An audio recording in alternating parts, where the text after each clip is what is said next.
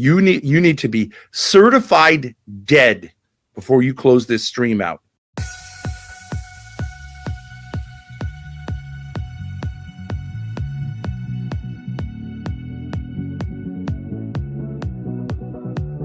Their name is Ben and Grace. Yes, Thorpe. I'm not familiar with Grace Thorpe. Grace Thorpe is a person with a lot of controversies. Grace is a generational talent.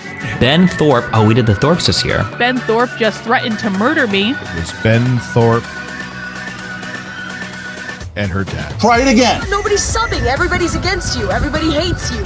We're more attractive. We're more compelling. We're better on the internet than you are. You look dirty as hell, sir. I can't stand you, bitch! You want me to just fucking spiral? How do you feel about reparations? This is a psyop. This is a psyop. You are trash. I have to be on fucking high alert all the fucking time.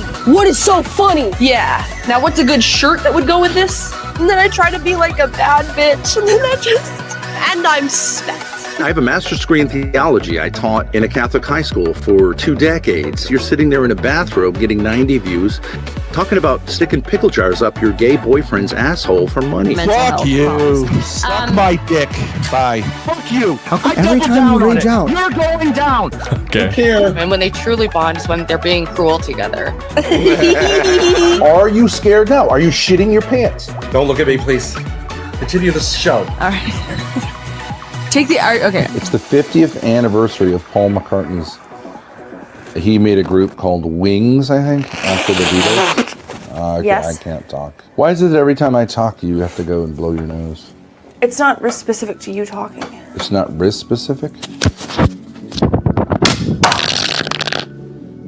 1 minute, self-discipline, holding breath.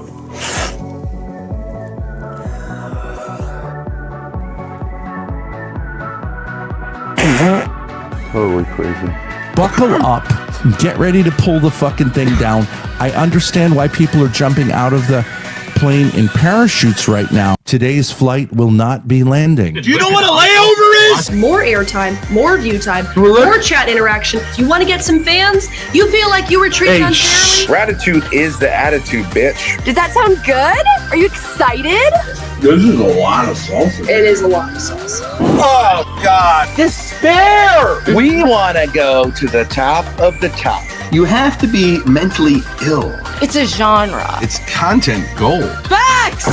Woo! Good point. This is the Ben and Grace show, right? Yes.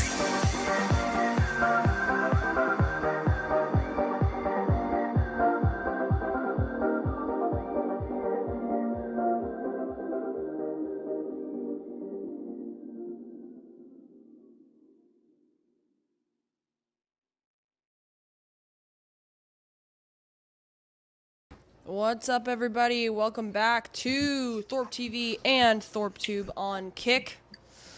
Nice to see you all again. It is Friday, October 10th, 2025, 2:02 p.m. Today, we are unpacking my trauma through last night's debate. I think it'll be interesting, so I'm glad you're all here. Dad, how you doing? How you feeling? Hey. Hi. Lou. Hi.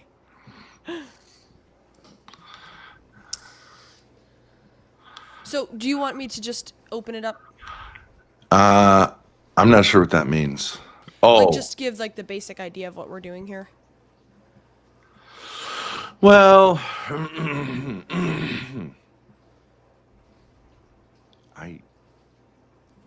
let me just say, I think what we're going to try to do on this stream, if I'm not mistaken, is we're going to explore the fact that I had a really weird reaction to my debate last night. Really weird. Like, I was, like, super upset and angry and kind of, really weird headspace, which has continued into today. Yeah. And I think that, objectively speaking, you simply can't blame that on a debate with No Fugazi podcast. Like, that's really not an explanation in and of itself. Mm-hmm. Mm-hmm. Yeah. So we're going to be exploring where that came from, what the root of that sort of freak out is, and whether it has to do with a sort of general issue I have with processing and creating traumas in my life. Does that make sense? Does it make sense? You mean, do I agree that's what we're doing? Yeah. Yeah. Okay, so... Yes, I do think it unearthed something deeper. Yeah, because there's just no way that you're going to tell me, that anybody's going to tell me that getting that upset, and even before the debate getting that worked up, and then afterwards getting that upset over a 3-hour, like, stupid conversation with Fugazi podcast. It was stupid, yeah. There's no way you're going to tell me, like, that's really, like, that deserved that reaction from me. So. Okay, just to go over, like, where we got to. So we really have to understand this idea of trauma, and maybe you could use a whiteboard or do your thing, like, on the, like the Destiny thing. This fucking thing. So, boy, have I heard a lot on the internet of this word trauma. Yeah. Which, I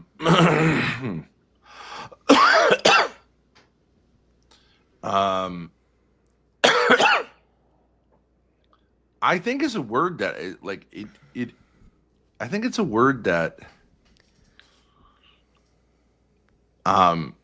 has taken on a lot of baggage without really being explored as to what it means. Okay, so I don't know if you want to look up a dictionary definition, but I would say maybe chat could help us with this. I think trauma is a negative experience or negative series of experiences which the person has not, in which a person is sees themselves as a victim, and then doesn't figure out what that means. Because I actually don't think so. I don't know how to define it, but I think that's what goes on. So a trauma is an experience that objectively occurs that the person experiences as a temptation to identify as a victim of trauma, right? Of that trauma, and then is tempted to identify just as a victim. And if they're, but I don't think that's compatible with a reality, or another way of saying it is not compatible with Christianity.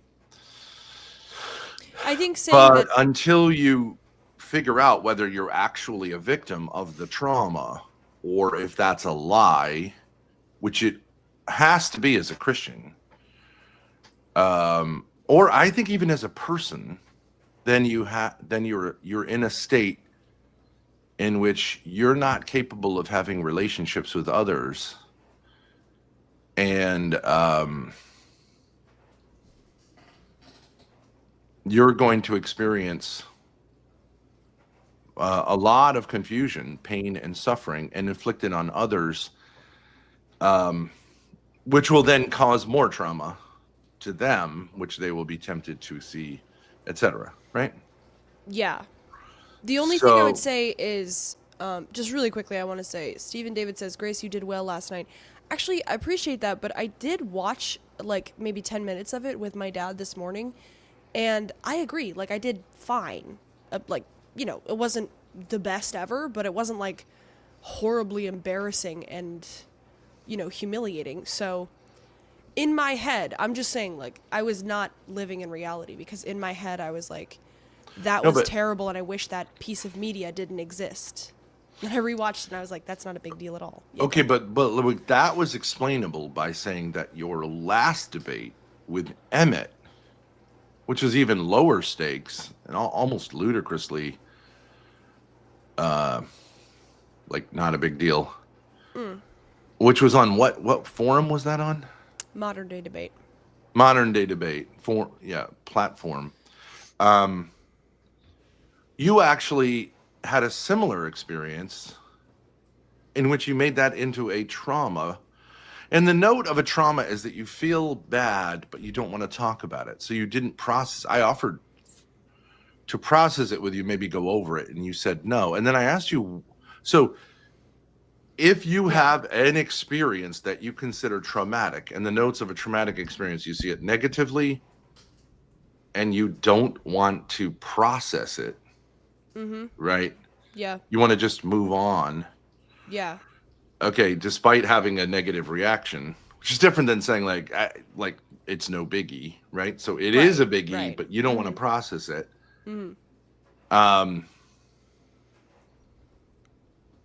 Then you have another, like, of course, another experience like that.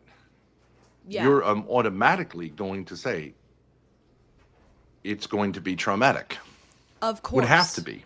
If my last debate I ended up saying was a trauma, then even if the next debate is not a big deal, which the other debate also wasn't a big deal, I have already acclimatized myself to thinking of this as trauma. Because you didn't process your earlier trauma. Yeah. You then are going to be triggered by a subsequent experience that is the same setup. Yeah. Automatically, without a doubt. Like, I would defy anyone to give me an experience otherwise. Yeah. Right. And you gave me But this when I asked you when I asked you why you didn't want to process the Emmett debate, yeah. you said because I had a lot of other shit going on in my life that I was dealing with or having trouble with. Yeah. Yeah. Which means that in actual fact, you see your whole life as a trauma and these as like kind of super traumas. But that actually you see your whole life as a trauma. And then I asked you, well, if we go back, when did this trauma begin? And you said basically at conception. I did say that, yeah. Well, but then I said, well, wait a second. Can a fetus see itself as... Right. That's the idea. Declimactic. Can a fetus see itself as being traumatized on some level? And I think the answer can be like weirdly, like, I don't know, like as you, like there is a kind of something's off here, like signaled by your mother. And then as you grow into childhood, you then add like elements of like how you're traumatized. Yeah, I mean, it depends. So I just looked it up on ChatGPT just to give us a little reference point. Maybe we agree with this, maybe not. But ChatGPT that's actually says, fairly accurate. Trauma is any event or series of events that overwhelms a person's ability to cope, leaving them feeling helpless, fearful, or unsafe. Yeah, overwhelming your ability to cope or process, right? Yeah. Yeah. I think that's the same thing. So it actually isn't a trauma to, let's say, witness 20 people being murdered in front of you if you can process it. Whereas... Yeah, I guess that would be true, yeah. A debate with, like, a relatively minor debate with, like, Emmett about whether dating, you know, like the ins and outs of dating. Yeah. In the modern world as a Christian can be traumatizing. So it doesn't have to do with the level of intensity of the event. No, it's any event that overwhelms your ability to cope or process. Yeah. So it could be anything to anyone. Right? There's different types of trauma. I don't know if that's helpful, but... Well, I mean, just use the common examples where, like, PTSD, right? T is trauma. Mm-hmm. Okay, but what I'm saying is, like, there are people who go to war, come back, and, you know, I'm sure there's some processing they have to do, but there are people who come back and, like, people say, like, yeah, he'll talk about it. But it's not. And then there are other people who are like, right. Because if I hear like 30 years later, if I, something reminds me of the jungles of Vietnam, I start like freaking out and taking drugs, right? Yeah, or fireworks or whatever. Yeah. Yeah. But some people don't have that. Sexual abuse, the same sexual abuse or sexual activity. We've been watching a lot of women who say they were traumatized by experiences that it looks like they fully consented to as adults. And yet I do agree that they are envisioning those events as traumas that they're victims of, but I don't even see any plausible way in which they're victims. Like, it's just simply they did stupid things and had a bad experience, which was avoidable. I don't think that's. But would you say would you say because the person? So here's what I would say: a lot of these these adult Me Too stories, even some of the underage ones, but like putting that aside, the adult Me Too rape stories, right? The women are experiencing an event that they can't cope with, which is the fact that they are treating themselves like a slut, like they're acting like a slut or a whore. Right? And they can't process the fact that they're behaving slutty. So what they do instead is... Well, I would just say they don't, whether they can or not. I don't, but like they're set up. They're looking for something to be a victim of, I think. So there's like there has to be this condition. Because otherwise you can't explain why people who have the same experience, even guys who saw much more combat in Vietnam, many of them were like, okay, it was a war. I understood it. I came back and like, I processed it and I moved on with my life. Yeah. And then sometimes people who really had very little, experience of combat were just toast. Yeah. Into the 80s, the 90s. Still today, there are guys, everyone's seen them. These guys who can't, take off the Vietnam thing and they're just like, that guy who is like a Vietnam vet trauma guy. Yeah. Sometimes they're missing an arm and a leg and they're in a wheelchair. Sometimes they're not. But all these people love to say, like, if someone goes, what is your fucking problem? They go, nom, the rape, the this, the that. Yeah. Usually it's like when people we encounter, it's like, well, my dad was an asshole, right? So that's one of them. Yeah. And what I just think is important about it is, I think in order to make this work, it's more active on the part of the victim than we often notice. Like, it's not A leads to B. Bad event happens, you're traumatized. Yeah, and I put bad in quotes because I actually don't think as a Christian you can say that any event is inherently a bad event. But there can be events that are, I get it, like have a lot of apparently negative qualities, but like that's still not necessarily a bad event. But also, I don't think it's specific to being a Christian. I think it's also like this is true of all humans. Because Christians, if I say, well, okay, I really can't blame God for giving me a bad childhood because that contradicts the doctrine of divine providence, right? Mm-hmm. That God only gives us or allows bad things to happen to us for good reasons, which doesn't mean we're to be blamed, but whatever. Like, he's always acting out of love for us and would never let anything, not the slightest thing, happen to us out of like being a bad father, like neglecting us or abusing us, right? Like, because he's pissed. He's like, oh, I'm going to let this guy get abused today or whatever. No, it's impossible. It's incompatible. But also, I would say just philosophically, well, even if you want to take it out of a religious context, you're going to blame life for that, even if you don't blame God. you're going to still see yourself as a victim of life. Mm-hmm. So you're not going to nature be or able to whatever. function if you don't have a winning mindset in life. I mean, this is just generally true. So, like, if you see yourself as a victim, Christianity helps to clarify that by giving you like formal doctrines. But everyone is going to have to see the events that brought them to where they are as preparations for success, or they're going to, by definition, fail, right? If you've been prepared to lose, if that's how you view it, then you are going to continue to lose.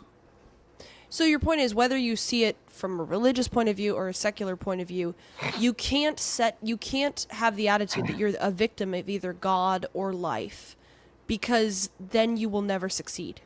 Is that what you're saying? You can be the word victim. You got to be careful. Like, I'm saying a victim mentality is different than applying the word victim legitimately in a context. You can be the victim of a crime. Someone steals something from you, you are the victim of that crime. Yeah. The problem is, so I don't know, maybe you could say, like, okay, you can get sodomized in jail, which did not occur to me. But that's different than saying I identify as a gay person, gay guy. Yeah. You know what I'm saying? Right. There's butt sex on both sides. Yes. But one is something that happened to you. The other one is something that you are not only embracing, but like openly embracing as, I'm a butt sex guy. Yeah. Very different than saying, like, butt sex occurred against my will. Yeah. Right. But it did occur. And that butt sex was not something I enjoyed. And that person should be punished for it. You know what I mean? Like, that's different. Yeah. By the way, But if that happens to you in jail and then you become gay and you say, I became gay because of the gay butt sex in jail, that's more like trauma. And that's a lie. I can't speak from experience, but I don't think that would follow that you become gay. If anything, you would be like, yeah, no, I'm not into that at all, right? You would say, you can't be, anyways. But there's a weird way in which that's how trauma works. Well, you get butt fucked and you don't deal with it, so then you butt fuck other people. I mean, like, that is how, like, abuse 99% of the time happens. You experience the Holocaust, now you're doing a Holocaust because you didn't process it. Instead, you said, we are victims, and that means the entire world needs to greenlight our behavior. Yes, And so now you end up in this position where you're doing, on many levels, an even worse kind of Holocaust. In some ways not as bad, but in some ways worse, because I think Europeans did have some legitimate beefs with Jews. But, like, no one's going to make the claim that the Palestinians, prior to the Zionist project, did anything warranting what's been done to them. Yes. Right? So yes. And I'm not saying that the Holocaust was warranted, but it's at least, but like this stuff that's happened to the Palestinians is just pure, I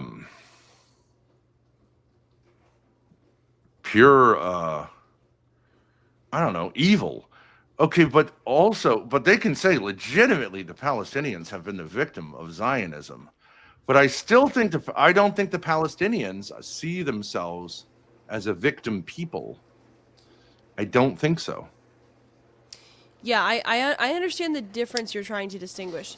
Like Dolt with Love is saying, by the way, Damius, thank you for the 2 gifted subs. Thank you very much, Damius. People get trauma from getting in a car wreck. They don't go out and get in a car wreck again. Well, it depends what you mean by trauma then, because trauma tends to repeat itself. But if you're just talking about people have a bad experience when they get in a car wreck, that's Well, wait a true. second. So you could use the term like traumatic injury or a trauma unit in a hospital. Then you're just talking about the physical aspect of it. Yeah, right. But that's generally not what's spoken of. And yes, they do that. We knew a family in which one of the kids got run over by a car in a tragic semi-accident. It was a combination of not very good parental supervision and wrong place, wrong time.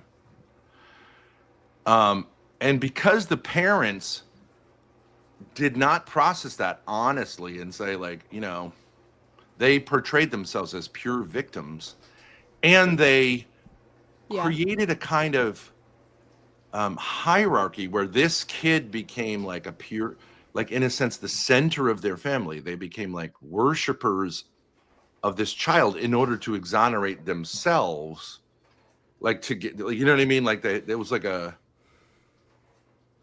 group, like the parents, of course the kid was dead, but like raised the child to like angelic status or martyrdom. Well, yeah, martyrdom, and themselves as like co-martyrs, Mm-hmm. which was not what happened. The guy who was driving was totally innocent. And they were not supervising their children because they were drinking and partying. And they probably assumed someone else was supervising them. That doesn't mean they're murderers, but like they shouldn't have portrayed themselves as victims. Clearly that was going on. I saw the guy lots of times not taking care of his kids. I saw him literally drive off drunk with 2 kids in the back. And I was like, this is going to end up like And it you did had end him- up. you Okay, had no, him wait. watch- Okay, yeah. No, here's the interesting point about the car wreck thing. They later had twins who were like somewhat out of it, like whatever, autistic or something, but they understood. Okay, these twins, I think at a very young age, like 6 or 7 years old, would constantly jump out the window and end up in the middle of the street. Yes. So much so that they had to put like jail bars on their front windows. Because the kids, I think, intuitively understood that this is how you get mommy and daddy's attention. Yes, Irish, yes. Yes. On one side, Greek on the other, but Irish, yes. And I was like, when they were telling me this story, I was like, you know, not to them, but like I was privately like, oh, they are reenacting this story to get mommy and daddy's attention, because in this family, you get the top of the hierarchy by getting hit by a car, which is a huge problem. Right. This is a huge problem. And my advice to I tried to like sort of be real with him, but he threatened to kill me and was once going to punch me in the face. Anyway, it's a long story. Another Irishman got involved. But he fucking hates me because I said, you have to process this. But other people did tell him that, and he ignored them. Okay. And so you do see, like, I was like, wait a second. You know, they're jumping out the window and the cops will always find them in the middle of the street, like kind of looking like they want to get run over. Yeah. It makes perfect sense. We would go on walks with them when I was like, I don't know, 12 years old or something. Me and my family would go for walks with this family, and their autistic twins would be constantly, like, we're on the sidewalk, running into the road or trying to get away from the group to go into the road where the cars were. Creating dangerous situations. Everybody, everybody, even the kids had to be on high alert, like, oh, the twins are running, go get them before they get hit by a car. Yeah. And it was I mean, we can give weird. a million examples like this, but the most well-known one is probably, you know, a lot of people, not all, but a lot of people who sexually abuse kids were sexually abused. Certainly that's not true of all people who abuse kids. There are loads of people who don't have a history of abuse who abuse kids. And not all people who were abused as kids abuse other kids, but there's a high correlation. And it's very understandable why, because in the first situation, you were the victim. And so you want to replay it that you are now the one in charge because it was a power, loss of power. You want to regain the power on someone who's totally innocent, which should make you want to kill yourself when you realize what you're doing. Yeah. But I would say to someone like that, no, you need to stop this immediately. But like, it's kind of more understandable for you, even though on a certain level, our reaction is, oh my God. Right. If you got molested, for you to what the molest fuck? someone is like. So you're molesting a kid and someone's like, whoop, whoop, right? Like the cops show up and you go, well, I was molested. And it's like, that's not an excuse. In fact, but it is. It's both an it's not excuse an and excuse. Yeah. But it's like, it does kind of like set you up, but like you needed to process that, dude. Yeah. Or lady.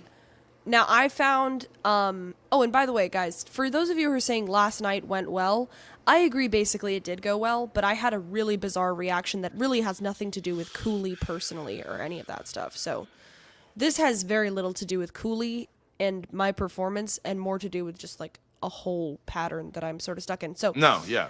I found a diagram that describes like 80% of my life. Oh, yeah. If I'm being honest, like 95% of my life, I would say, is this diagram. Okay, I can't figure out how to show it in the center. Hold on. Okay. So this is really true for me. And I this is the first time I'm seeing this. So you get triggered. Re-traumatize, I'm not sure what that means. But reacting and blaming yourself, I think that's what that means. You say like my trauma has been activated, right? Yeah, I guess so. Yeah, right. Then I react to the re-traumatization and blame myself. Coping and avoidance, definitely. A little bit of drinking, complaining to you, crying, watching a lot of TV, sleeping. Yeah. And then once I do enough coping and avoidance, it's back under control. That is totally, Until it gets triggered again. Totally how I feel. Yeah. That's totally how I feel. That is so helpful to see. And the back under control part, that's what causes all of my anxiety because I know that I could be triggered in a second. Yeah. The Because anxiety is actually appropriate because you're in a state of extreme vulnerability because you have not dealt with the underlying trauma, which I think is a lie. That's the problem. I think it's a lie, but you think it's true, and it is true. But I mean, it is true in the sense that you have it. You know what I mean? Yeah, it's true that you have a perceived victimhood, but it's... But no one... But this is actually... like, people go, oh, you do this daddy pill thing. You guys are really edgy. This little chart here, I don't think many psychologists would disagree that that's a pattern that people who don't resolve underlying problems this is mainstream. By the way, Damius, thank you for gifting a sub to Mooncake. Mooncake, welcome back to the chat.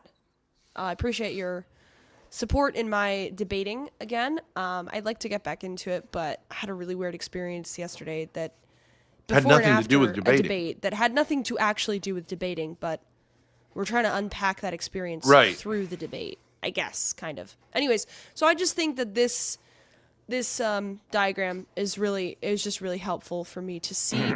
Also, I have this one just to familiarize ourselves a little bit.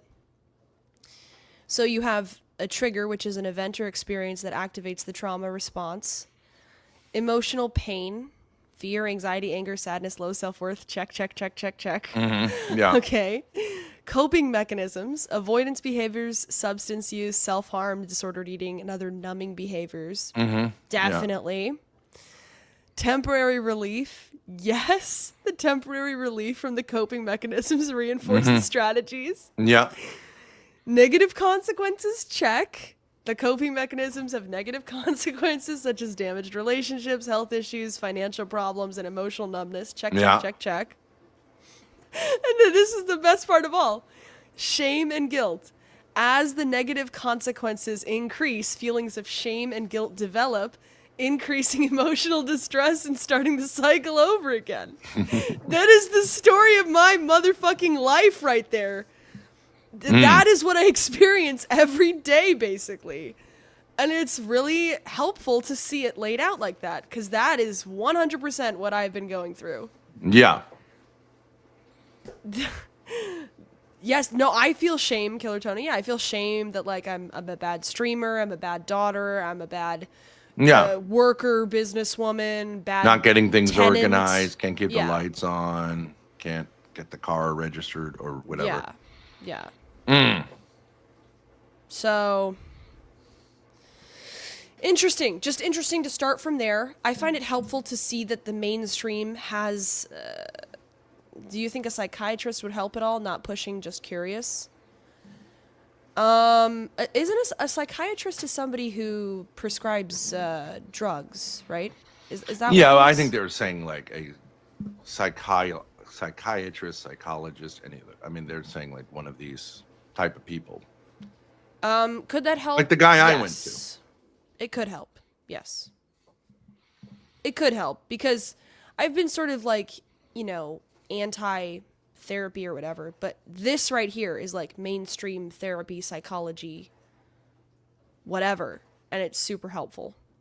But I think all that I really have to do is look at the trigger and say, okay, what is this trauma?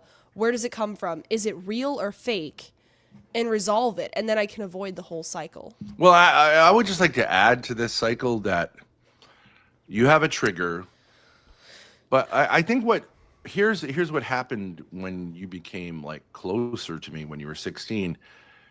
Instead of experiencing the emotional pain yourself, you how should I say, shared it with me. Yeah. Okay, which people do like to do, right? Yeah.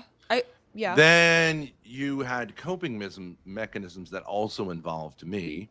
I would say that's super hard, yeah. The coping mechanisms. I coped on you. What do you mean super hard? Like, I coped on you, is what I would say. That's really... Well, in other words, like, if you're in pain, of course, I, as your father, even last night, was like, you did a great job, honey. Like, you want a kind of affirmation, like... Oh, let's get something to eat. You know what I mean? Let's have a pleasant time together. Yeah. Like, I want to take care of you. Yeah. Which actually gives you temporary relief, which allows you to avoid dealing with the underlying issue. Yeah. Yeah. Right. So, but also those experiences with me, I'm an adult, so I understand. Like, so me, like, I kind of, I don't know how to say it. Like, I do think it's abusive. If there's no basis for the underlying trauma, to constantly see yourself as a victim is to constantly demand that others, what would be the right word? A victim wants consolation and affirmation of their victimhood from those around them, inevitably. Yeah. And that is abusive because you're not you're not a victim, but you think you are. So what you can ask of other people, yeah, I guess you could say that. Yeah. Yeah. So like, I'm just happy to know about it because I was like, I feel very tired from my relationship with you, as I did with my relationship with your mother. Yeah. She put me in a state that could have been diagnosed as a mental illness, certainly. And then when we became friends, originally it popped me out of that, but only into like a kind of less horrific And I have become more and more tired over time. Though I would say that you've like come to see a lot of these patterns. Yeah. I'm utterly exhausted, like bone exhausted, like fried. Okay. Yeah. And Which sorry, go ahead. I would say is like my fault objectively. How could I not have seen that your mother, in a sense, had a victim mentality and then gave it to you and you accepted it, even though you saw her as the, perpetrator. Mm-hmm. She saw her mother as the perpetrator. So you said she's not a victim, but I am. Yes. And then you it took over abusing me to avoid dealing with your mother issues from her doing the exact same thing. And I think you had a crafty, Sorry, like you had a just like her, you had a crafty, I'm not saying you crafted it, but you had a series of incentives. The main one being, I deep down want to be like really great friends with you and live my life with you, which is just what she said. Yeah. But that's probably what all abusers say. I'm sure that like deep abusers, down, but I just need to do some of this abuse. Right. So I can feel better, so I can address these problems. But the problem is, you don't want to address the problems. Otherwise, you just fucking address the problems. Yeah. And you wouldn't say like, well, I need to feel better. Mm-hmm. Why should you want to feel better? And why would it make you feel better to abuse someone else? But it does. That's what I want to point out about this cycle. So here's what happens. I get triggered. I experience emotional pain. I tell you about it in order to get you to allow me to use you as a coping mechanism. So you affirm me, you make me feel better, you soothe me, you calm me, we watch TV, we get fast food, I drink alcohol, whatever it is. Smoke a lot of cigarettes, sleep, whatever it is, right? Yeah. Now, the lie in this cycle, for me, this is really interesting for me to understand, is that the lie is once I do these coping mechanisms and I get to the temporary relief, I will go back to the trigger and figure out what triggered me That's a funny comment. and how to stop it. Yeah, Do you but get it what I'm hasn't saying, happened though? yet. But it hasn't. That's the lie of the cycle. That's what gets you in the cycle. The whole thing is I need to do 1, 2, 3 to get to 4 so I can address 1. I promise once I get that relief, once I get my coping mechanisms, once I do enough of them, I'll deal with the original trigger. But it doesn't work like that. It just goes to negative consequences, which make me feel guilty, which expose me and make me vulnerable to another trigger, and then it all starts all over again. Right, yeah. So, and of course you're tired because you are my coping mechanism. But you say I'm confused and I say I'm tired. Of course you would be confused if you were dealing with being abused by abusing someone. That's confusing. Yeah. But the question is, I'm not saying there wasn't abuse, but I'm just saying, are you a victim? If you are a victim, why are you seeking justice from me? Right. If I wasn't the source of your, I'm not the cause of your problem. So why am I paying for someone? Because then not only, well, that's the thing not of it, only isn't do I it? not want to do that, it doesn't make any sense because I can never pay for someone else's, and the victim mentality will never be satisfied. But that's the thing of it, is I'm doing what was done to me. I am taking out, let's just say I was abused, okay? Let's just grant that, okay? Like, there was definitely objective were abused, yeah. injustice. Okay, let's say there was objective injustice. Okay. Yeah. So the reason that injustice was inflicted As on was me, your mother. Your mother was very much abused by her mother, without a doubt. right. My mom did that to me because of her mom. I'm doing it to you because of my mom. This is a cycle that will not end unless we can stop it and address it. Because I'm using the same logic my mom did, which is to say, I got triggered, I need to calm down and feel better, and then I'll address the trigger, which never fucking ends. Damius, thank you for gifting a sub, by the way. Do you mind if I sneak in there and get a cigarette? Go ahead. We're making a lot of progress. This is really helpful. The Lord provided this. This is a form of abuse, by the way, but it's a coping mechanism. I need some temporary relief, nigga. You turned me into a smoker. This diagram, man, this makes a lot of sense of the last 7 years of my life. Anyways, I don't know. Maybe I'm like faking that. I'm offering you this cigarette. I'm coming. I'll it's be like right there. Literally here. You see? I'm coming. 1 sec. Come on. Come and get it. Come get it. Come on. Atta girl.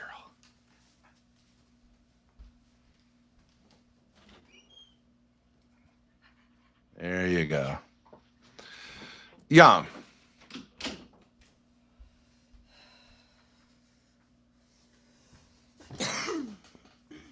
No, and I'm not trying to be like harsh, but I'm saying your mother and I didn't start smoking until after like living with your mother for 9 years.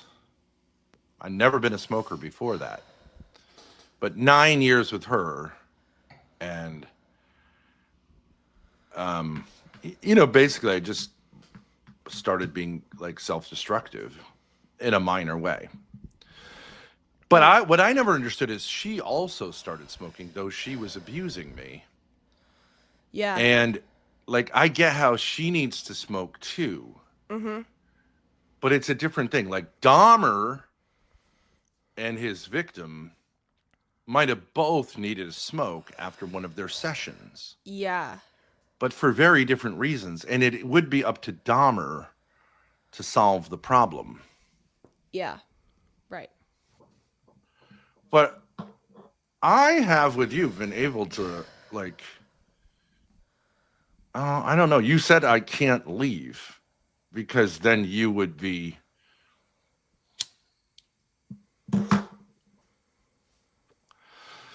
because you needed me to help you. Yes, I think I mistakenly. I think I did. Well, whatever. I don't care if I'm blamed or whatever. Whatever I did, I just want to understand it. But Yeah. I think I turned you in. At first, I thought you were going to be sort of like, my father, my sort of like temporary therapist, I guess. But I actually just sort of roped you into the coping mechanisms that I was already doing. Do you get what I'm saying? I was already doing this whole cycle. Prior to us. Yeah, but yeah, the way you integrated me into your cycle was to just reinforce. It just ended up reinforcing the cycle in some ways. Yeah. Because now you had, I mean, what? Right. Like I'm just saying, I'm sympathetic to the abuser to some degree. Okay, so you claim to be a victim. You want to tell someone who gives a fuck about your pain and how you're a victim so they can console you. In return for that, you have to offer them something. So you offer them the incentive, like, I can be your friend once you help me with this, which I totally want to be helped with. But first, I need to relax and... whatever, like gratify. I need to be consoled by you and indulged by you so I can calm down. Yeah. And then by calming down, I have less of an incentive to deal with it because it's an avoidance mechanism. And then you kind of hope it just stays stable like that. But of course I have incredible anxiety because I know that I could be triggered at any point and this start the whole cycle again. Which is true, objectively speaking. I could be triggered again at any point. I don't have control over it in the sense that once the cycle starts, like, I'm just saying once you get used to it. The best thing for you and your mother to do would be to deal with the underlying trauma. Yeah, of course, you have to go to And the worst thing would be for you have to go to to this. find ways of avoiding dealing with it. Yeah. And I would be an enabler in doing that. And I guess I have been, although I've said like, hey, what the fuck? But I mean, I've largely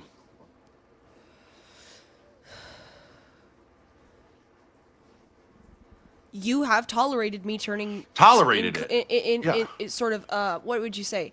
Not enable. You have tolerated me incorporating you into my coping mechanisms. yes, very much so, yeah. Yeah. And So that I'm literally afraid of you. And there's actually no way for me to get out of this. I mean, literally I could get out of it, but there's really no way because you will say, I really, really do want to get over this, but I need your help and I can't do it on my own because, you know, I really need my father to help me and my mother won't talk to me. So I need you to help me get through that so then I can connect with you and move on. But it does have that element. The source has to be first. yeah. Then you can, right, like deal with me, reconnect with your father. But if you're abusing your father because you see yourself as a victim of your mother, then this isn't happening. It's just going to get stuck in a kind of circle. Yeah. I'll get more exhausted. You will become more confused. And that's what's been going on. And eventually, I would say you became a trigger and a coping mechanism. That's what you are kind of now. In a way. Because I don't know how to say this, but when you no, because this happened the other day when we were at the studio. Yeah. It occurred to me, you can easily do this. Mm-hmm. And what am I doing all wound up about this? like my soul just rested, you know? Yeah. And then I became incredibly agitated because I think on some level my soul was saying like, well, you've like, there's something deeper that's wrong here. Yeah. That you're not dealing with. Yeah. Right? Yeah. Absolutely. And I think it's this. I think you realized that you don't have to be a part of this cycle. Like, you know, there's a possibility of not being a part of this cycle. Right? Wouldn't you say that's true? I mean, you can tell me from your experience, but well, didn't you just in other words, with this trauma cycle, I don't know exactly what psychology would say, but here's one of the things. If your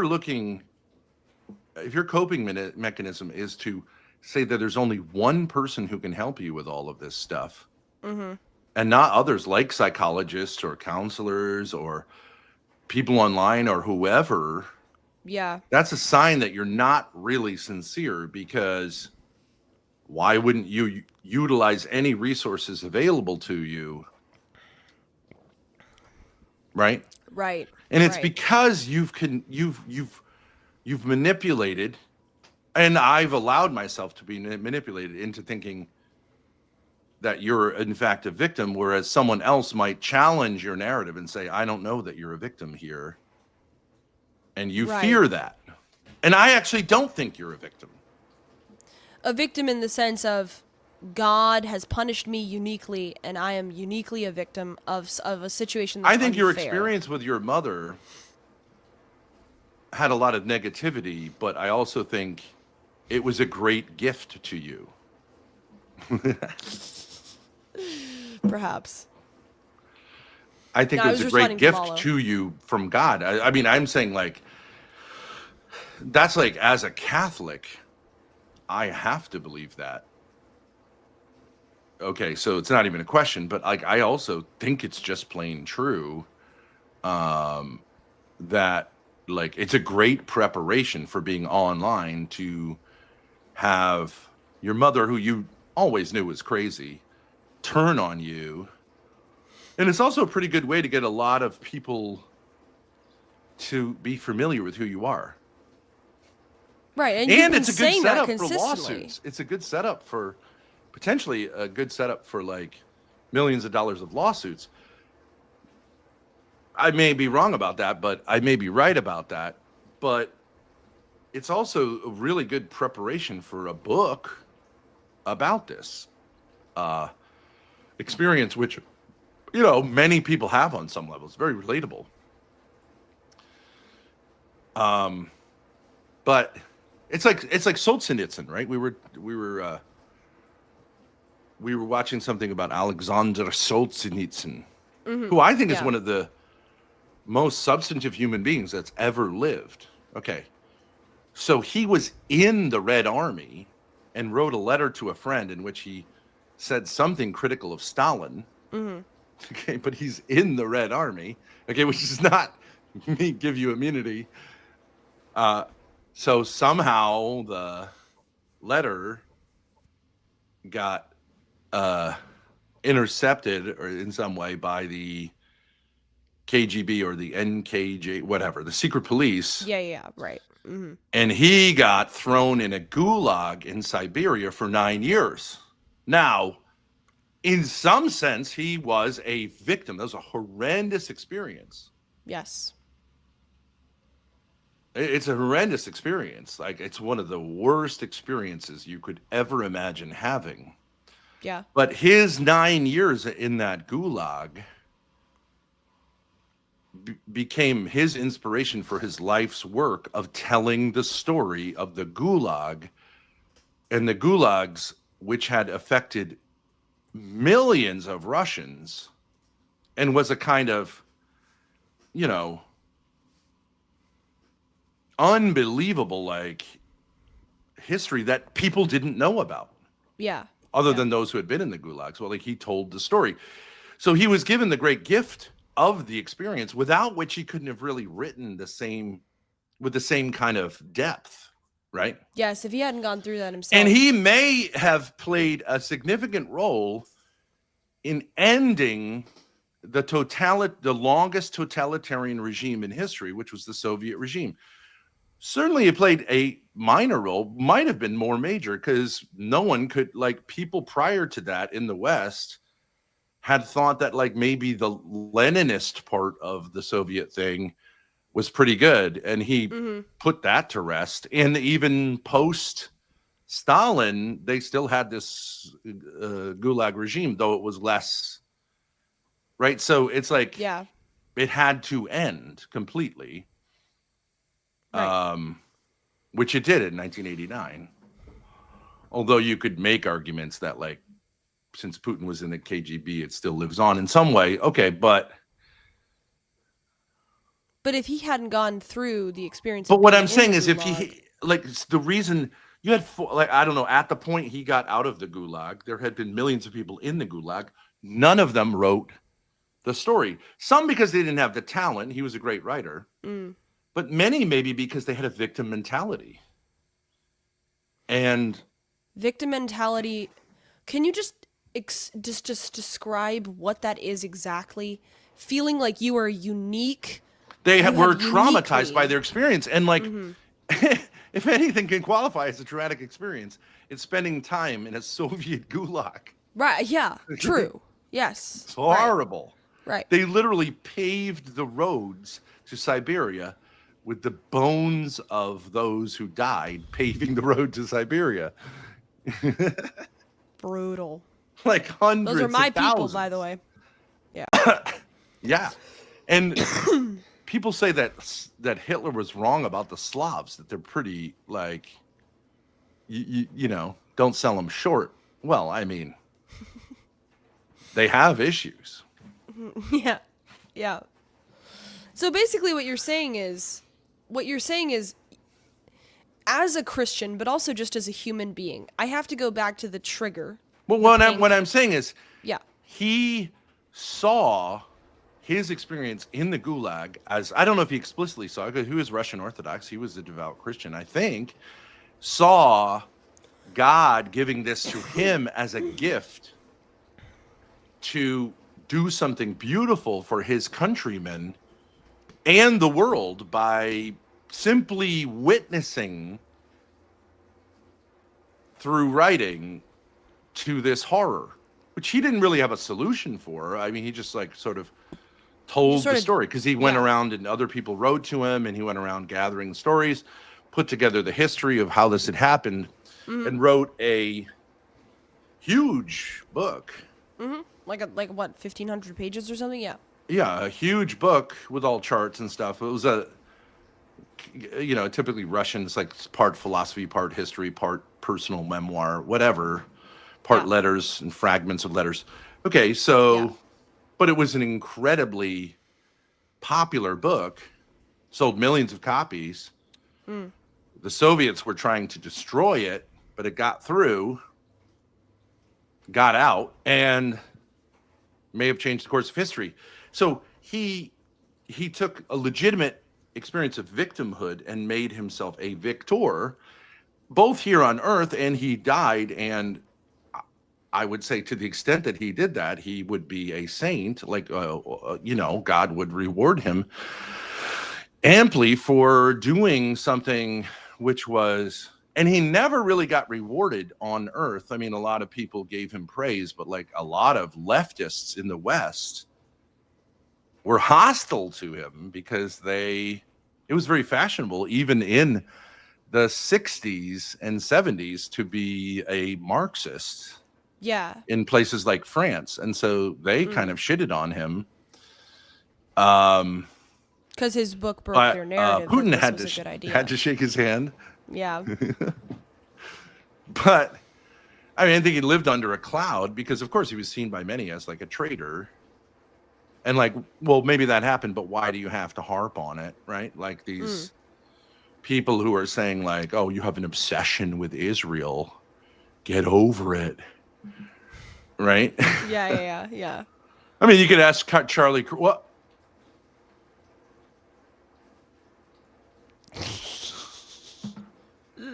You could ask people who have the journalists in Gaza how it went for them.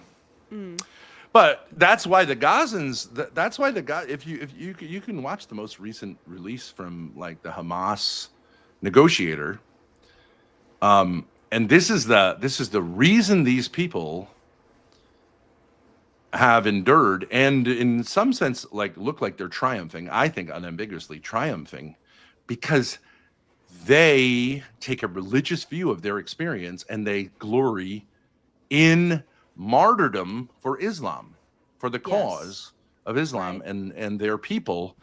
And I think they're right. I don't know whether technically under Catholic rules those are martyrs, but journalists in Palestine, I think, certainly go to heaven for risking their life. I mean, so you're saying just they're in that victors example, in the eternal life, but like you're not dead, but like you need to have a Solzhenitsyn mindset here. I think I've made the case to you for 7 years. You've got a really interesting story. You're a compelling. Even last night I said you're a compelling person, but you say, oh, these fucking people have heard enough. And you can find people in here who go like, oh, this is recycling. Yes. Okay. Right. Well, okay, but who fucking cares what they say? Have you ever? We've been recently watching like, what were we watching? Wasn't it Dave Smith and Fuentes, or you Breaking Points, or one of these things? Like, or Dave Smith, maybe it is. The chat is crazy. Oh, yeah. But they don't pay attention to it. But it's crazy what they say. You watch like a Dave Smith premiere or unmoderated? Breaking Points premiere, because it's premieres, right? So it's not live. They're not responding to the chat. Oh, the I see. people who go in those chats, because there's no moderation, they don't care who chats. It's crazy what people say. It's just crazy. Like, it's just like all over the place. So hostile in so many different ways that they're like contradictory. Right, it's a premiere. It's right, okay, I get it. So, okay, yeah. Like, it's just anyone can say anything. It's like Charlie Kirk deserved it. Charlie Kirk is a martyr. Charlie Kirk, you can say whatever. I mean, but like, so that's a way to do it. You don't have to pay attention. But I mean, like, it's the internet. So you seriously care what an anonymous, non-contributing, other than chat, person is saying? Well, why would you care? I think I just want to defend it a little bit, because if you go back to the cycle, if Jesus Christ was live streaming 80% of chat would say, I fucking hate this guy. I agree. Obviously. I agree. That's but just I think, the nature of the internet. I understand that. 90%. I do understand that. But also, I would say that I do think it was somewhat at least justified in the sense that if all I'm bringing to people is, hey, I'm triggered, I'm going to express my emotional pain to you, then I'm going to click off the live stream, engage in coping mechanisms, get temporary relief, experience negative consequences, experience shame and guilt, and then get re-triggered and bring that to you again. And I guess what I'm saying is all I brought to my fans is the trigger and the emotional pain. We never got past that. And so I can see why they would say, Oh, no. They give you money for crying. Then you buy things with the money. It gets you temporary relief. We're all in this together. well, yeah, that is true. That's a good point. Yeah, chat is part of the coping mechanism and the I temporary mean, you have like relief. 4 boxes over there, right? Yeah, packages, yeah. You have a beautiful TV behind you. I mean, Hear that, guys? You're enabling me. Don't tell them that. Shh. well, look, we're all in this together. Like, I'm a simp. Of course, I'm a simp in the sense, like, I think you're a wonderful, talented young woman, and I want you to succeed. But, like, and I'm an adult, so, like, okay, like, I don't think I have a victim mentality, but I didn't realize I was enabling you. Yeah. And I do think so someone could say, okay, well, whatever. Well, let's say all this is true. I think what needs to happen is you need to stop abusing me, period. And we should only have a relationship in which you're asking me for my help and you're grateful for it. Other than that, I think we should part ways. Yeah. And you should Because also otherwise reestablish like the things you've said I want to help you with, like, you know, getting food or whatever. Like I need to like get my own money, my own, you know, access to food, stuff like that. Yeah, that because was I don't know what that was. Was that a way of taking power away from me so you could force me to participate in the cycle? I'm not sure. But I mean, it obviously all of it becomes a way to do this more.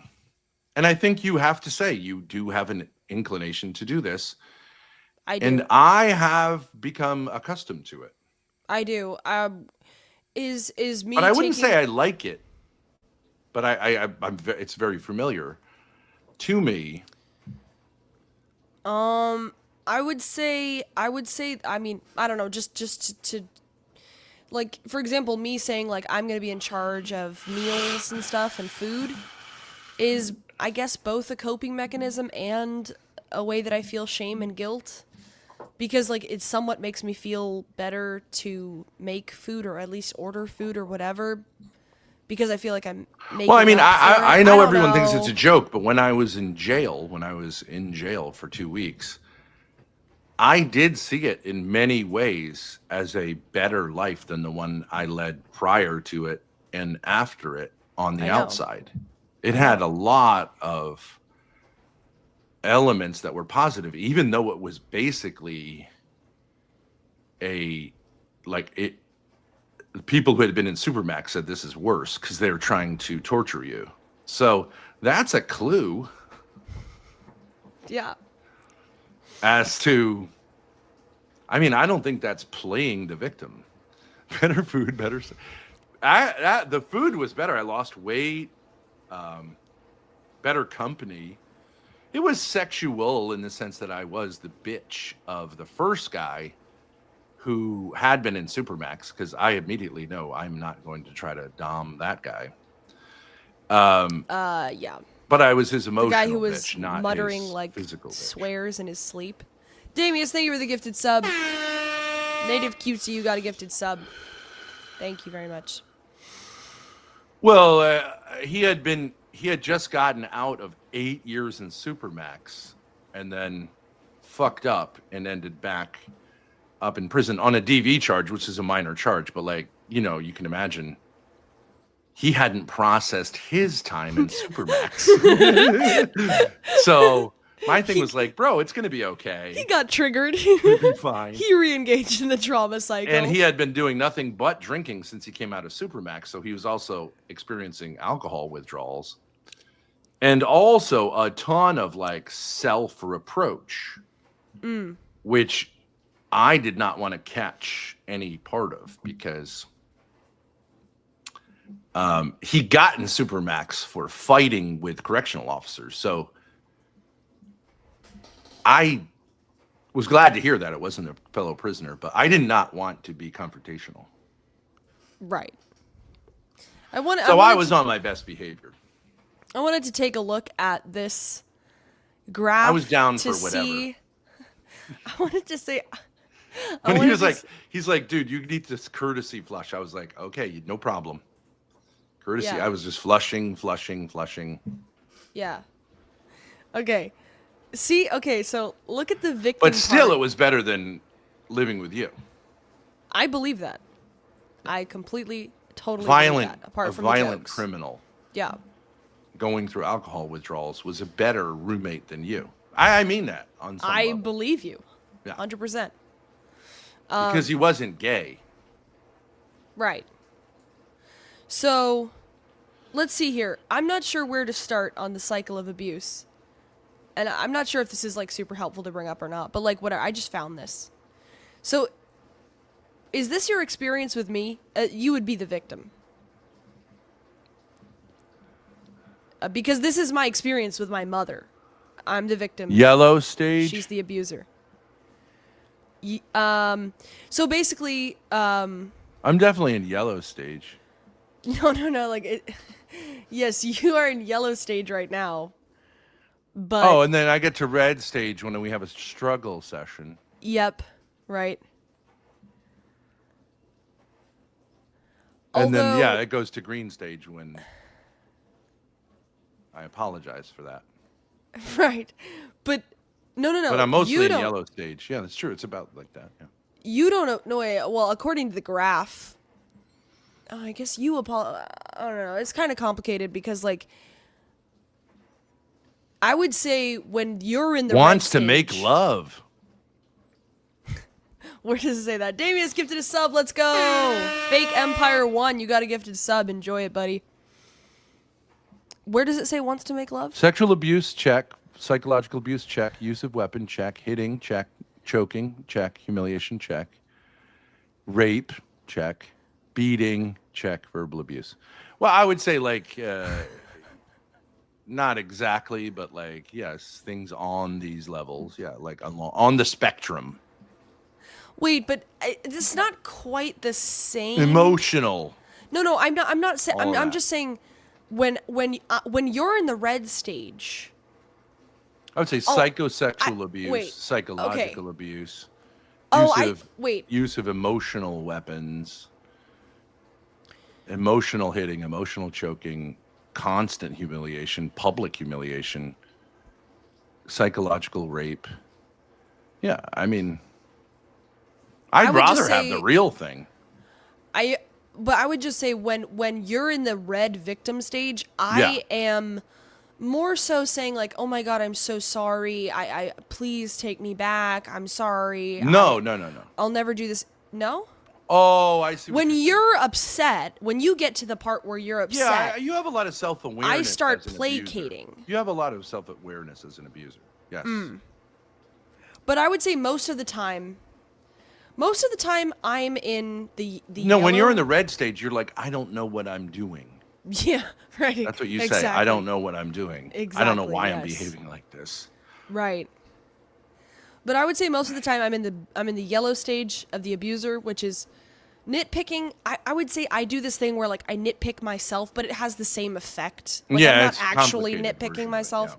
Yeah. Moody, putting myself You're down. never openly angry at me because I'm actually not the person that you're angry at. Right, but I'm sort But of you like just sort of torture me. Yeah.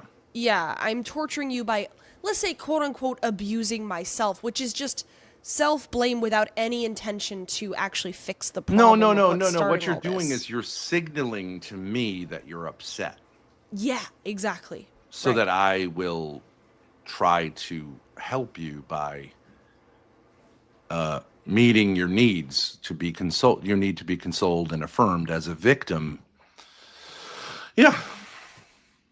Does Ben Sucks. Well, this is an interesting question here. Does Ben see you trauma dumping as abusive to him?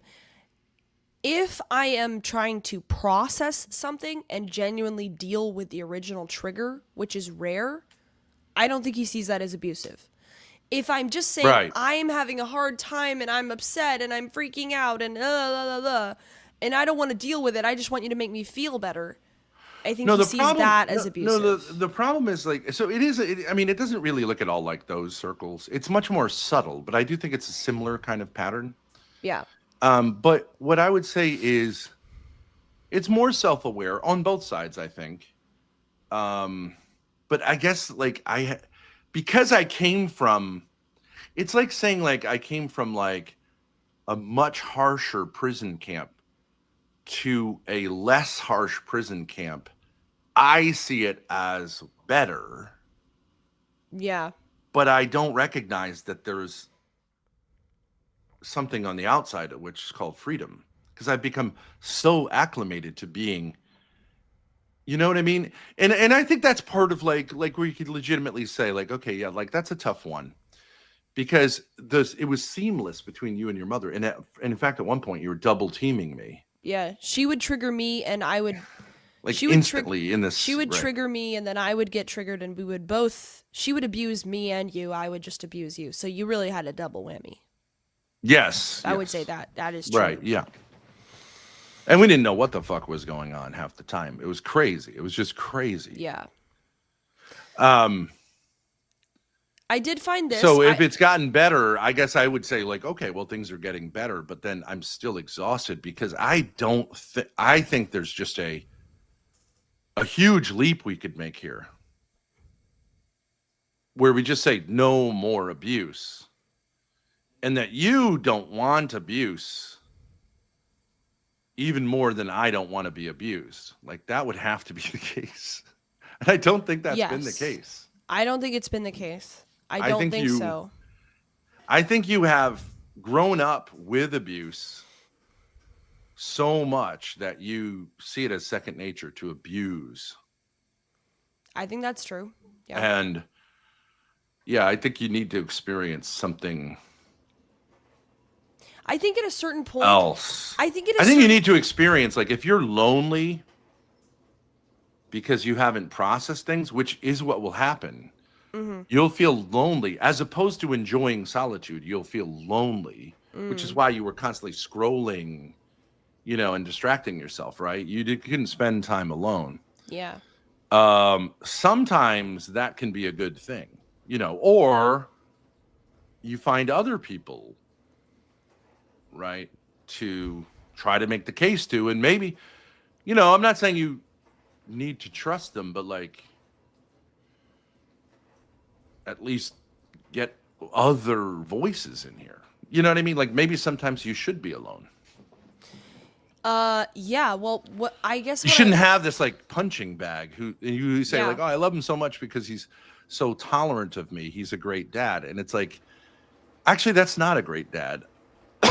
Plus, I'm not really your dad in the sense of that you're a child. So, right. That's also true. I really think I should have more self-respect and say why don't you go fuck off? If I'm just using you as a coping mechanism, as a punching bag, that's not healthy. Well, and another interesting aspect of it, I think I constantly am saying to you intermittently, I think you need to deal with problems with your mother, and you can, but actually, isn't that for you to deal with? Not for me to suggest and then say oh, okay, well, so I guess you can't do that. Isn't that a you problem? Do you know what I mean? In the sense I don't think I'm responsible for your brother's behavior towards you, nor towards any of your siblings. You can say I tolerated it, but okay, then you could blame society for everyone tolerated it, right? Yeah, yeah. A lot of abusers get away with it. You have the means to. He's just making the point, why would I go anywhere else if I know that you will enable me, which is a good point. That's true. Well, no, but me enabling you does not solve the problem. No. So that's why. Right. Ricky, it's interesting that you post this. I was just reading it, and I would say it's exactly the opposite way around. If Grace can emotionally shut down whenever she wants, and Ben has to constantly meet her needs in every way she feels is appropriate, how does Ben benefit from this relationship at all? I would say that it's the exact opposite of how you described it. I don't currently benefit from it. He doesn't currently benefit. But the idea is that I will benefit, but also I have no choice. I think that's the main thing is like, I actually have no choice. Which your mother did the same thing. It's like you use red pill and say like, well, I need my father to guide me, right? And she would say, I need my husband to guide me. Mm-hmm. And it's like, yeah, but I mean, you're alienated from me. So you disrespecting me and then asking for my guidance, it doesn't make any sense, right? I mean, no, although, see, if we go back to the cycle, I'm just trying to explain, because I do want to defend myself here and say that I didn't understand this and that I don't actually want to continue abusing you. Hey, so, SSI. Squeeze! Go home, OG. What do you say?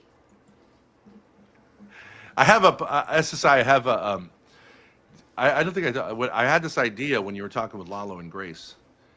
I want us to start a flotilla up in Buffalo, which is on like Lake something, one of those lakes, Lake Erie. Yeah, one of them. And like a raft that we're going to take to the people in Gaza. And on the way, maybe we go down the Mississippi or out to St. Lawrence, but we do like we read like Huckleberry Finn and we sing like spirituals. And if we go down the Mississippi, we can like reenact like the cotton stuff, you know, and then run back to the raft when people get upset and then come back down. I think that would be a fun way to revisit history. It would have a Latino, a black guy, and a white guy who is a son of great-great-grandson of a plantation owner. So just wondering if you're interested. And we do it all to bring humanitarian aid to Gaza. Yeah, and the idea is we're trying to get to Gaza with our raft that would have, you know, whatever, watermelon and stuff like that. You know, just sort of we're just playing with all of the. Anyways, let me know. Hit me up if you're down for the. He said, "Super duper no." Why not? No. I think that's a yes. Methinks Why, the you're an lady IDF guy? Oh, you don't want the Gazans to have food? Methinks the lady doth protest too much. Yeah, you don't care about the Gazans? We'll create racial unrest and blame it on Lalo. You can get high on a raft. You can bring them weed too. Yeah, I'm sure they could use a joint or two. You think he likes water? Now that's just plain racist. Decentralize. Yeah, no, black people don't do good on the open ocean, but like neither would I on a raft. It's crazy. Well, we're talking I have the feeling that we would get turned back before we got too far. But I go if I got drugs. Tennis player emoji, tennis player emoji, tennis player emoji, tennis player. He must have watched my debate last night. I think we could get international attention.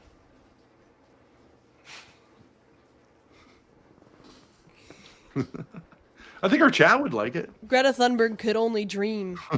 I was saying, I like the idea of somebody, like on YouTube, they're looking at live streams, right? Grace could teach you how to read on the raft. Didn't you want that? Yep. Teach them how to read. Oh.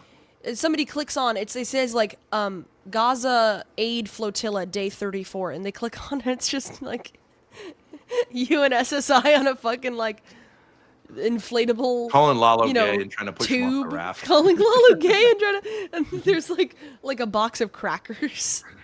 We tried to dump him back in Mexico. Yeah, I mean, and they're like, what?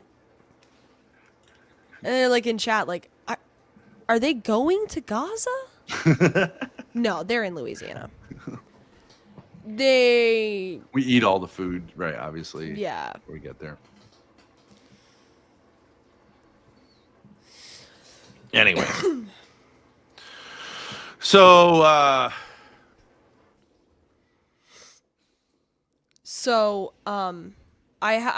found another graph. We're doing a lot of graphs today. We're having a good time. And no more graphs. Oh, okay. Sure. What I think you need to do is we need to break the pattern. Yeah. And say no more abuse. Okay. Mm-hmm. Which it was broken with your mother. But then it's just more of a different kind of, it's like abuse from afar. Mm-hmm. Which I remember in the case, like people will remember when you suddenly went to LA. Yeah. Right. Yeah. You started by saying like, you're going to need to give me and Maggie a ride in the car, even though there was a restraining order against me because you hadn't planned it. Mm. And so like, it was like that kind of fuckery. And then when you got there with Darius, you're like, he's making moves on me. What should I do? And then you got with Jeremy and you're like, I think like this is like feeling like a serial killer thing. And then when you got to Ava, you're like, I think this is a lesbian killer. So it was like, it was really rough. And you didn't leave me with anything here, like set up. Mm-hmm. True. That's all for true. myself. Yeah. You just dropped everything and took off. I didn't even have like $10. I may have had $10, but like I didn't have any independence. It was a very bad way to plan a trip, which only reinforced all of the already. And then when you came back, you kind of crashed back. Yeah. And you're like, I was a victim of that, kind of. But I'm so glad to be back with you. And it's like, you never really left spiritually. Mm-hmm. You were like, it's very dysfunctional. And you were like, I was like trying to help you while you were there, texting you constantly, but you weren't responding. Yeah. And I was like, I don't know, either you go and I'll just watch, or I don't know, like. I didn't work it out. I was like, can you help me while I'm there? But also I'm not responding to your messages because it's too difficult to interact and respond to your messages. You kept saying you were in dangerous situations, which did make me eventually frustrated. And then I had to do the middle of the forest, like, humiliation ritual. Right.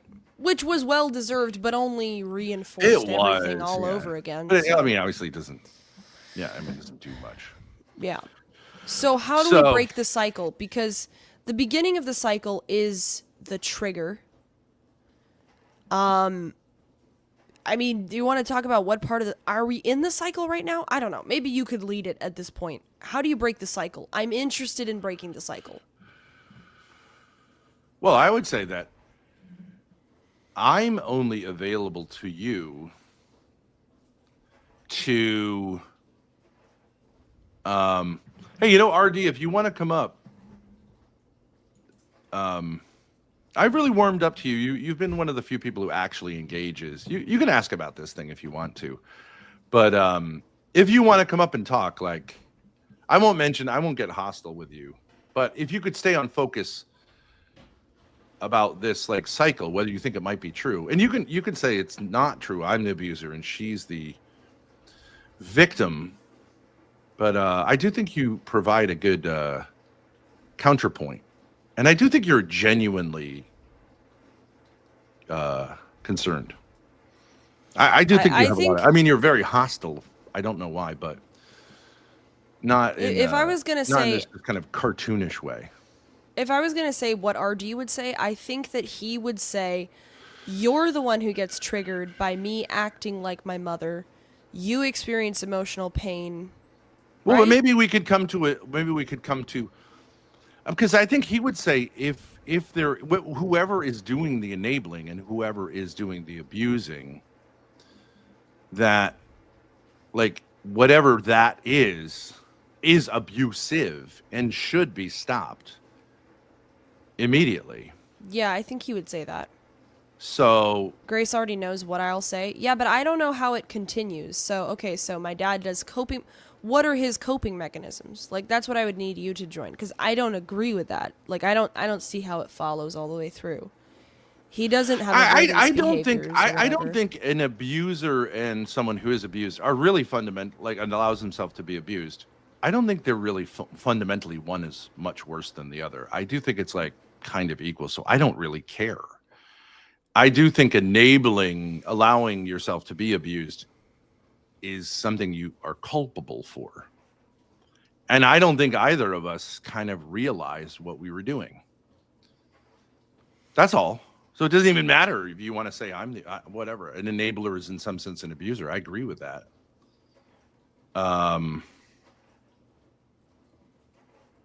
But you still would have the same remedy, I think. Whenever it gets to that position, I think the idea would be to utilize other resources, right? Break the pattern. Yes. Now, I would say for you, like, I think it would be interesting if you, even if you just use chat and what they call the simps in the same way that you use me, I would appreciate the transfer. I'm going to start using them as a coping mechanism. Well, at least you spread it out, and they'll eventually get to my position where they're like, I don't think you're resolving your underlying position. See, I think that your underlying trauma, like, I'm not sending you any more fucking money until you stop, crying about, because I don't think anyone all right, here's the thing. And I would ask RD this. I'm not sure if you saw, Grace was in, she had a debate with this guy Cooley on No Fugazi podcast. Afterwards, she was very, very upset. I don't think anyone had any sympathy with you for that.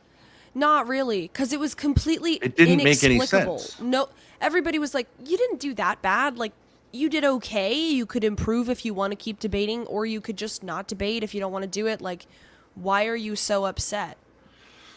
That was generally what I would say people's reaction, the chat's reaction was. And they were just like, I don't understand. Why are you crying? Ben was debating through Grace. Yeah, that's largely true. Yeah, but that's not what... She was upset because she sensed you were upset. That's not true. No, that's not I wasn't true. upset. I didn't think he was upset. He was like, I was texting like, me. oh, this fucking guy sucks. I had a lot of sympathy. Yeah. Just as a debater, but you were like... But it wasn't even like... Not like there. You were like, I did wrong. There have been times when you'll be texting me during a debate and you'll be like, fucking get the argument right. You just get frustrated. Like, geez, what? You're not putting it together. That wasn't really there even on this one. Like, it wasn't like he was like frustrated or I thought he would be frustrated or whatever. It just, he was really sympathetic. So it didn't have to do with the debate either. Yeah, right. South to West is right. Like, you anticipated a traumatic experience. Yeah. In a way that really you were very honest about. You were like, I want to hurt someone. I want to hurt you. Yeah. And I was laughing about it. But I think that was coming from a real place. Yeah. I was really wound up. Because you felt like you were about to be traumatized. So you wanted to feel some agency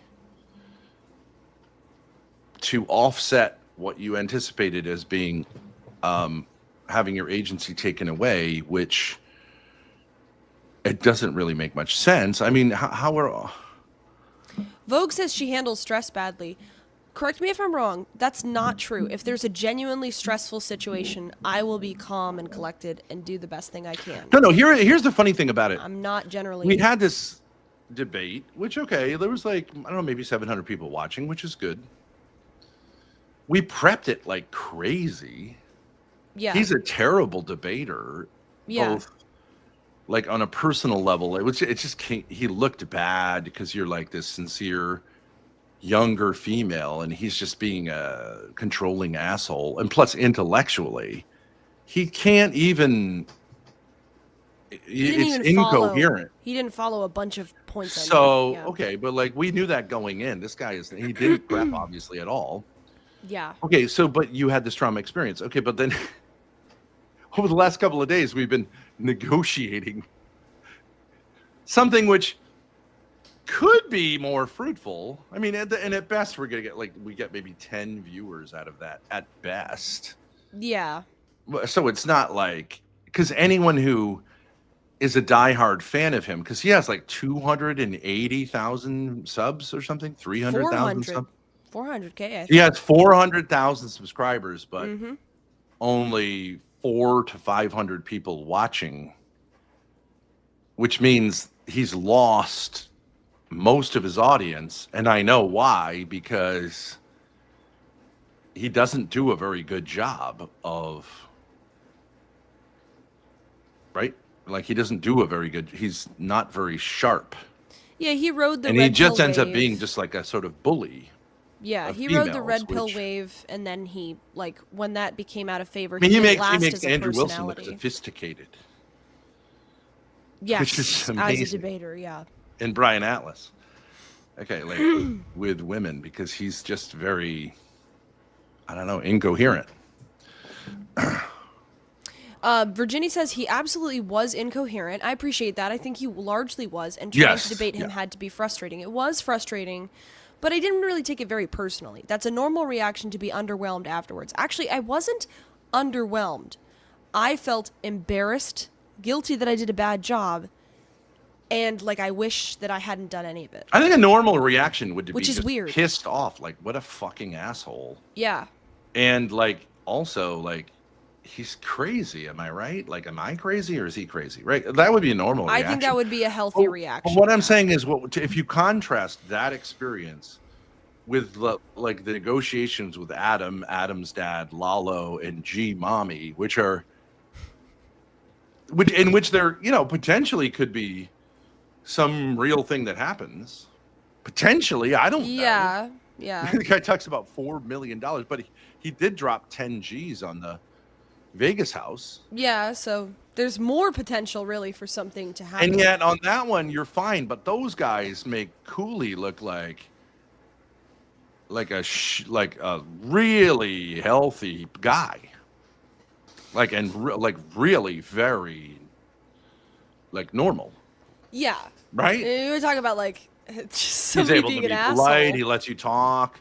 Yeah. These guys, all of them, Lalo a little less so, but still way in the ballpark of crazy, hostile, incoherent, irrational, misogynistic. Yeah, right. Assholes. And yet I don't have the same response to them. And yet you just can roll with it and you think it's funny. So make that make sense. Someone make that make sense. I think that is because I'm doing the Lalo... Because if you're nervous about succeeding, that doesn't make any sense. I'm somebody who, what do you call it when you segment off different categories of things in your brain? Compartmentalization. This is very true, Dancing Shoes. Very true. And that's why we really want to get through this problem. Yeah. Otherwise I'm going to hit the wall and then it'll be over. But No. Roll the Taylor Swift, because you are very much like Taylor Swift. She had a youthful look when she was your age. And she's similar in background. She's 35. And she's still got it going on. She is still pretty hot. Yeah, that's true. She's not doing yet the Madonna Cope-y kind of old lady with way too much plastic surgery. No. Does she have lots of plastic surgery, you think? Shabatoni is claiming that she did, but I don't really see it. Taylor Swift? At least her face doesn't look like it. Whoops. Well, the earlier you do plastic surgery, the worse it's going to look later, don't you think? Yeah. So, like, if you're going for a long-term career, I don't really think she has a lot of plastic surgery. This is Tay-Tay at 35. She looks good. No, like, show the ass when she's walking yeah. down. Ophelia.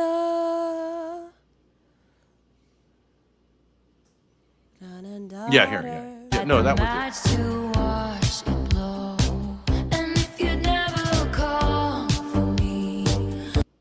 There you go. So 35?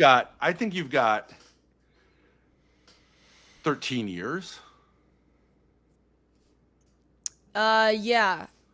13 years of being attractive? I think so, depending if you can quit smoking and eat healthier. Yes. Maybe work out a little. Yes. Yeah, agreed, right? That would be the formula. Yeah. But you know what I've realized recently? I'm just saying this just as an observation I've made. I used to think that I had a sort of northern. yeah, that's true. Dancing shoes. I think this is true. Yeah, it's. I have no. I mean, people. Here's the thing, Grace. All right, so let's break through some okay. So I think this has been going on between you and me, and I understand that people are like, well, you haven't really said this, okay, but then there's something else that's going on between you and me and the audience. Yeah. There's a lot of fuckery going on, and like, yeah, I get that some people just you can't speak to them; they're locked into something. Yeah, but I mean. I'm really open to a radical change, and I think it would be fun for your audience, for our audience. Like, I know it's mostly your audience because of the way things happened, but like to suggest things and have us actually do them. And, you know, have like real consequences to utilize our audience. Because basically, it is difficult to understand what you could do with your mother, but I mean, there are things you can do vis-a-vis your mother, and I can do too, with your siblings. You know, there are lawsuits that we could do with creators, but like, other than that, it's like us and our audience. Yeah. I mean, this is like, what are you going to do? I'm not sure what like, you're saying. Well, I'm just saying, like, well, I'm saying, like let's just. That it'd be better if we did content that people in wanted. a certain sense, by them saying stuff that's not true. Like, I just sitting here going, like, Ben, you've held her back. She could be a star, which I know is not what that person was saying right there. They weren't saying something like that as extremely, right? Yeah, no.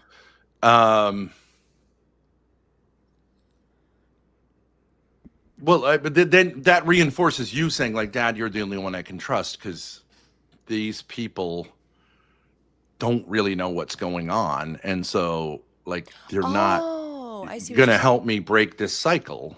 Yeah.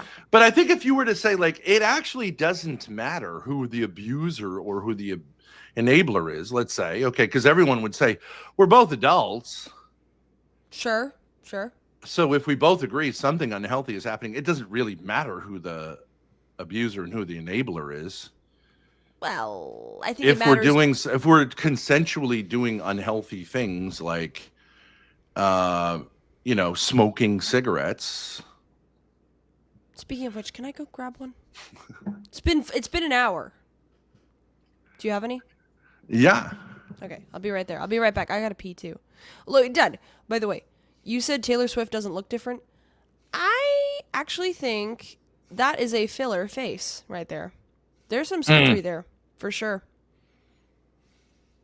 Do you see it? Like, it's a little, like, she's still young, so it's not super... Where would it be? Under her cheeks? Forehead, cheek, chin fillers. Yeah, that kind of, like, slightly puffed up or bloated look.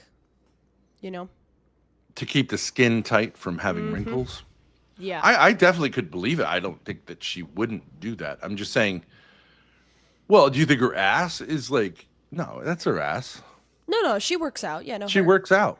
Yeah, she's muscular. Like, yeah, her body is nice. Okay, whatever, but like, okay, so, but like, isn't this filler thing a way of saying like, I'm doing this for the future? No, or it's for the present? I don't know, actually. At 35, I don't think you need plastic surgery to remain attractive. I mean, I don't see a lot of fillers here. She just looks pretty good to me. I don't know. Grace. Anyways, I'm gonna come get this cigarette. I'm sorry. You're right there. Thank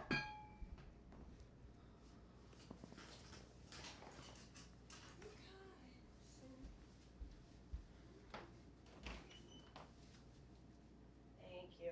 You're welcome.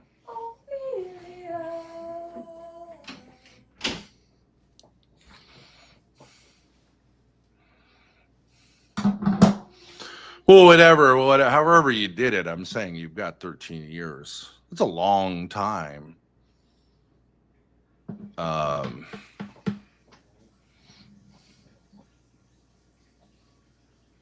Unfinished business has been what trauma happened last night that's getting unpacked. Oh, good question. If you missed it, so Grace was on a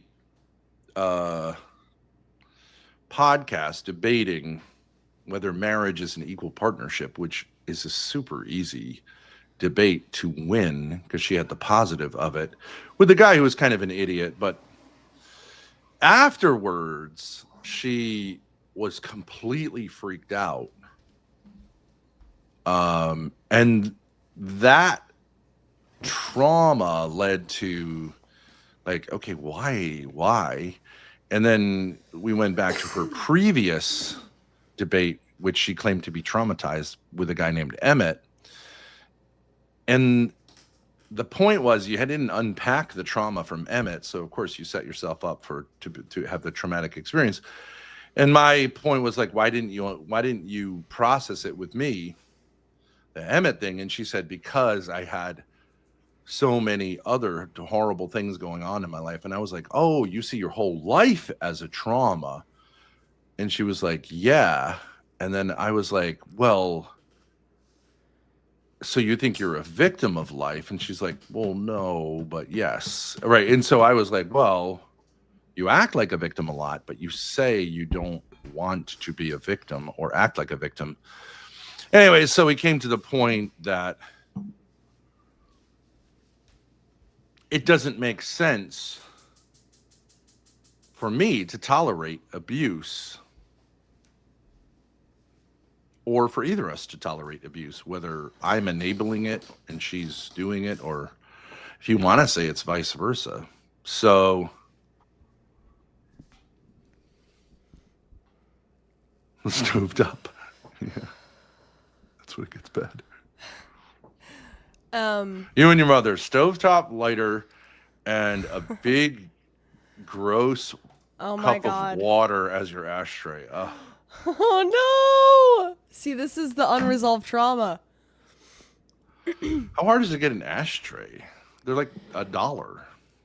Anyways, it's not hard. Lalo says, get back to the point she was making about me and compartmentalization. Oh, I was gonna say with Lalo and Adam, you were saying like, how come that's easy for you to do, even though those guys are like, assholes. But well, it's like if you want to talk about something that's frustrating, it's like you can't even understand the motivations.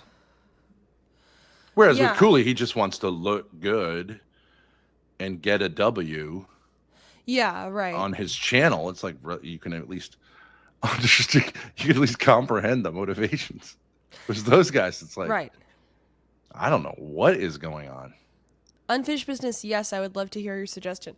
But my point is, I'll try to make it quickly, is that I tend to compartmentalize. So Lalo, Adam's dad, G-Mommy, that's all in like the fun sort of like silly category. And then the debate is in like serious, I'm going to get my career together category. And so then I put a ton of pressure on it. Isn't it like that's daddy's world and I have to look good I have to make daddy happy or something like that? I think it's more about like, it's really like, I understand that it could be seen that way, but it's more like I need to prove that I can be a professional person. because I've like embarrassed myself on the internet so much. Does that make sense? I've been fucking maybe. around. I've been fucking around, and I need to get serious and like promote my career by being professional. And then being kind of like uptight and not being yourself and relaxed, which Absolutely, is the opposite of helping your career. Yeah, right. And I remember directly before the debate, I was like, why am I freaking out? That is not going to be helpful. You need to calm down. You're not going to get any new viewers if you're just this like wound up white girl, like maybe a little bit, but it's not really what you're trying to do here. I mean, Vogue, but that debate was goofing off. Are you kidding me? Some guy comes up on the panel and asks me if he kills a wildebeest, does he own it? I mean, that's not a serious discussion. That was not a really very serious thing. Who owns it? Who owns it? Answer my question. Answer my question. Bitch. Stop deflecting.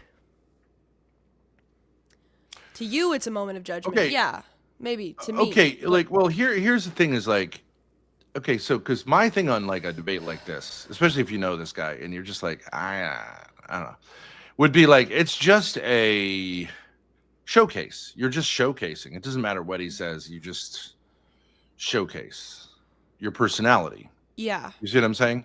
Yeah. Like you're just there for the audience, your own audience primarily. But maybe some people will find it interesting. But like, right. It's tough because he had it on his own channel, which you could have maybe negotiated, but like whatever, right? But like going off on him, whatever, you know, whatever. I would have. Well, but this is part of the problem, though, Dad. You can tell me all this stuff a million times, and I'm not saying you're wrong, but you've told me this stuff like 5 times so far. You're still trying to sort of like soothe my triggeredness. This is what I keep hearing. You don't gain the outcomes you want, so you feel like you failed. Yeah, that's what she tells me all the time. Like, you set up an outcome, which of course, like, no one can know what an outcome is going to be. Yeah, but that doesn't make any sense because, well, that only happens in limited situations because, again, with the whole negotiations process, I don't care what the outcome is. I don't care if Adam's dad gives me money or not. I think it's perceived expectations. I don't know. Well, you could say perceived expectations, but like I think that you Yes, you did. I think that you respect me generally. You think I could improve in some ways, but you're also like, you know what I mean? Like I don't really have this idea of you as like this like pageant father. Like that's not no. how I see you. It's honestly well, I think if you not. get uptight, you don't perform well because I think you have a very charming personality. I understand it's hard to be charming when you're debating a guy who's just a misogynistic moron. But, you know. But if I was in the right frame of mind. Play with it a little, you know, like don't worry about it. Yeah, I would have been And then more afterwards loose. you would say like, oh, okay, like next time I'm in a situation like that, what should I say? Or whatever. That would be the normal reaction of someone in. It just is an awkward situation. Yeah, but if I was more loose, like I've been in, like it's weird because I can be in plenty of awkward situations and just find it funny and like interesting. Like a lot of IRL is super awkward. Yeah, I get that's true, but like we weren't investing. Like we were also just working out ideas generally, so we weren't like if we had studied David Cooley, you know, for hours and hours, okay, that would ratchet it up. But I think you said like, oh yeah, no, this stuff would be just useful to kind of clarify my position in the future. So in that sense, I don't really feel like it was a lot of pressure. I just think it came from no one's answered this question. I just think it came from the fact that you experienced the last debate as a trauma. And this is the part I want to say. Part of saying I had a trauma is saying I don't want to process the trauma.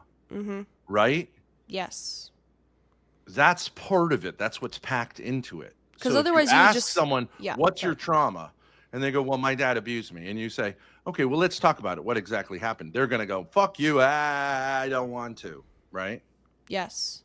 They generally don't want to do it. Or they want to do it in this kind of Me Too way where they get to speak their truth and everyone is like, oh, yes, you're a victim. Right. If one of these Me Too people, if I was on the panel going like, wait a second, right, they would freak out. Yeah, right. Yeah. Or you were on the panel saying that. Right. So you say that what you need to do is process this experience you had in our family. I think that's true. Yes. And you need to come to understand that you, in fact, are not, while you may have been a victim of bad behavior from various people, including me, that's fine. I think you cannot have a victim mentality about it. Then you're going to inevitably fail. I think most people would agree with that.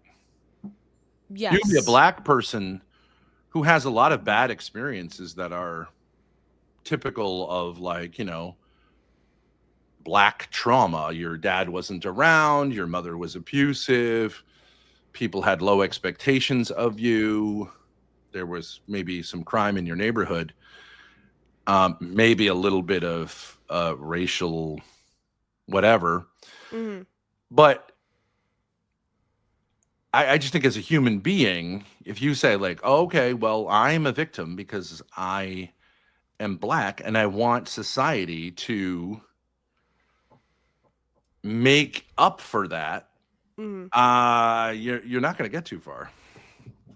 Yeah, generally people agree that that's true. I did get a donation really quick from MS, who got a $2 Venmo donation.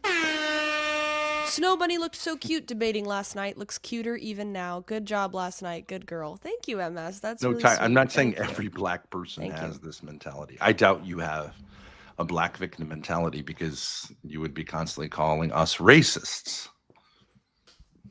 Yeah, I don't think we a make racial person jokes. with a right. Now,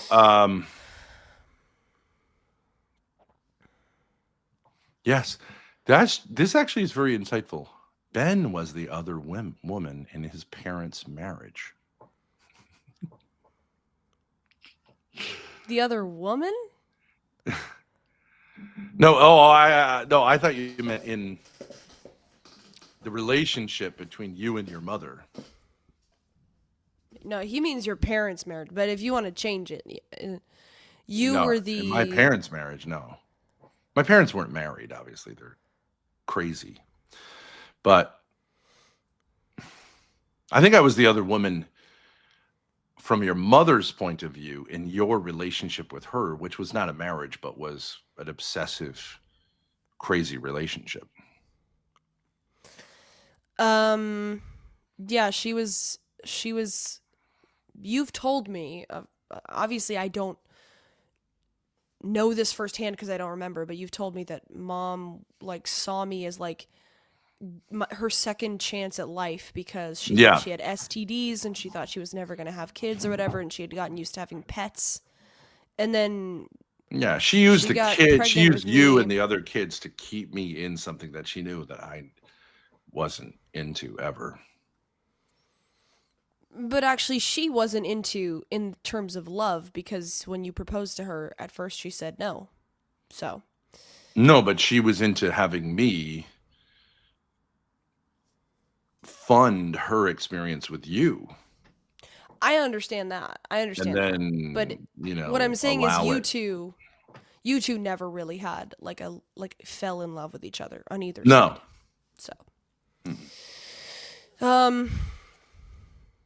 Okay, so you think that you and I should only interact in what circumstances? When you would like me to help you, but not exclusively, to help you process your experiences, which you have claimed are traumatic, but which I do not think are. Okay. Well, I would say they were traumatic in the sense, if you describe trauma as an event that happens that you can't cope with. I don't think it's that you in the can't, it's moment. that you don't. Okay, that you don't cope with. Fine. There are lots of events in my life that I did not I understand cope you with. couldn't cope with,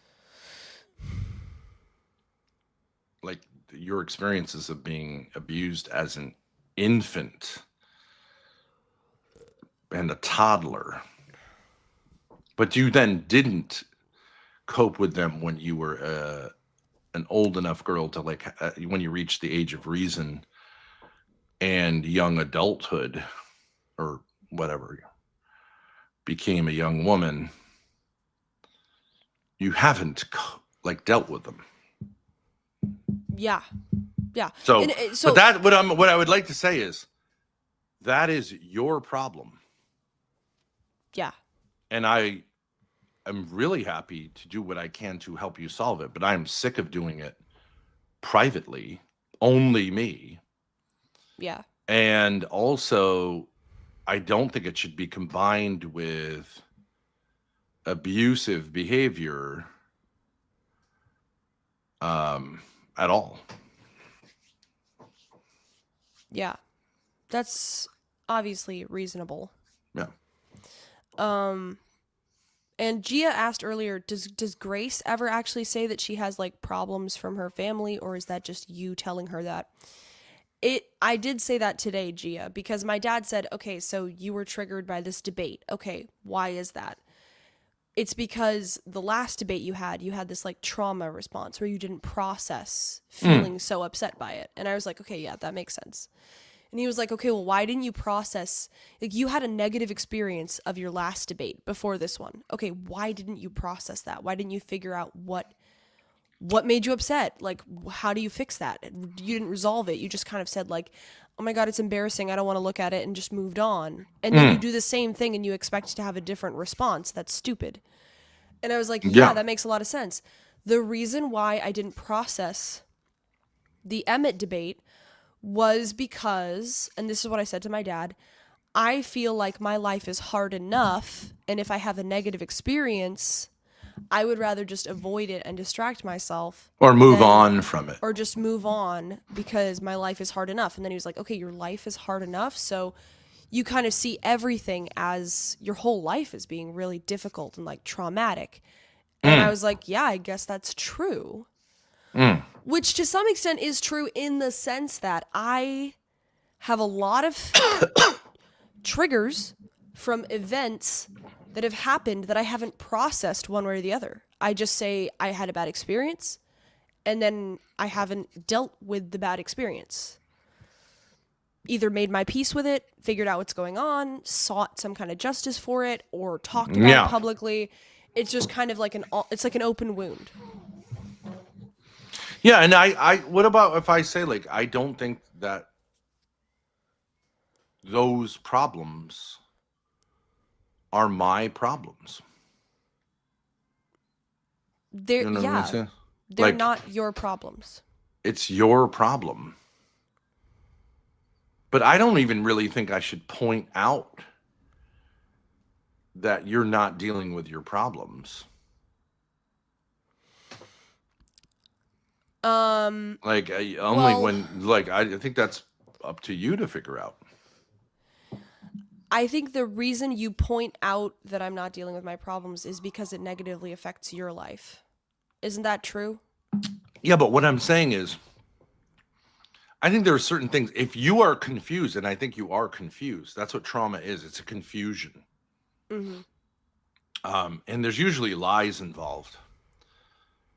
But I think in your case, because your mother gave you this template that was like just built, you just took it right on. She gave it to you.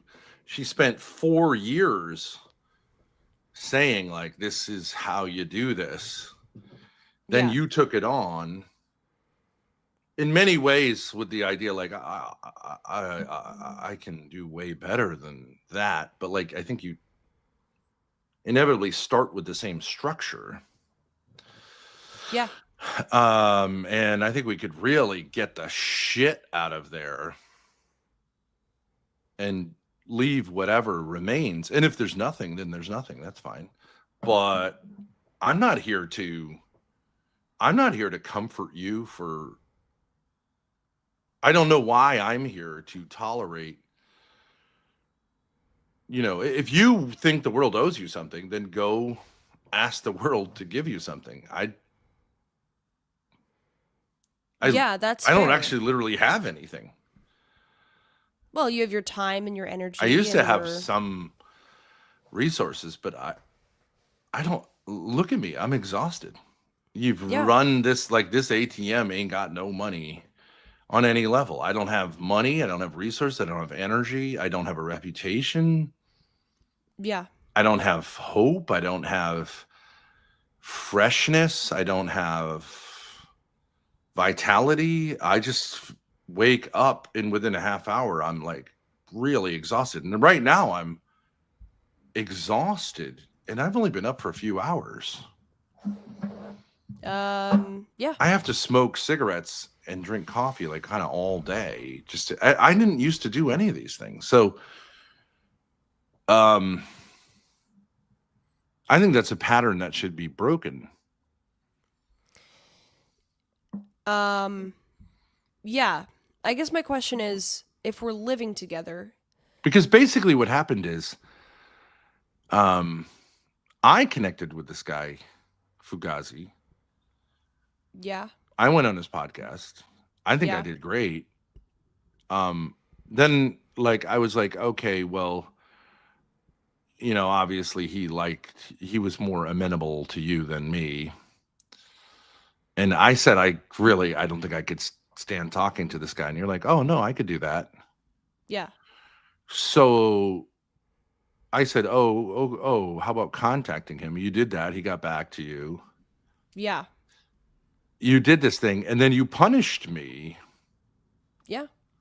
For doing all of that. I did. Effectively saying, don't fucking put me in this situation again. It's traumatic. Yeah. So I think that sucks. It does suck. It does. Yeah. So I don't think we should repeat that pattern. But I'll just say I was confused because when I reached out to him, I was like, okay, I think I can pull this off.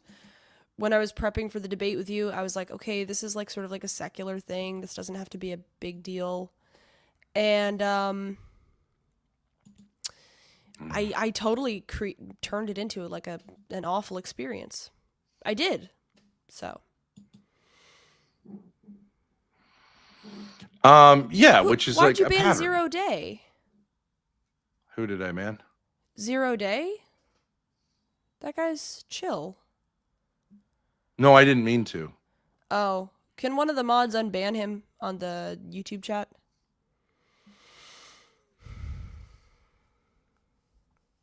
I banned the wrong person. I think so. Did you mean to ban Ghislaine Max XX well? No. Oh.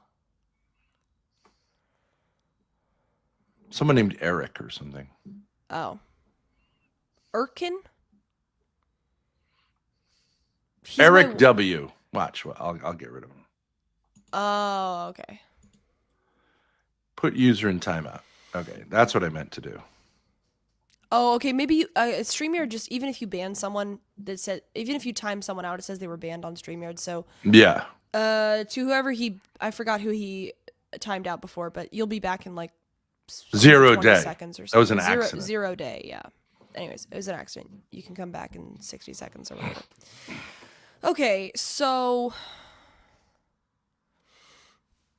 Yeah, and if you were in front of me, Eric W., I would fucking smack you in the face. Get the fuck out of here.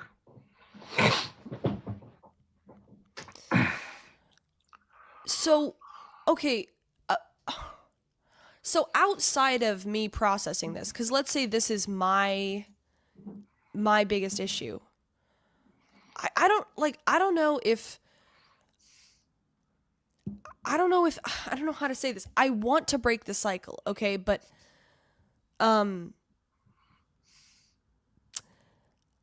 I want it to be concrete, I guess is what I'm saying. Like, Yeah, this is true. But I mean, honestly, like I agree, professional help thing, but there's not like professional people who help you cope with stress. I mean, there are, but like you can also cope with stress as a non-professional. the stress is not the problem. I'm going to keep saying that. I can handle stressful situations in a different context. No. The stress is yeah, I understand. But what I'm saying is you don't handle stress well because you have an underlying victim mentality that makes stresses like they become super traumas because they're within a trauma mentality. Yeah, exactly. Right. Okay, so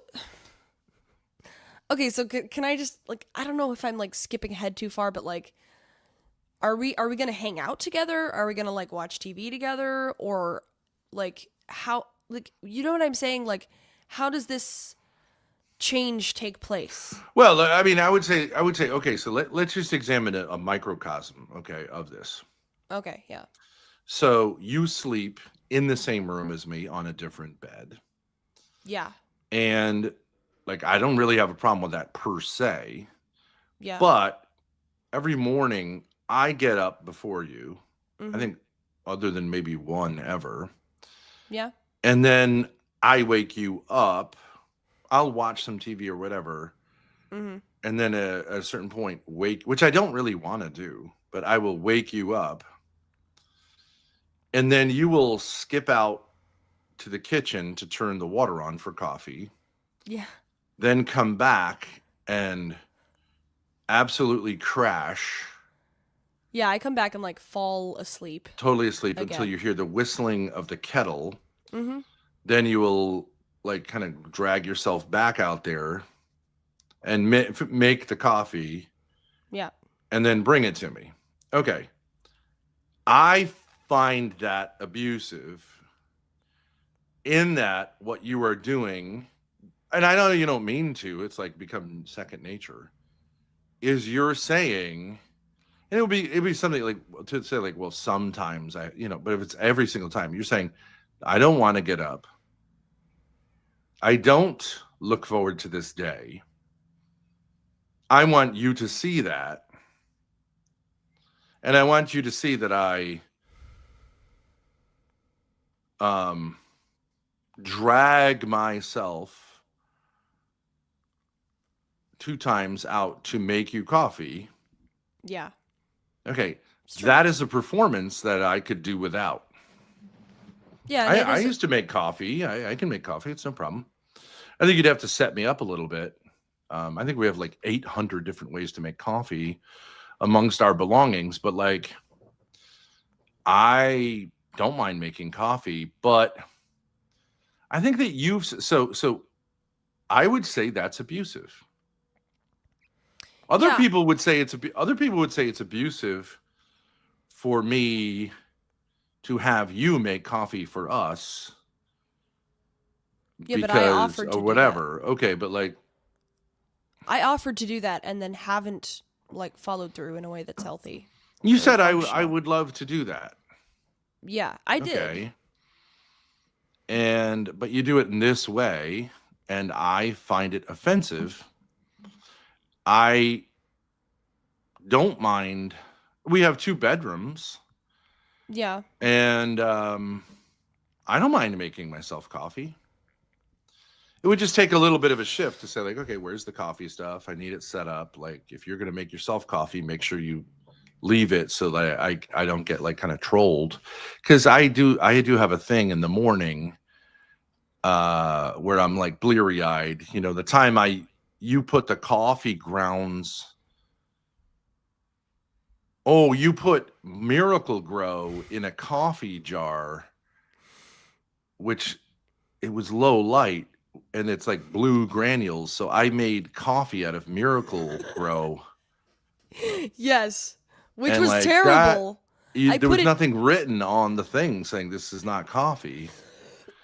So although it did say plant food on the lid, but it was in a coffee container, and it was really stupid to have it there. Like, it was... Anyways, it was just... Yeah, that was really stupid. Yeah.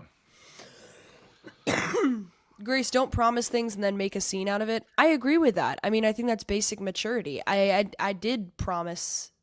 I did say, like, I would like to what make I'm us saying both is, coffee like, in the morning, and if then I you haven't say, like, followed oh, through I'd on love to that. do that for you, then you do it in a way that you drag your feet. Like, once in a while, okay, but you would think, like,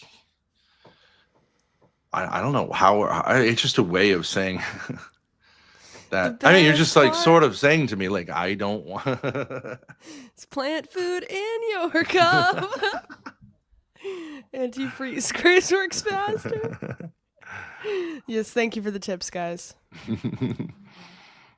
Keep it in mind. Yeah, okay. I mean,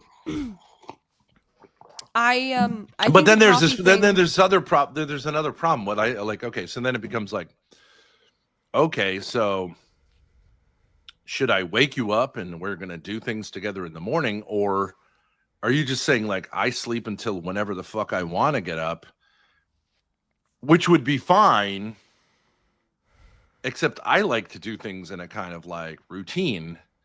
Right. So the question is, I can't both have a routine and have it open to you whenever you feel like getting up. I feel like that's obnoxious. So if you want to say, okay, by noon,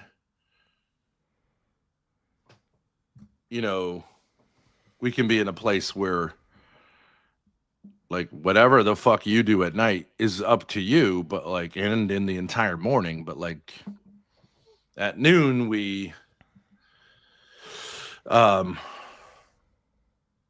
will, briefly check in with each other and say, so, do you want help processing something or something else? And we can make plans. But like, I don't want to, wouldn't the thing be like, I just don't want any of that shit. Do it with someone else. Now, yeah. the problem is you're like, well, I don't want to be alone if I'm angry.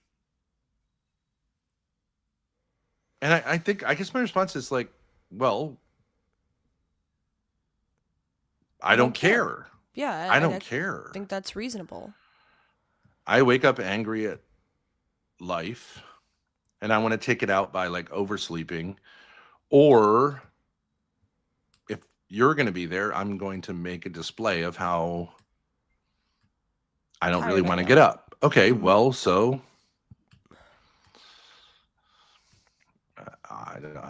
like, whatever. I think both of those are bad ideas, but like the first one doesn't involve me. But if you're going to like, do this thing where like, oh, you get up at like 4 p.m. or whatever, which you may cycle into, I don't fucking care. I mean, I just got to say like, okay, well, that's a you problem. And may you suffer maximally, right? Yeah.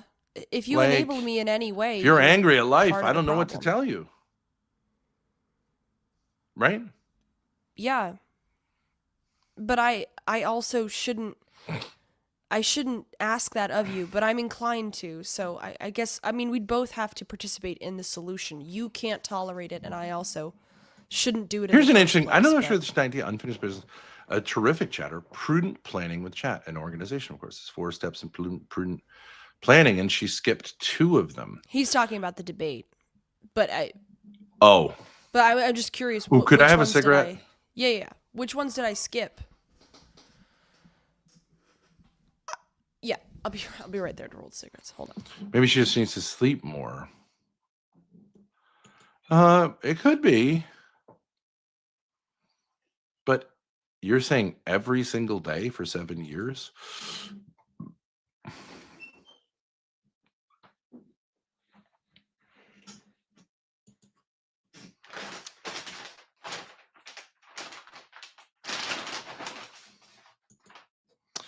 Grace is not 24. She's 22. Almost 23. That's right. This month. Yes, sir.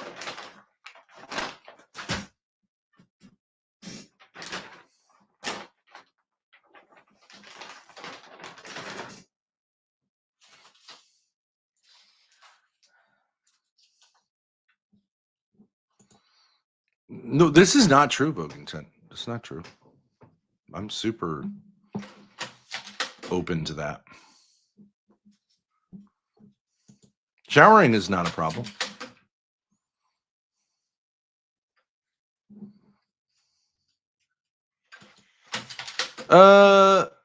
I think that sleeping whenever, as long as you want, is generally not a healthy lifestyle.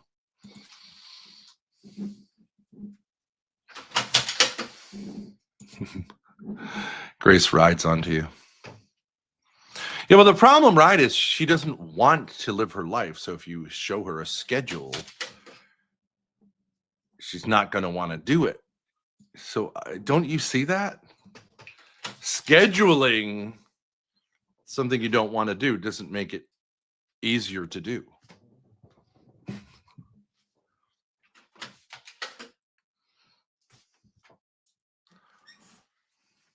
Right?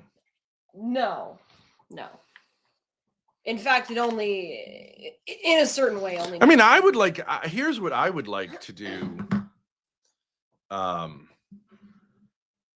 Like seriously, and I would like for chat to like participate.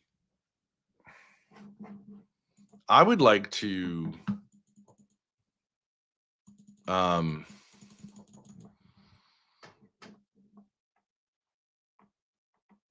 would like us to like experience a challenge, you know?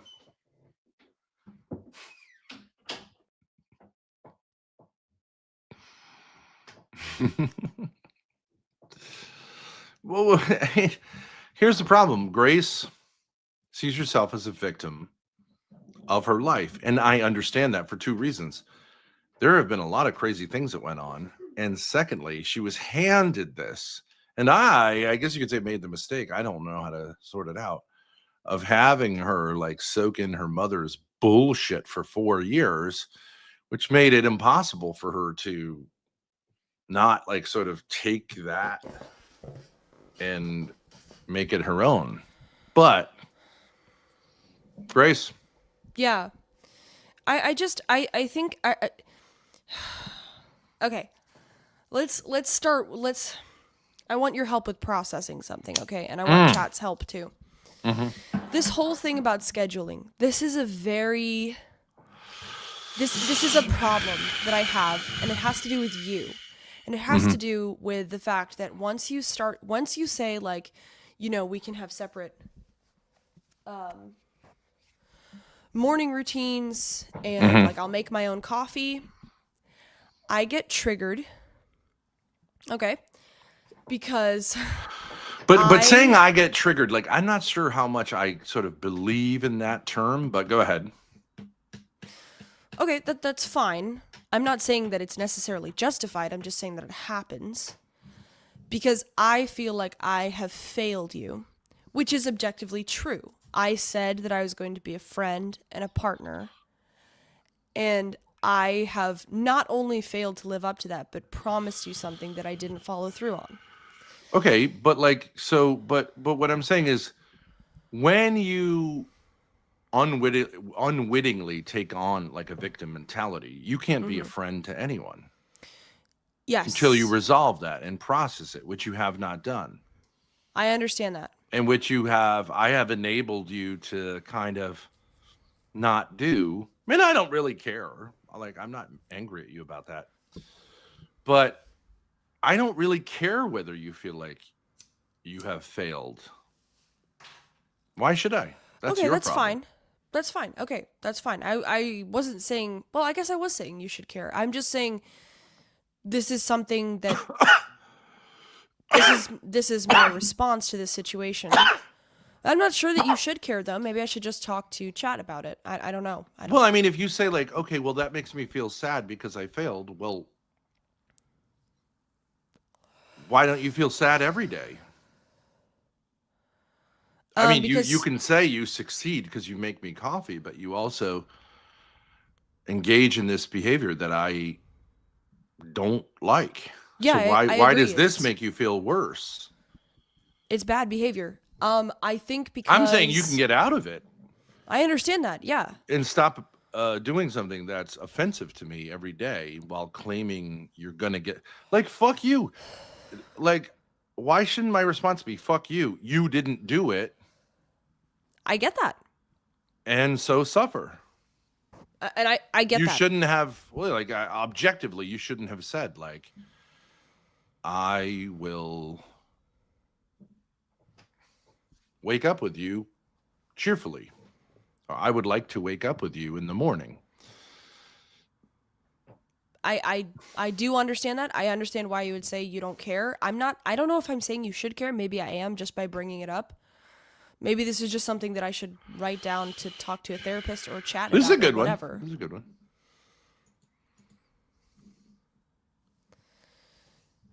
Months ago, you said you understood you aren't Ben's wife and will no longer act that way. What were the actionable changes? Actionable, that's a organization talk. That's like business, like it's okay. It's okay language, but it comes from that world. You're saying what did I do as a result of that understanding? I would say What did you do differently? I temporarily felt more like we were just two people who were just like friends and not like I was responsible for him and vice versa. Maybe, I don't know. But Grace, you have as my adult daughter and as I guess we're roommates. I would like to think that we could still live in the same place, just on a practical level. You have no obligation to make coffee for me or that we have coffee together in the morning. No problem. It's just the problem is that you said you would, and then you like dragged your feet. But wouldn't we both want to be freed from that? Yes, and I'm not saying I don't want to be freed from that. I'm just saying that I think it you makes are me saying sad. that. You're saying like I feel emotional. Go back to the thing. I feel emotionally sad. Yes. Fuck yes. you. Okay, that's feel fine. Emotionally sad. That's fine. That's fine. I'm Why not saying you should. Someone who makes a promise and doesn't follow through on it feel happy about that? Don't do it. Okay, I'm just saying, like, objectively, I understand what you're saying, and that's true. I'm just saying that this is maybe something I need to deal with. Well, because can Chad help me? I'm triggered right now, here? and I'm experiencing sadness and low self-worth. Why are you telling me that you feel sad if I say, like, this would be healthier? Why is it that you have a right to say, like, well, I just want you to know I feel sad? It's more of the same behavior. Fuck you. Okay, right? Okay. Why aren't you happy?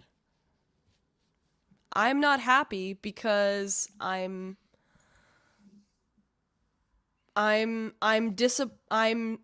You're doing the get around to it thing. This is also part of your thing from your mother. Like, It's okay to tell someone you want to do something and not do it. It's not okay. I understand that. That's worse than just saying, like, I'm not going to do it. It's better if I just don't do it than if I say I'm going to do it and then do a shitty job or don't do it. I agree with that. And that's been something that's happened a ton. Yeah, like literally 7 years, however many days that is, every day waking up and doing coffee like that. I agree with you. Like, I do agree that is bad behavior. That's not helping anybody. So there's a cycle here that's unhealthy. What do you want to do in life? Nothing, right? What do you want to do in life? Nothing, because you feel like a victim. You want to be consoled for being a victim.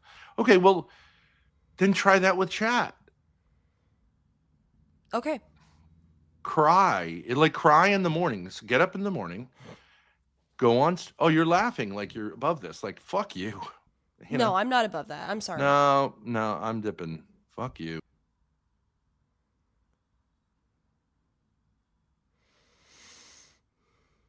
This is oh my god. Okay, let's just go to the cycle. Okay. We're not going to say we're not experiencing this. We're just going to say we're experiencing it. Okay. So, I understand that I'm acting ridiculous right now, but okay, this is literally happening, so let's just say this is happening.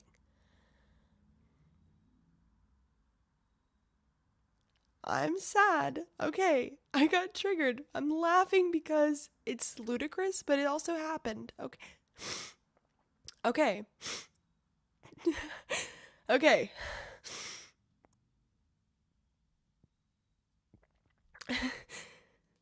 No, the trigger wasn't. The trigger for crying was my dad withdrawing. But the trigger for the actual thing was him pointing out that I have objectively failed. Which I have, I agree with.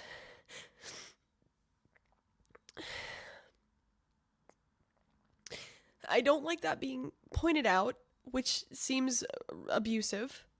I don't like it being pointed out. I'm not saying it's wrong. I'm just saying I personally don't like that being pointed out, which is like psycho and not helpful.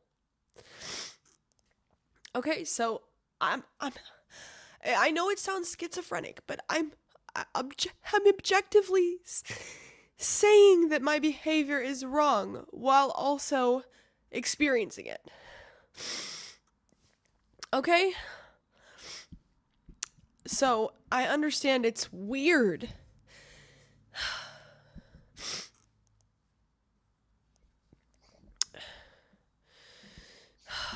And this is sick. Okay, that's okay because like I feel I just like I didn't like the like. I just was like, okay, good. You cried a little. Okay, so you're like, because I think saying like, that's ridiculous. Like, fuck you. I understand that. Yeah, I'm not better than this. It was a way of trying to deflect and say I'm better than it. Okay, yeah, like Yeah. you're feeling embarrassed. Yep. By a suggestion. I'm saying you could go on stream. We could sleep in separate rooms and not like honor each other's privacy.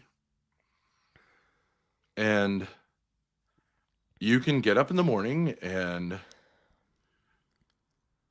stream about how terrible you feel because because I got up and made coffee and whatever. I understand. And I'm not above that. I think that would be okay. Here's the problem I'm having. It would be more honest. Here's the problem I'm having. Yeah. Okay. It's when it's pointed out to you, and actually a better situation is something is pointed out to you, and a better solution is offered. You feel sad. Yes. Okay, which must mean that you're living in a fantasy world about what has been happening. I agree. Yeah.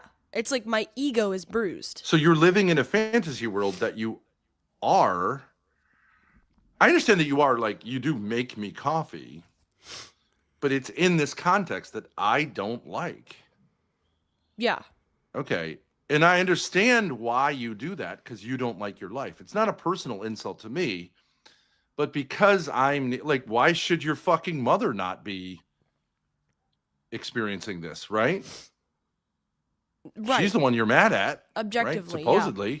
Right. And your fucking asshole brother and whoever else you have a problem with. Destiny. Why shouldn't he be making you coffee?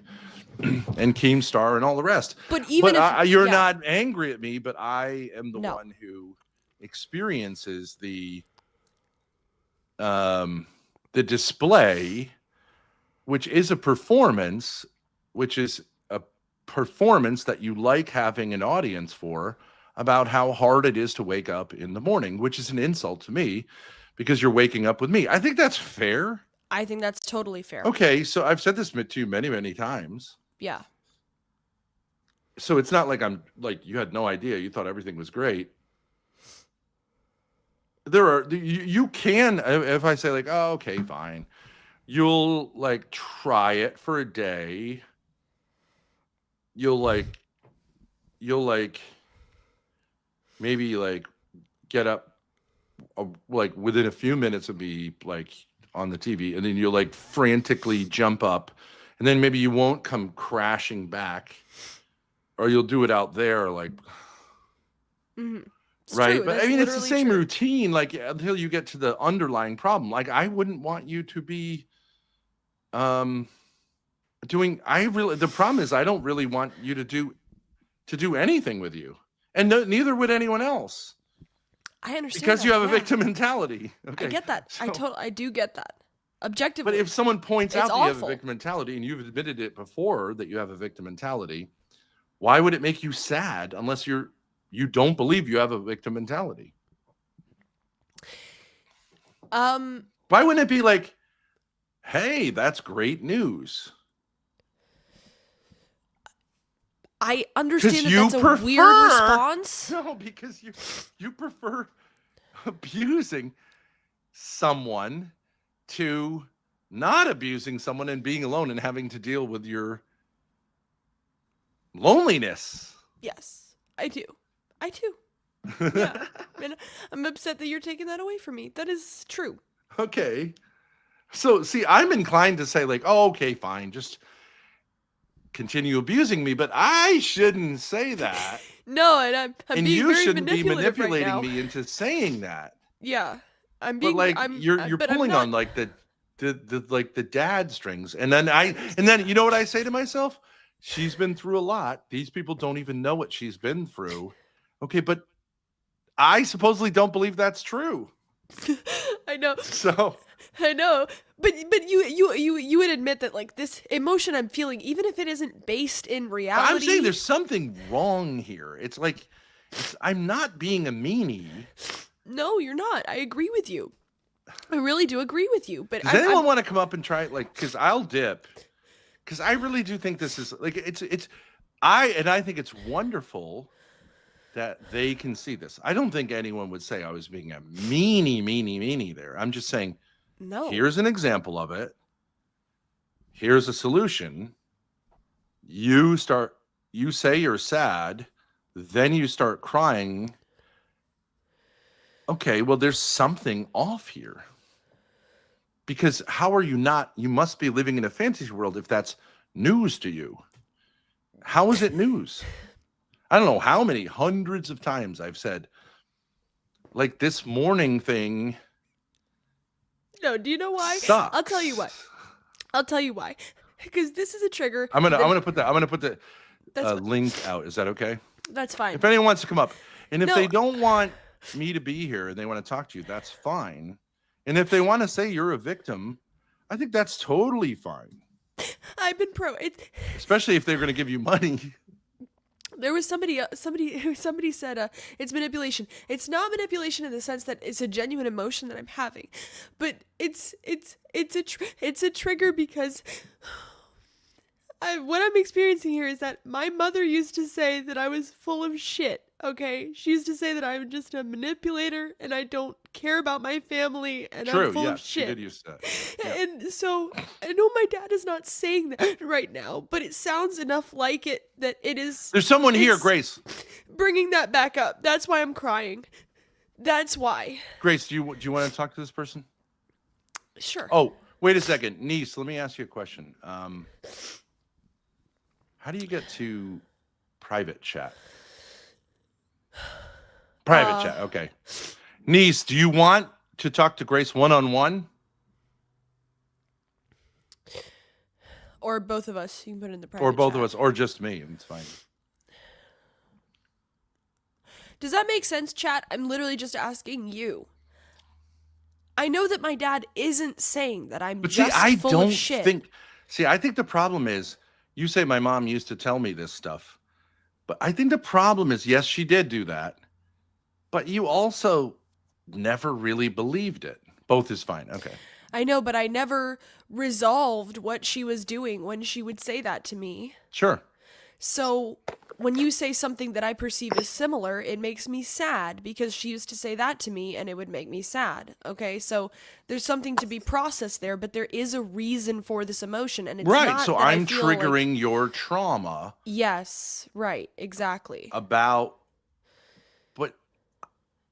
I think I have a different motivation. I think I'm not trying to put you down.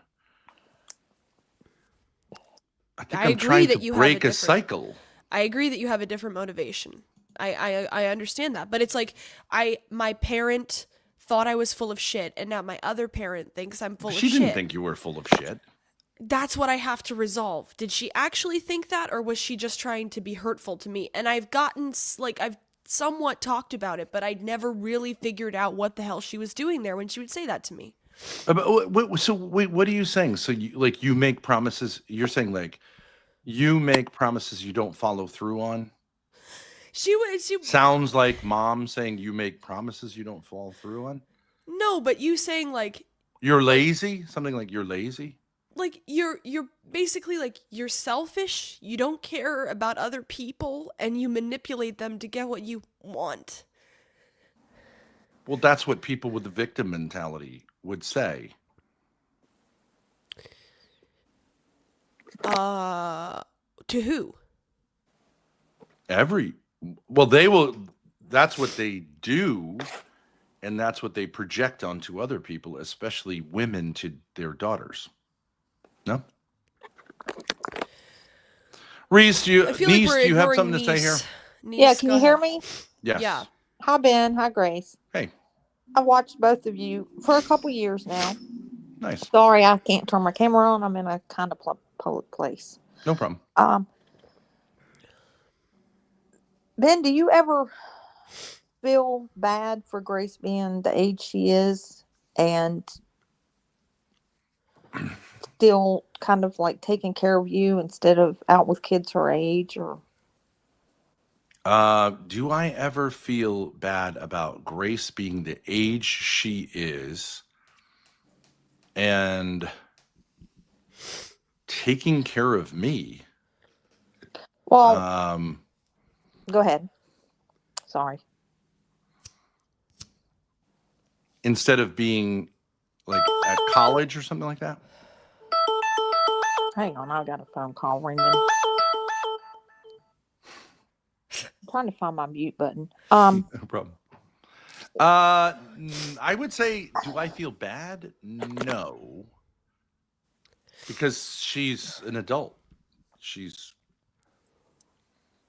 can choose her whatever lifestyle she wants to. Okay, well, my perspective is like, for instance, when she went to California.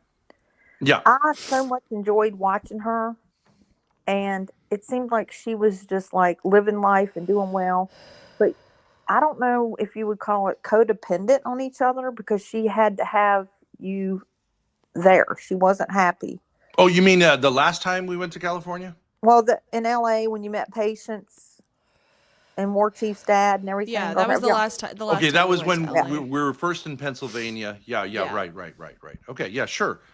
Okay, I'll just kick that over to Grace. Yeah. Is that accurate? Yeah, is that accurate, Grace? That you wanted your dad there? I know you missed him a lot. I saw you getting ready and getting dressed, and you were kind of upset, like, because he wasn't there. Yes, I would say I. Oh yeah, but wait! Didn't you say you were Grace was having a great time? Well, it did seem like she was. Oh, he was there in LA the whole time? No, he came maybe a week and a half or a week after I got there. I wasn't there the whole time. Okay. But I did sneak in a day before I was on stream, yeah. But I mean, she was getting along with War Chief. I mean, that was like great IRL, even though, whatever. It was great between him and Grace. I think it was good content. That's what I meant. Good content. And then yeah, I recognize that it was but good I don't content. think it was a great personal experience. But I don't want to put words in your mouth, Chris. It wasn't a great personal experience, but it was good content. I recognize that, and the numbers were up. But I felt very alienated and lonely and nervous, I would say. And I wouldn't say I wanted him there for protection. It's not like I feel unsafe around these people. It's just that well, at the time, you have to remember that I sort of went there after a big, I guess I would say, argument that me and my dad had. So it wasn't like it was like we were on good terms and then I left. It was like I was breaking down at the airport because you were in that RV headed to New York to give that guy a computer and I remember that's right. right before my dad turned around and we went to the airport, I had said to him, I think it was privately, something like, "You're too hard on me and you don't understand me." Mm-hmm. Wasn't it something like that? And he was. I remember from that, like, I believe I added it up. I think I crossed the state of Pennsylvania, east to west, which is a long, long distance, 4 or 5 times, because this, like, are we going to get with Adam? Are we going to go back with Adam? Well, then Lalo got there, and I know the issues Grace has had with Lalo, but, you know, he's somewhat of a good guy. I always liked Lalo. And then y'all had that huge fight then with you and Lalo. I'm not going to bring all that up, though. But anyway, it seemed like Grace was having a good time. And Lalo. Yeah. I know what happened with the Ruby thing, too, in the Vegas house, the Goon house or whatever. Yeah. But, I mean, I've heard you talking about her making your coffee.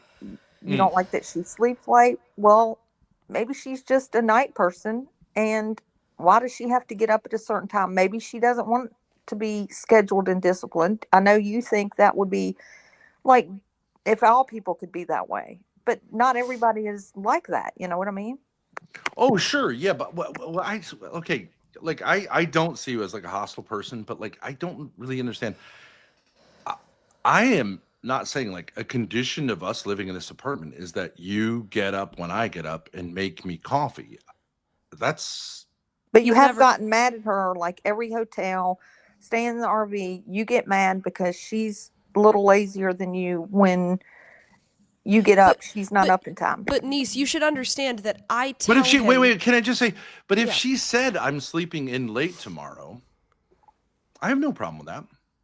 It's just, wouldn't you admit? I don't know what your situation is, but I'm sure you've lived with people. If you make a plan with them. Yeah, I've been married. And then they don't. Go ahead. I'm sorry. Yeah, I've been married and divorced, and I cancel plans a lot.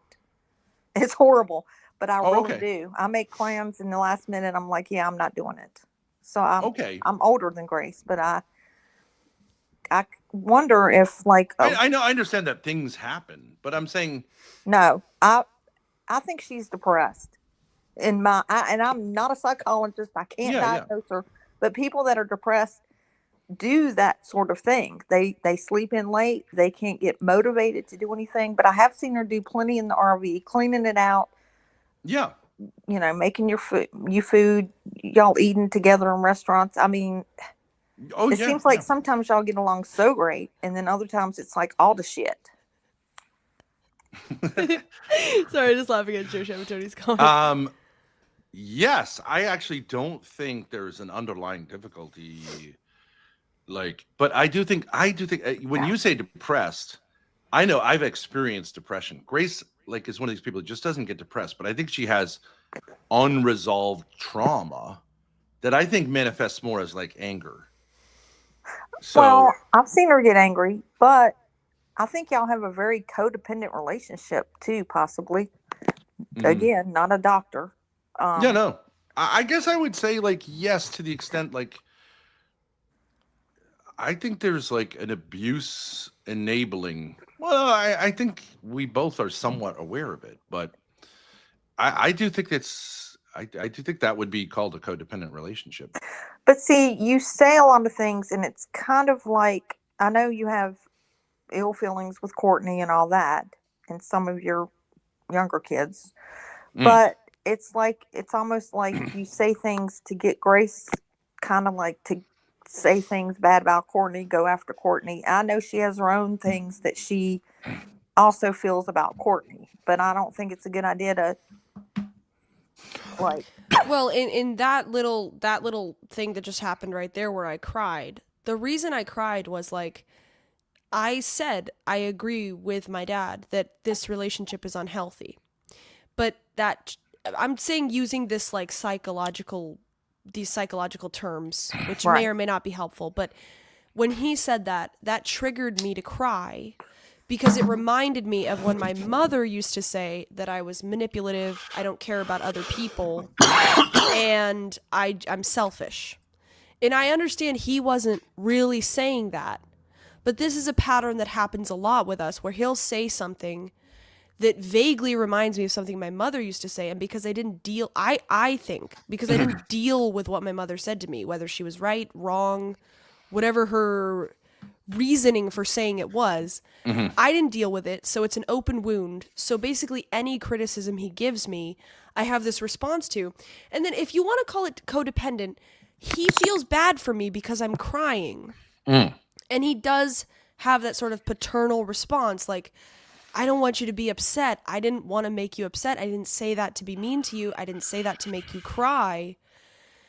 And so you could call that manipulative on my part, but I would just say it's a genuine response I have, but it's not a response to him. It's a response to something in the past that his words are reminding me of. Does that make any sense? It does, but you do this all the time, over and over and over. I agree. You get upset, then he's pissed, then you're crying, and then he's mad that you're crying, or he feels bad. I mean, it's just y'all are on a loop over and over and over and over. Y'all never move forward. Can I just give you, like, I think there's a dynamic. You could choose to say, like, I'm not telling the truth.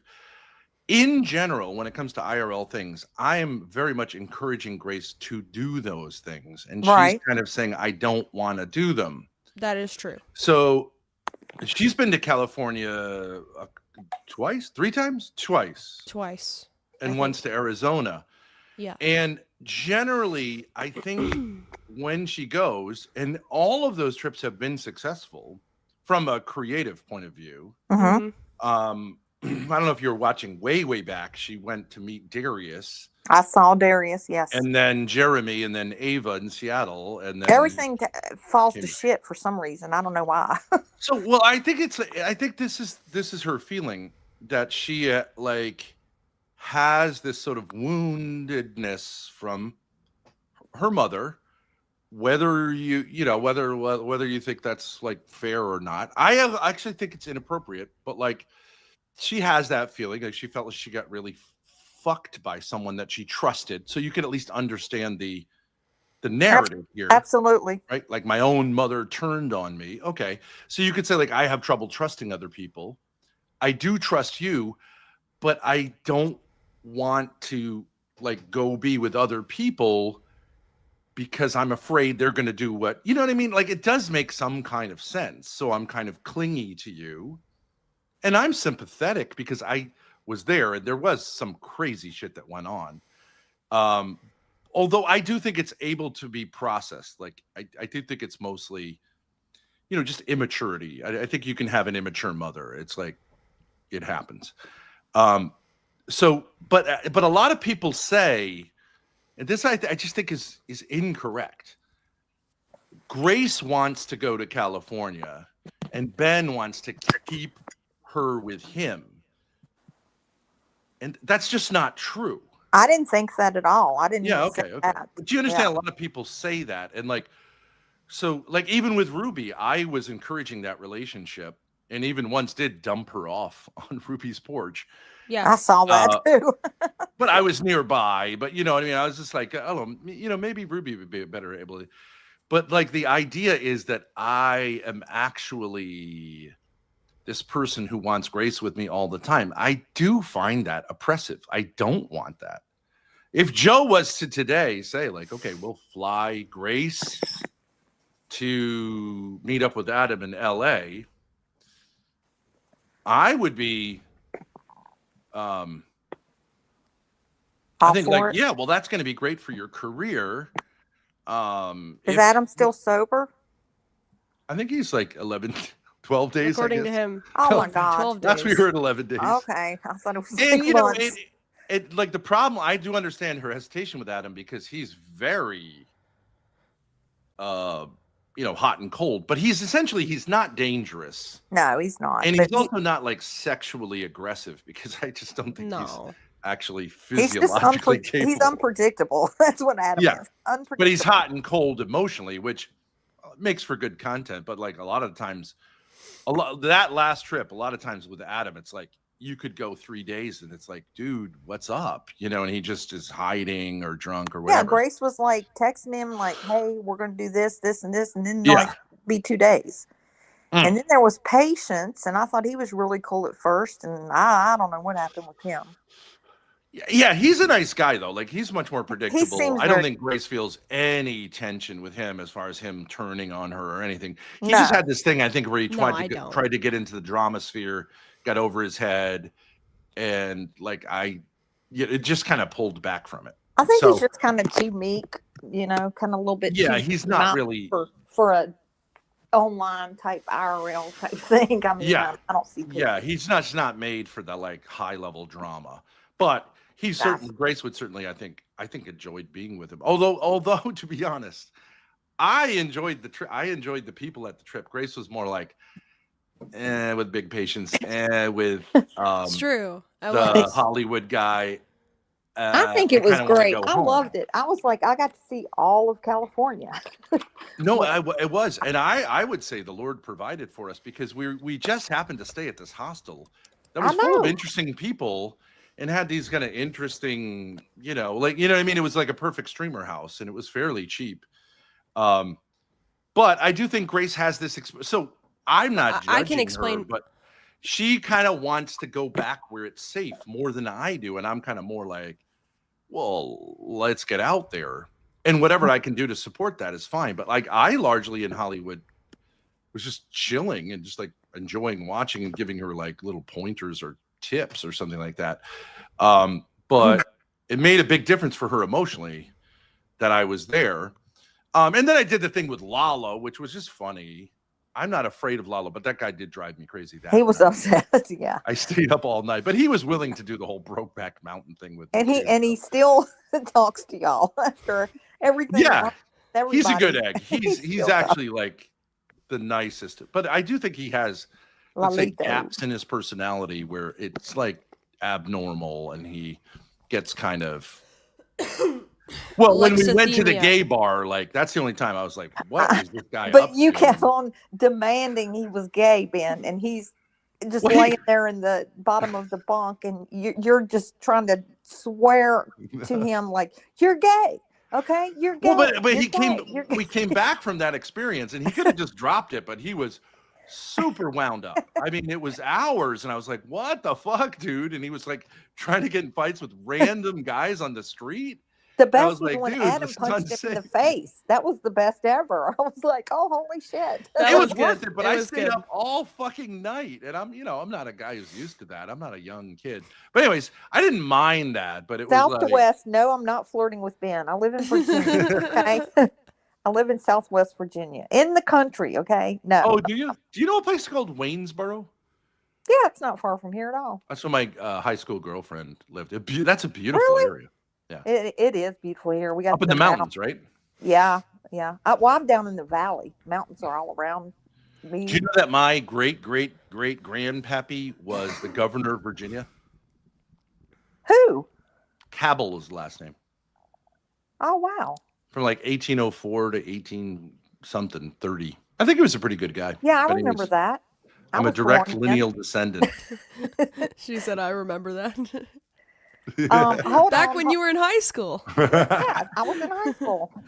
Wait a minute. Bully the anti-Billy. I do drink, but I'm not drinking. I don't day drink, okay? So shut the hell up. It's my country southern accent, I guess. I don't know what the hell it is. Now, out there, you don't really have a thick accent, right? Western Virginia? Southwestern Virginia. Not really. We're like right next to Tennessee. Like over the line for me is through it's about 2 hours away is Bristol, Tennessee. So I'm down way far south. That's country though. That's like the old headquarters. We're for the Nashville, right? we're the Trump part of the state, and Northern Yeah. Virginia is what screws us up. So Yeah, Nova.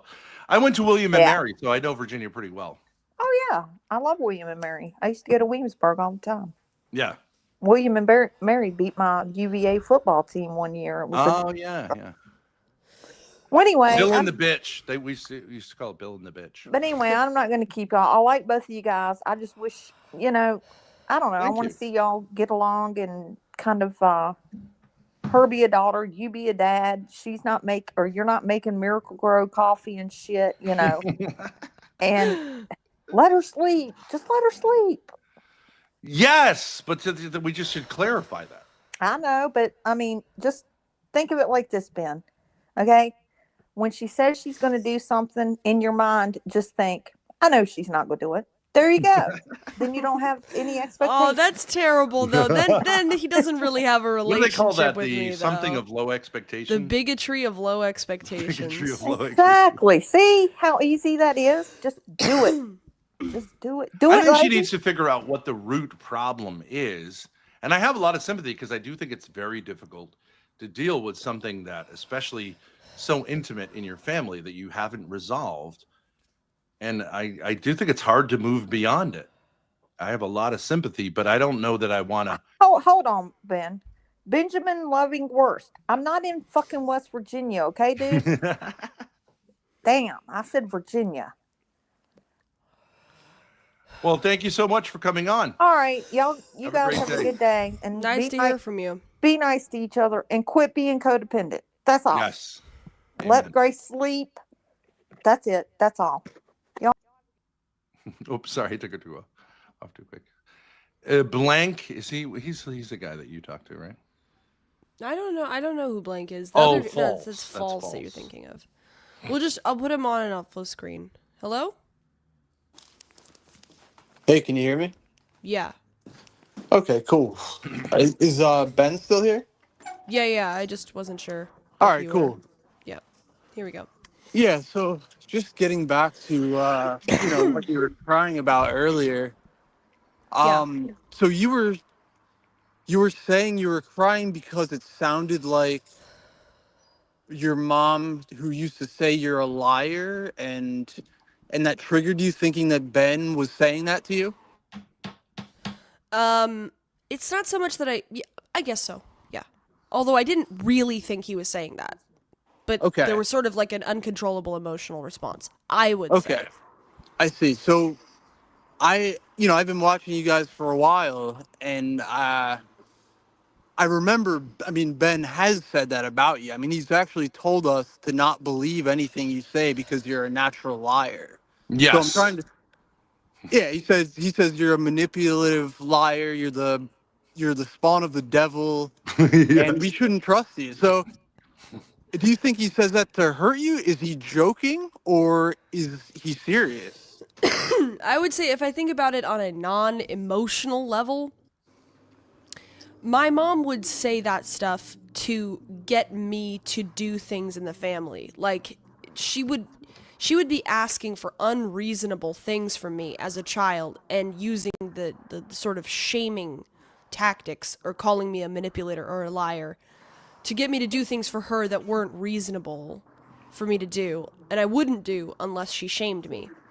When my dad says it, I think what he's saying is that I there is a truth that I do lie to my audience. Well, to my you were chat. crying out of like an unintentional impulse to manipulate. Yeah, there is and I get embarrassed when this stuff is brought up publicly. So I do lie about that stuff, but it's a different kind. I don't know what to say. He's calling out something that I am doing in an attempt to help me. She was shaming me for something I wasn't doing in an attempt to get me to do something that I shouldn't have been asked to do as she a was child. just trying to shut you down. I believe that's what she was trying to do. I see. Wouldn't be a threat. I don't doubt that she did that. Yeah, okay. That sounds fair. I don't know. It's pretty complicated because what do we believe then? You've got Ben calling you a liar, you admitting you're lying. You have done manipulative crying. I have seen it before, but some of it is legitimate also.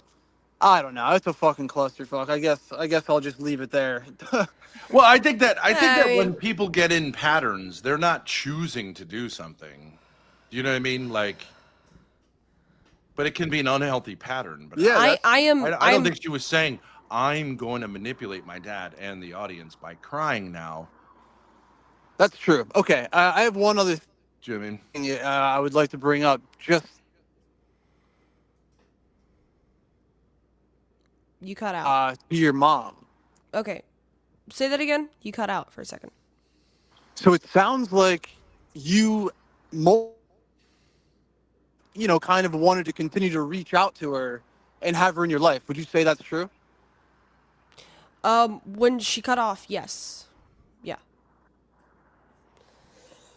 Okay, so even though the abuse that you say she did to you, including sexual, you're still kind of willing to have her in your life because you kind of wanted a mother in your life. It makes sense. Is that true?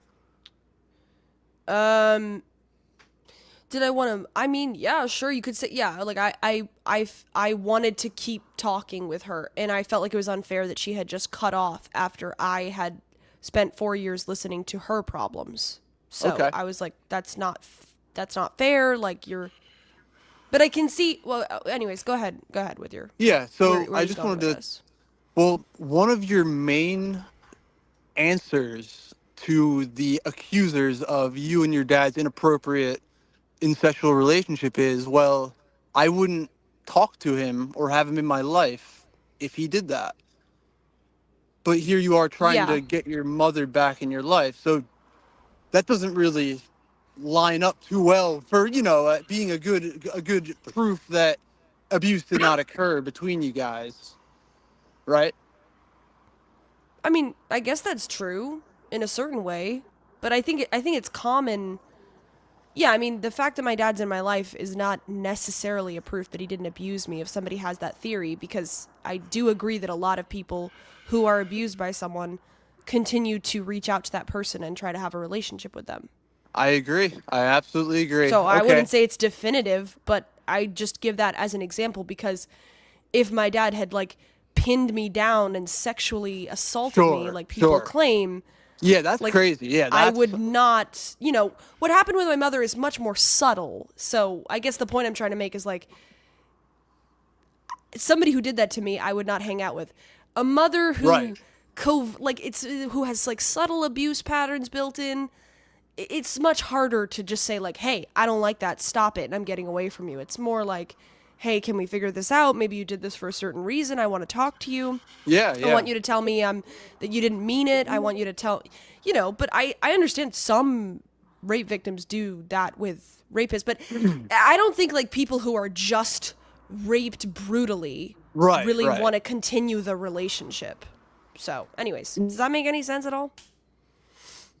Yeah, I agree. That's completely out of the question. If anyone believes that happened, that's crazy. Yeah, that's not in the realm of possibilities there. My Okay, point I is see. like Okay. All right, well, I have that's, some like my point is like I have enough self-respect, like when guys do like weird sexual stuff, I usually talk about it publicly and I say like that fucking sucked, but like whatever, I let them do it or whatever, like it's not a big deal, but like I don't appreciate it. My point is like I have enough self-respect that if somebody sexually assaulted me, I would get away from them. It's basically my point. Right. So Yeah, no, I get it. Which is why you're keeping your distance from Lala, right? Because no. I mean, I wouldn't call that assault. I'm but joking. Gotta yeah. love Lala. I'm joking. I like Lala. I'm joking. Okay. I'm not sure I would give Lalo the credit of being a dangerous sexual predator, but Yeah, fair enough. All right. Well, that's pretty much it. Do you think what's going on with the clean out? Is Jeremy gonna come down and help you guys or what? And there was some kind of idea that OPC is going to host Jeremy for a week, but he doesn't want to, so he's trying to offload him onto me, which may or may not pan out. I'm not sure. I got a random DM from OPC about it, but it didn't really have any information, so we'll see how that happens. I don't think Jeremy's even in New England yet, so. Right. All right. Cool. It'd be good All right, content. It'd be good content.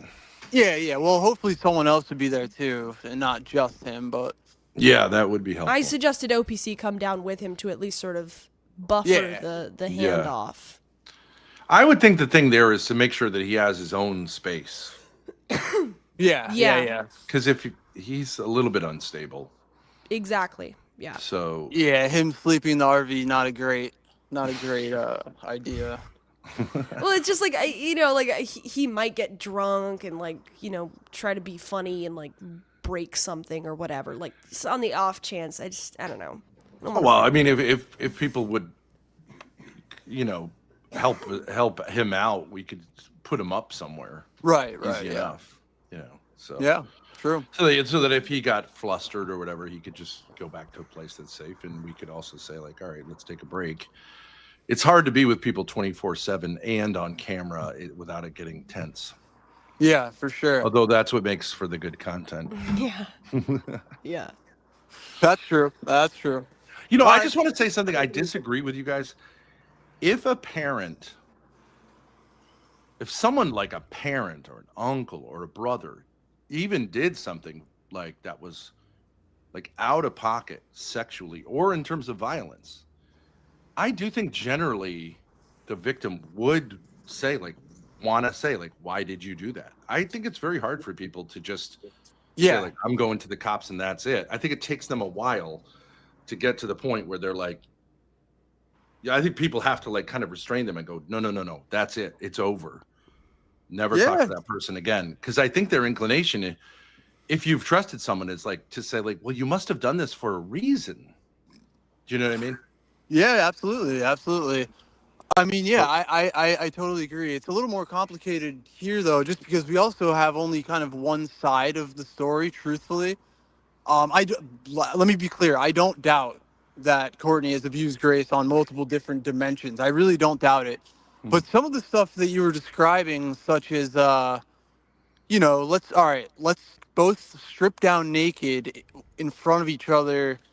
And I honestly can't help but, it's hard to believe that Ben didn't have kind of an idea or hand in the suggestion. It doesn't sound like something you'd suggest, Grace. It sounds like something Ben would suggest. So I think there's a little bit we're not getting with some of that stuff. You're probably not going to admit it, but yeah, there was like sexual experimentation. Like I like with the trolls we were dealing with, I suggested that she and I do a glory hole thing. Grace's mother and I. Okay. Where she could like have a sexual experience without the personal element, so that because I was behind a sheet. Okay, like I mean, that's whatever. crazy as a way to. But see, you have to understand the context. This is after years of saying, like, we need to separate, and you need to, like, recognize your situation. And going to the police and going to DCYF and everything under the sun, and her saying, I cannot help myself from continuing to abuse our children. And I was like, okay, can this allow you to do that? I just think when you're not in that situation, it could be easy to say, well, that's stupid. But when you're in a situation that, you're kind of willing to do anything with the hopes, not really that this would work, but that you would like, that she would then say, like, okay, there's a different problem here. It's not that I'm not connecting with my husband. It's like, I have deeper issues. Yeah, I don't blame you for that. I don't blame you. But when it's just your wife, I don't blame you to try anything. Fuck it. I mean, glory hole, it's strange, but it's not that out of the left field. Yeah, like we were sexually intimate with you. But Grace also was, like, obviously her mother was aware of her, like, had seen her naked, in the sense of, I just think in the normal course of things, a mother sees her daughter body, so it's not that crazy. And Grace was an adult. I think she meant it as a way to say, so in a sense you could say, like, I was kind of saying, yes, like with the bottle thing, with Grace performing fellatio on a bottle, which is not fellatio, obviously. I was like, we were talking about hundreds and thousands of hours of talking. And, it's sort of like, is this what the problem is? Let's just experiment. So Grace did put her lips on an empty beer bottle, and her mother freaked out and screamed, which I do think, again, is an indication that there's like something like a mental illness going on, because what is so scandalous about that? You know what I mean? Like, I'm trying to trigger a response, and you would think an adult would say, like, okay, I get it, or like, okay, you know what I mean? But to, like, scream, right? But I mean, we're talking about a mother watching their daughter simulate a sex act on the father who's already been possibly accused of I think she had a pretty normal reaction. No, there was no accusation. No, this is way before any YouTube stuff. Really? Yeah. It was just kind of saying like years before. It was just kind of saying like, is this what you think is going on? Okay, like let's just see what your reaction would be to it. And like my assumption was that she would say like, because there was all this insinuation for hundreds of hours, and so I'm just like, okay, so let's just make this a little more real. And there's all sorts of crazy stuff like that. I mean, okay.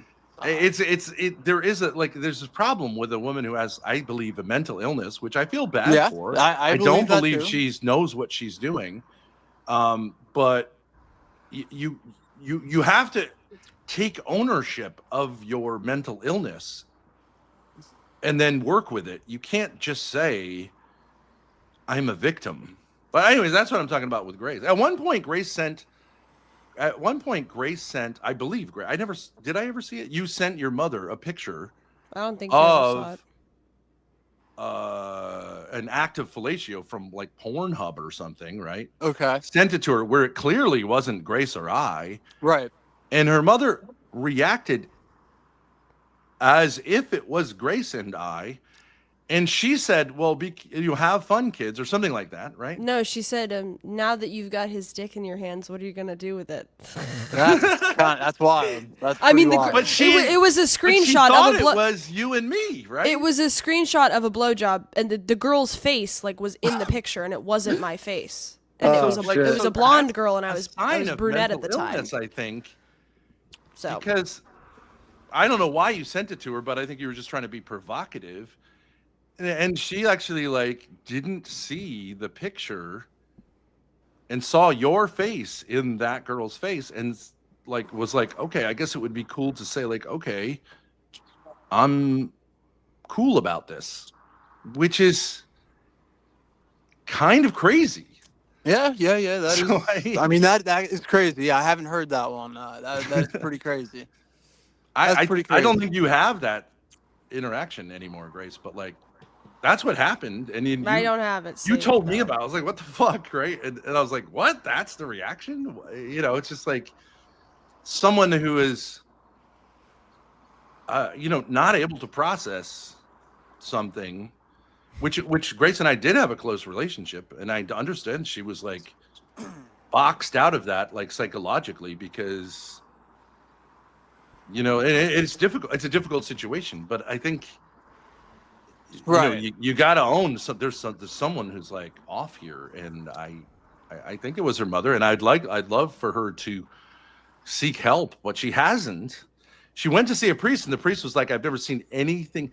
She talked with the priest a couple of times by herself, and I said, say whatever you want, and the priest was like, you two should seek an annulment instantly, and you should be separated, and Ben should be with the kids, which is a way of saying like, I think this lady's nuts. And but he said to her like, you're limited, but you should try to do what you can and not get angry. And I was like, I've said like, yeah, he's right since then, but it's hard to let go if you think like you're right around the corner from being like a competent wife and mother. Do you know what I mean? Yeah, I think I know what you mean. Like she said to Grace, could you sexually take care of your dad while I, kind of figure things out. And then I'll come back and like be his wife again. Like that was a proposition that was made. Right, but it wasn't made out of the blue, right? It was made after made after quite a sequence of events of. Oh, sure. Yeah. I had lived with her for 19 years at that point, or 18 years at that point. And yeah, there's quite a sequence of events, but I'm just saying like, if I said like, yeah, this happened, look, I got a little confused and I asked my son if he could sexually service his mother while I, Yeah, got my no, head together. I think anyone would say like, that's fucking crazy. I mean, absolutely. I mean that whole time. I mean, the whole Hormaxer time and the strange sexual slavery shit that was going on. No, but I mean, so you don't understand. This happened way before any of that stuff. right. But all I'm saying is that didn't just come out of the blue. Like one day she didn't Yeah. decide to be like, oh, I'm going to sexually assign my 16-year-old daughter to her father. Like that's not. No, what I don't think it was happened when she was randomly. 16. Yeah, right. But this was what I'm saying is like you can conceive of it as a desperate attempt to try to like buy a little time because you feel like I've almost got it, and I just need to tweak it here. At another point, she said, I'm having trouble with this wife and mother stuff. Maybe what I should do is go be with another family, figure out how to be in a family, and then come back after like months or years and then like retake my place in the. You understand? It's the same kind of mentality. Right. So that was when Without what the you would sexual thing, say. it's less scandalous, but it's also crazy to say like, Yeah, I agree. you are fucked at that point. Like it's like all the sirens should go off and say like abort mission. Right, but that is when she started to sense competition between Grace and herself for your attention, correct? She sensed it way before that. No, I mean, wait, what? How much before that?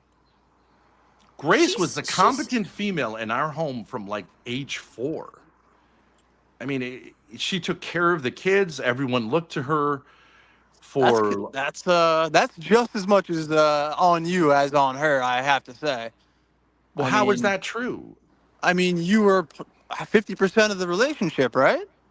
You're the head of the household. But if I had said to my son, like, yeah, that's true. Like, I in retrospect, I should have caught it and said, like, wait a second, you have got to be the competent female. But, like, what do you do with like they needed a competent I think every family needs a competent female, and to some extent saying like to the oldest daughter like, okay, can you help mom out? Okay, that's fine. That's Absolutely. normal. That's natural. So But Grace is the oldest of 6, and you're saying she was the competent female at 4. Why'd you keep having fucking kids with her, man? Yeah, why did I ever have kids with her? That's a good I don't question. know. Yeah, I honestly. believe that. Right. I believe that. Like that was. I'm not saying my kids are a mistake. I love my kids. God loves them very much. But like, yeah, no, there was she was not marriage material, and like that's fine. And I said like, okay, let's get to know them and let's just be friends and be the best parents we can be. Right. But yeah, she brought mental illness into this situation. And I was like, okay, I guess we can work with it. But you're absolutely right that it was something which should have been dealt with as soon as possible. I mean, it should have been on the wedding night. She didn't consummate. She said, can we just like not do that? I should have said like, okay, bye-bye. That's crazy. That's definitely crazy. But you're like, can't you understand from a certain point of view that you say like, okay, like it's not, well, Grace was already born at that point. So it's not like we hadn't had intercourse. So it's like, okay. But on the other hand, it's like, that's kind of like the whole point of this. Right. But it was always like, I'm trying, and this is the problem. I was just advised like anyone in this situation. If someone says, I would like to do something, and they can't say, I can do this, then do not get involved with that person in whatever you're doing, whether it's a marriage, a business, or whatever. Like, it is worthless to say, like, hey, I'd like to be a good business partner, and I'm working on it. Like, you either can do it or not. And if you can't do it, then, you know what I mean? You should just be super honest and say, like, it's probably just going to get worse over time. But I had this idea, she loved her kids. She seemed like she didn't seem like she had any, you know what I mean? But I fell for this kind of like, okay, you're trying, until it got to this point where it's like, okay, I'm trying. Well, we're going to need to abuse our daughter so that I can like keep trying. And then I was like, fuck you. And then everyone yells at me for being abusive, but like I maintain it, like, fuck you. Go to fucking jail. Yeah, it's a little more complicated than that, but that is certainly part of it. It sounds like. I agree with you. I don't think I'm a victim. Those were choices which I should, in retrospect, have avoided. And I don't think Grace is a victim either. Even that thing that you're talking about with her mother when she was 18, and I don't think she sees herself particularly as a victim of that. I just think she says it was wrong. It shouldn't have happened. But the real problem was that she was put in a position, correct, by like having this sort of gun to the family's head, like our mommy's having problems for 5 years, where she's willing to kind of do anything. I'd still be willing to, if her mother wants to fuck me up the ass with a 10-foot pole, if she could stop abusing my kids, I would do it now. But like, you know what I mean? Like, but that's right. Just not like gonna solve the problem. So is this pretty much what led you to, as how you define it, as became friends with Grace again when she was around 15? Is that pretty much your wife was completely alienated, going crazy, and you what? Yeah, I don't. We had like basically we were on like steep decline. Right. So how does that work exactly? You become friends with your 15-year-old daughter, just like almost as if you just met her, is how you describe it almost. Yeah, so how does that? Because I could tell you how that happened. She, like her mother, like I was basically working, so I wasn't around the kids a lot. But she had said Grace, she had kind of alienated me from Grace by saying Grace is a brat, she's selfish, these kind of things. Not all together that way, but kind of like, and I didn't grow up with sisters. So I was like, okay, I guess it's a teenage thing. Okay. She's not helping out like she used to. She's pissed off. Okay, not horribly. She didn't say Grace is a whore or a drunk or something, right? But like she was kind of like, Grace is an asshole. Okay. At the same time, she had been telling Grace that Daddy is a little off and I'm helping him. And that had been going on for years to get Grace to like take care of the kids. But what she was actually doing was complaining to me that she was having trouble being a spouse and a mother. You know what I mean? But like Grace was like, oh, okay, like maybe Dad's off. So she didn't trust me and I didn't trust her. Okay. And then at a certain point, Grace was just very alienated and angry and kind of said like I'm not okay with my relationship with Mom. And she's old enough to be an adult where I like can kind of trust her. Or say like, so what's going on? And we hadn't really been communicating much. And then she's like, what's going on? Like I've had these experiences with Mom. And I was like, oh, I didn't really know. And I realized like Grace is a super nice person. Okay. Not a brat. And she's just very troubled. And of course I'm just sympathetic. It's my kid. But like at that point, see, the thing is like, it shouldn't be okay that I am being abused. But like once I realized like my kids being abused, like fuck this. I don't care if it's a marriage or not. Fuck it. No kid should be abused. Like that's not okay. Right. So it was. Did you feel the same way? I know John has talked about some abuse from Courtney. You felt the same way about some of the abuse that John has faced. I think I just think if you have someone who's a parent who's mentally ill, who's trying not to show it, that's going to be abusive no matter what. I just would like it to end. I don't really think there's much point in like, punishing someone, but for a while she admitted it and then she just like stopped the conversation, which I was glad for, honestly, but it is tough. Like, I don't think Grace or I have any hope of like having any conversation with her for the rest of our lives. Like she's done. Yeah. And that's kind of abrupt when you've lived with someone for 19 years. Yeah. That's traumatic. Honestly, it's not, tough. Yeah. I think it's a good solution. I approve, but it's just tough when, you sat there for 4 years going like, okay, you have trouble. Let's try to help you out. We do everything under the sun. And then you get a guy showing up with a gun saying like, don't talk to, based on a lie, that I beat her up and that I'm an abusive person to her kids, like our kids, like you can't talk to your own children.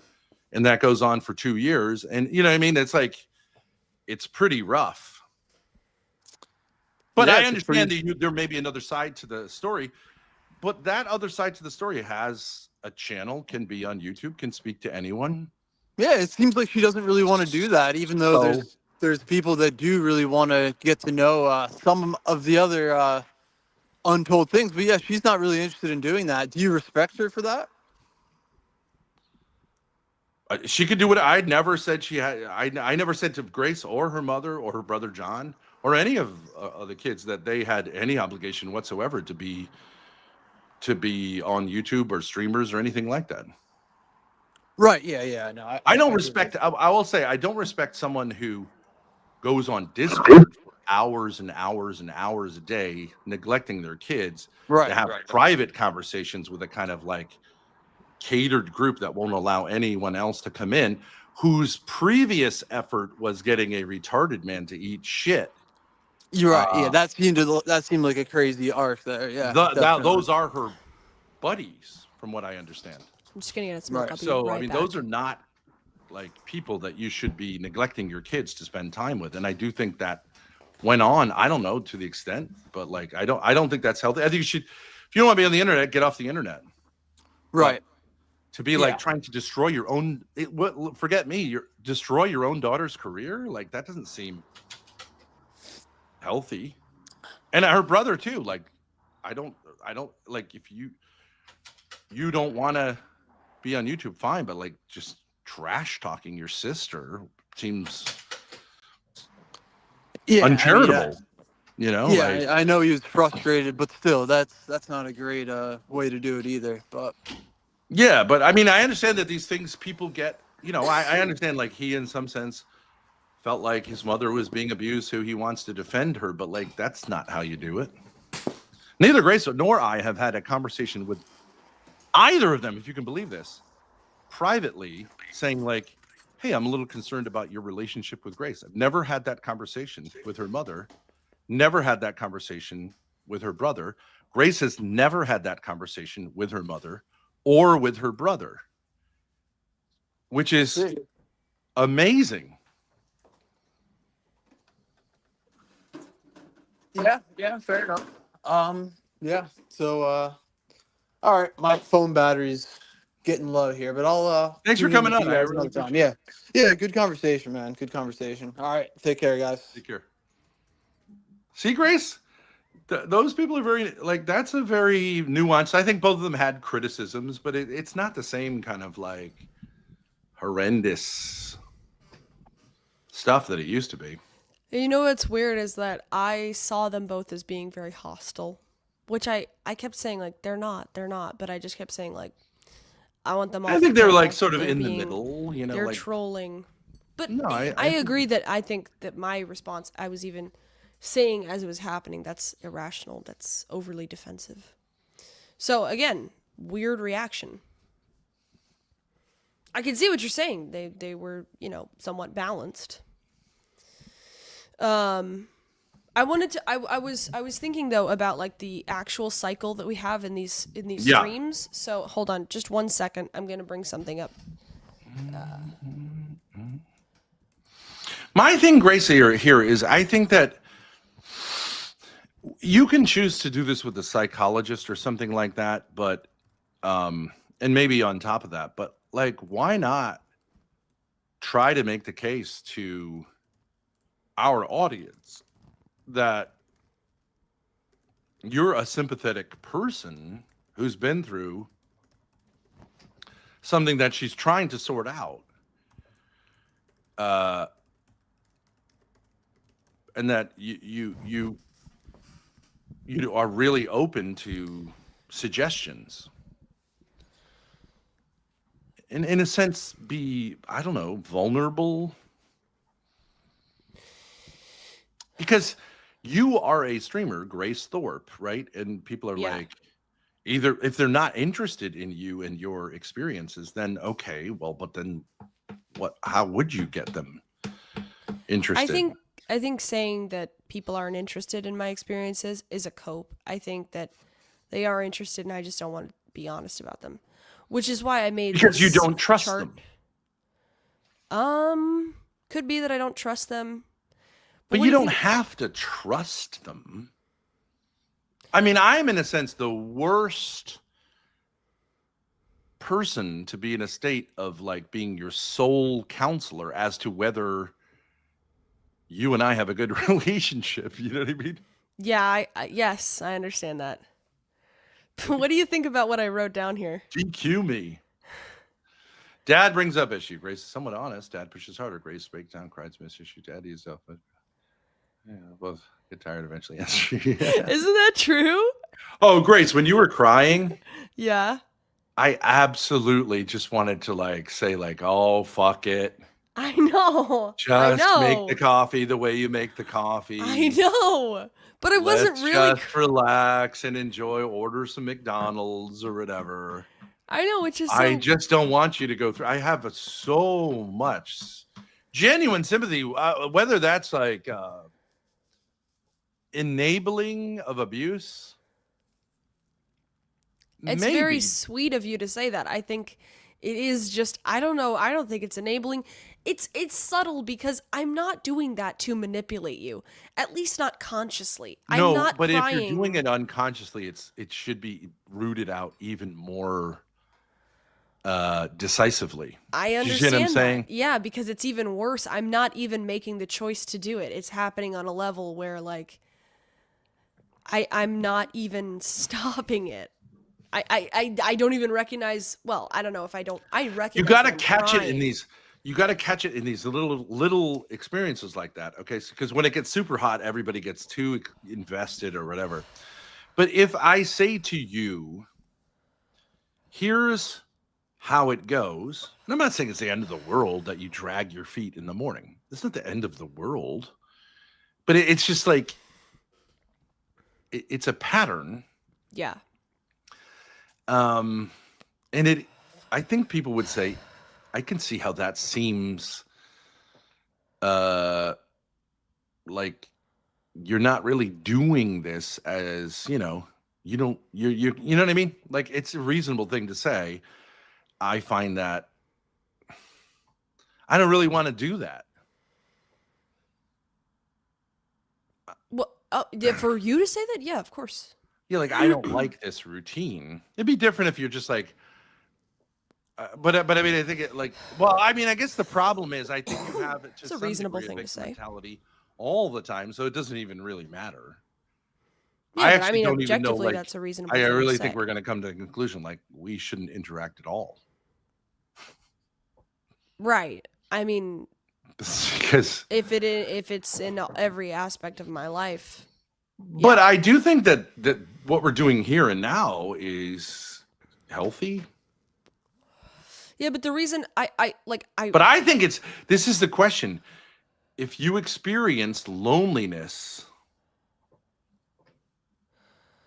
because so like what will you do? The reason I brought up this cycle is because I wanted to say at the end of it here, we both know what usually happens. We're like, okay, that was tough. You're nice to me. I'm like, hey, we're friends again. Sure. We get food, we watch TV, whatever, we go to bed. I'm like, that was good. And then maybe tomorrow I will make the coffee slightly better and then it'll just go back. Right. So my point is, okay. But I wouldn't say that it would be possible for you without dealing with like the overall trauma to somehow make the coffee thing work. It's just not going to. But then again, what would? But so far, this cycle, there's nothing new here.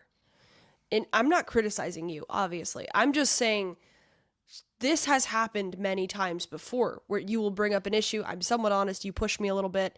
I break down. I cry. I admit my issue. You ease off. You invite people up to talk. I calm down. I stop talking as much. We both get tired and end the stream. Yeah. So far, this has all happened before. I'm not saying that we're not making any progress. True, But that's true. something else there should be a definite change here. And I think the obvious change is that after the stream, we don't hang out. Right? Because that would be rewarding bad behavior? Yes. Right. But why is it bad behavior? Because I got triggered. I went through emotional pain. I'm in the emotional pain stage, and I'll go. No, but Grace, let's be honest here. orange. Let's be a little bit more on your side. In a certain sense, I sat there and watched this victim mentality get transferred from your mother to you right in front of my eyes, and I didn't say to her stop doing this, Grace. Let's get the fuck out of here. Or if you want to stay here. But this is unhealthy. She sat there imprinting this pattern on you in a way that I'm to blame for that, wouldn't you say? Because the implication is, let's talk to your mother because she must love you and she must be somewhat reasonable. But there was no evidence of that.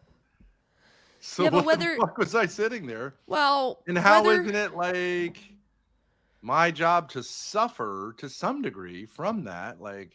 I fucked that one up. Whether you did that or not, I think we're both very nice people. I just think that whether you did okay, maybe you participated somewhat, but I just for my own benefit. Well, I don't think anyone has to feel bad here. I don't have to there feel may be bad, a little bit more. There may be just a little bit more of I'm just saying, what if we were to say, okay, I think you need to make the case to your audience that,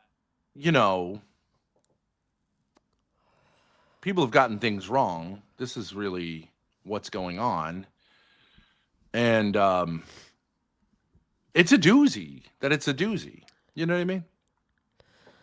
I mean, I think people can be understanding that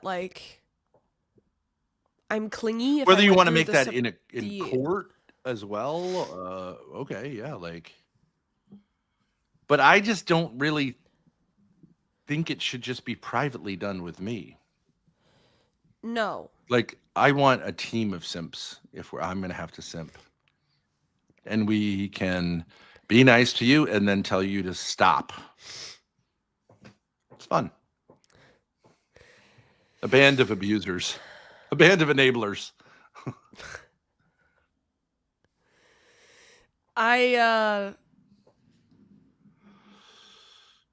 not trying to be hard on you or myself. I'm just saying that in order to I don't think anyone here, I don't think either of us is being a bad person. You just got yourself in a pattern that is obviously unhealthy. There actually is a debate. October 19. Actually, October 19. We are both going to be on a team debate on Modern Day Debate against Counterpoints and someone called Left Action or something, arguing that the U.S. should stop backing Israel. And we were reached out to for that. So. Yeah. A lot of rep. No, but I'm saying I want to actually have a healthy relationship with you. I do. I love you very much. So absolutely, that's true. Yeah. I want to stop the cycle, and I just think that I don't think this pattern is something that you created. It was handed to you on a platter, and you couldn't have been prepped more for it. I mean, it was done over the course of your entire life. So I think we can get through it, but I just think you need some sort of fresh air. But we need some kind of fresh air. I agree, but based off of my previous behavior, if we have this stream and we can go through all of this stages we've already been through. And then at the end, if I get rewarded, I'm going to keep doing this. Like, it's kind of ludicrous, but like, I have to stop rewarding myself for this. No, No, rewarded. Well, I don't. if I think you need to see like breaking the patterns is a reward. I get that. I currently do not see me being lonely after the stream as being a reward. But I understand that that is unhealthy. And I get that it's crazy, kind of.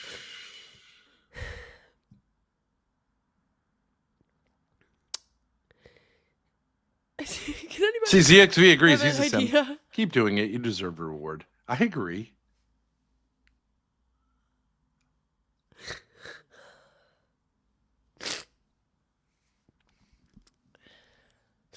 Y'all gonna end up Kirk taking that position. I think you're both tired. Best to end the stream. I am really tired.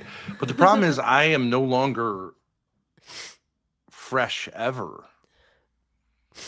So you got to say, like, do you want to keep doing this with, like, I get that you get the dopamine or whatever, but like, you're killing me. I know. And yeah. we're not succeed. We need a shift. I know. And I'm suggesting a shift, and I don't know if it's the right shift to suggest, but I'm just saying, after this stream, because we are going to end it soon, because we are both tired, and that's just Okay, let me just say this, because you're not listening to me. Okay, what if Okay. I say some of the time when you feel like I don't want to be lonely, I want to be with Dad, you stream instead. I know. Yes, that would be better. And you make it your goal to like have those types of conversations we just had where you say like, no, I get it, but like, here's the thing. And maybe review some older stuff, you know? I do get that, but Dad, it's like Maybe review some of the archived stuff, you know, some older streams about your mother or your brother or whatever. And, you know, just go there and just go like, okay, you know. Yeah, or just have fun.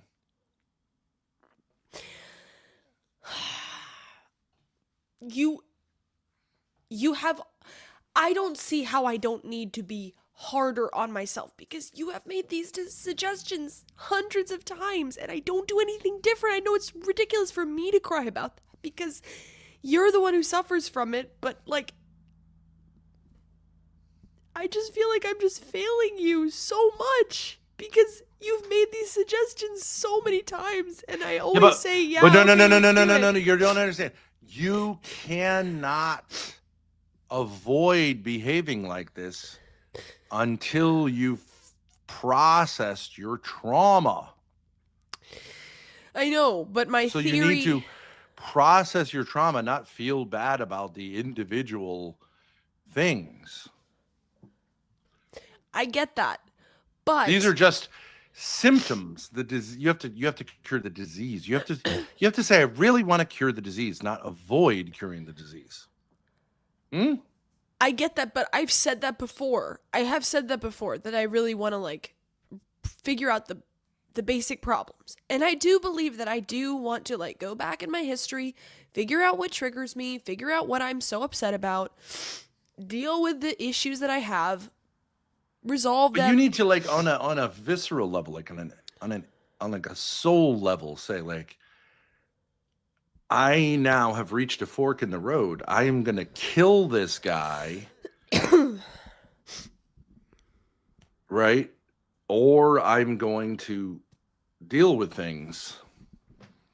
I get that. Because I don't want to kill him. I get that. And that is what I'm saying.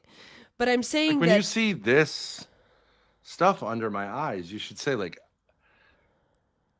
I need to do something else. This ATM has $0 in it. This market is out of food. This faucet has no water. I agree with you, but I am depleted. I know. So why not just say yes. like, well, okay, why should I try to scratch one more drop out of, you know what I mean, of water out of this faucet when there's other places I can get it? Right. And trust others more. Yes, I should do that. But the thing is like should. I'm somebody who doesn't do anything until Well, couldn't you just at a certain point say like, I don't need to feel bad about it, but like I have or like I'm happy about it. You say like dad's proved to me that he's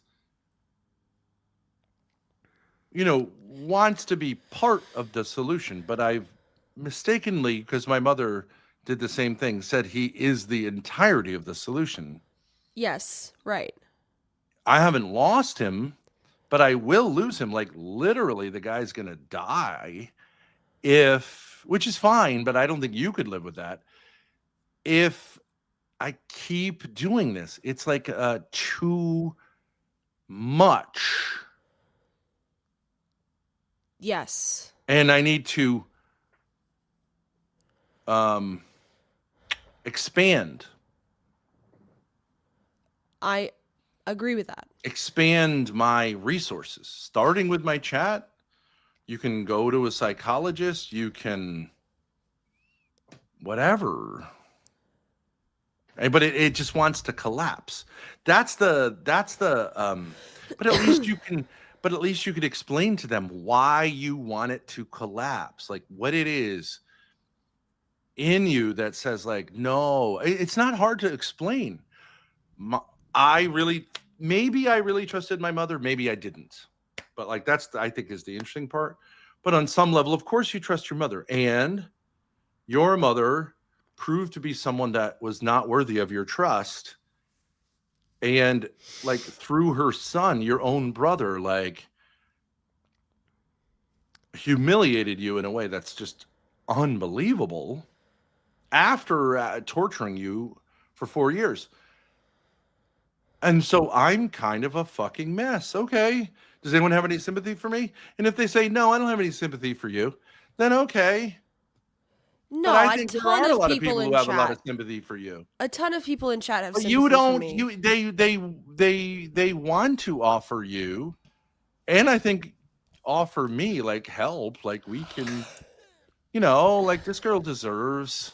Other people too have said like, and I understand. Do you trust Lav? Do you trust Ruby? Do you trust Ava? Do you trust anyone? Like, okay, but like, how hard is it to trust someone in chat? What are they gonna do? Rape you? No, I get that. I get that. But what I'm saying is, I mean, like OPC Don is saying like, hey, do you want to do whatever? I think you need to decide like, well, maybe that would be good for whether or not you love spending time with OPC Don. And maybe it would be good for me to get a little bit of a break. You could set me up nicely with some food or something, or a little bit of money so I can get food, and then go do that, and I'll happily watch. Yes, but you're wait, like, hold on a second. I don't trust him. He's turned on me before, which is true, but not really. What I'm saying is, I don't trust him. He has motivations like that are unclear. I think everyone would agree that that's true. Of course. Yes. But is he going to... You're not... Are you going to be put in a dangerous situation? No. You're not understanding the problem here, Dad. And it's because you're a very nice man. You're not understanding that if I am like, I don't know what to say. I don't think it's lazy, but like, I am stuck in a cycle. So if I oh my God, if I enjoy time with you, that is happy time, okay? And it's like crack. You're saying it's like crack. Yeah, and then I will delude myself that we have a better relationship than we do, and then I will avoid dealing with my problems. Mm-hmm. So that's what I'm saying. It's like, does anyone have a problem? Everyone can understand that. If they could get over the fact, like, he's a meanie. Like, of course, I'm very. You could see how, like, it would be very, like, it would be like crack. Yeah. To have someone who really, like, is on your side. Yes, of course. But you can only smoke so much crack before, I don't know. What's the analogy? The crack pipe cracks or breaks? Ben Thorpe is crack. That's right. Ask your wife. And I know this sounds crazy, but like, I guess what I'm saying is like, I can't be around you off stream. Of course, Grace. Wait, hold on a minute. I just want to say something. Doing this. I just want to say something. Despite what everyone says online, they all understand that having a big, tall, masculine father when you're feeling insecure is going to, like, that's your actual biological father, put his arm around you and say, like, I'm on your side, is going to be very appealing. No one's going to deny that. Let anyone deny that. Yeah, obviously, especially when I've just been honest and I'm facing my problems and I'm feeling nervous and whatever. Well, why do people give you gifts and money? Because they care about you and they know that, like, all these people can say, like, Grace is a wonderful young woman, her dad is a total fucking asshole, but, like, that doesn't even make any sense because I raised you. Yeah. So, that's true. like, that's obviously, if I was a total fucking asshole, it's hard to imagine how you would be all those things. But I don't know how to solve this problem because oh my God. See, but no, I want you to react to this. Okay, so this is hard for these people to say, even though they're anonymous people. They're saying, like, okay, we're on your side. I know. But you don't. But you have trouble trusting them. And saying, like, are you guys on my side? Because I know this, because you will, like, dip off of streaming and say, like, you know what I mean? Yes. And then you want to get something from me. Right. And then go back on stream, because I know you do love streaming. But yes. I think you're like, they just, no, you know what you said? You said that you wrote this on a little chart when we were talking about it. You said, like, I want them to be satisfied.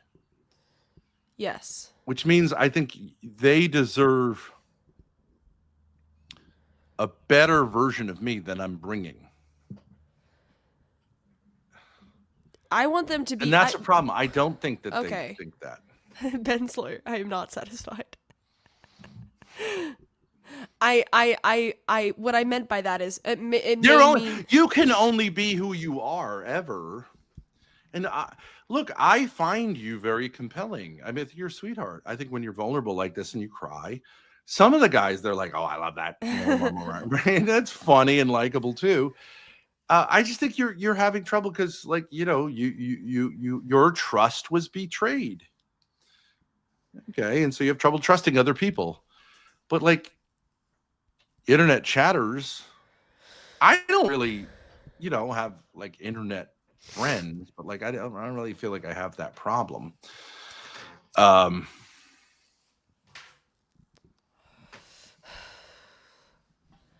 What I'm saying is, do I maybe need to experience a little punishment and not the satisfaction of, like, hanging out with you and having positive experiences? Why say it that way? Why not just say, why, instead of saying it that way, because you're not going to convince yourself you need punishment. I don't feel like you need to suffer more. I'm not going to convince myself of that. That's the problem. Yeah. What I'm saying you're not hearing me say is, why not, instead of saying, like, I need to do something negative, why not say, maybe I could do something positive and, let's say, have a show, Do or Die, that I do every day, and that you demand that I respect. You know what I mean? And say, like,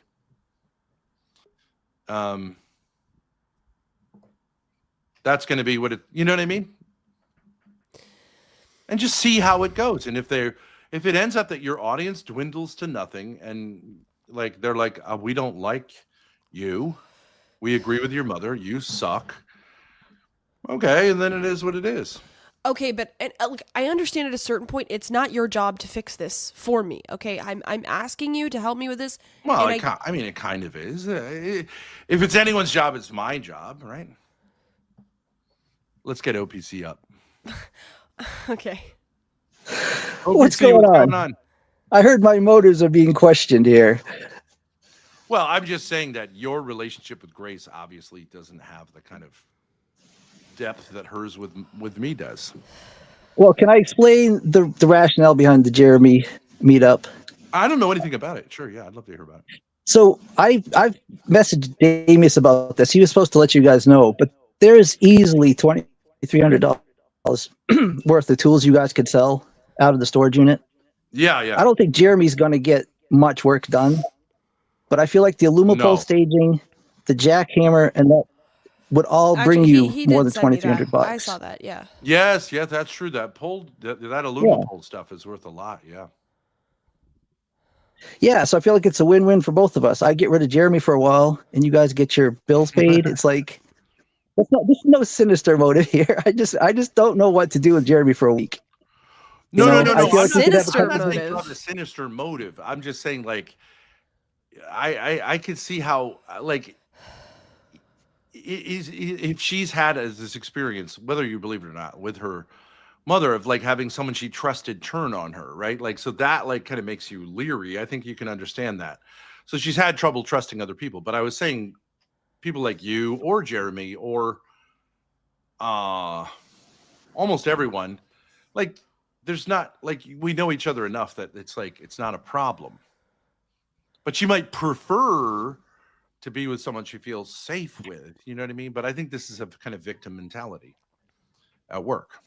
Well, the thing that I sent her this morning, it was just like a little 15-second clip of the video the live stream that Jeremy did today.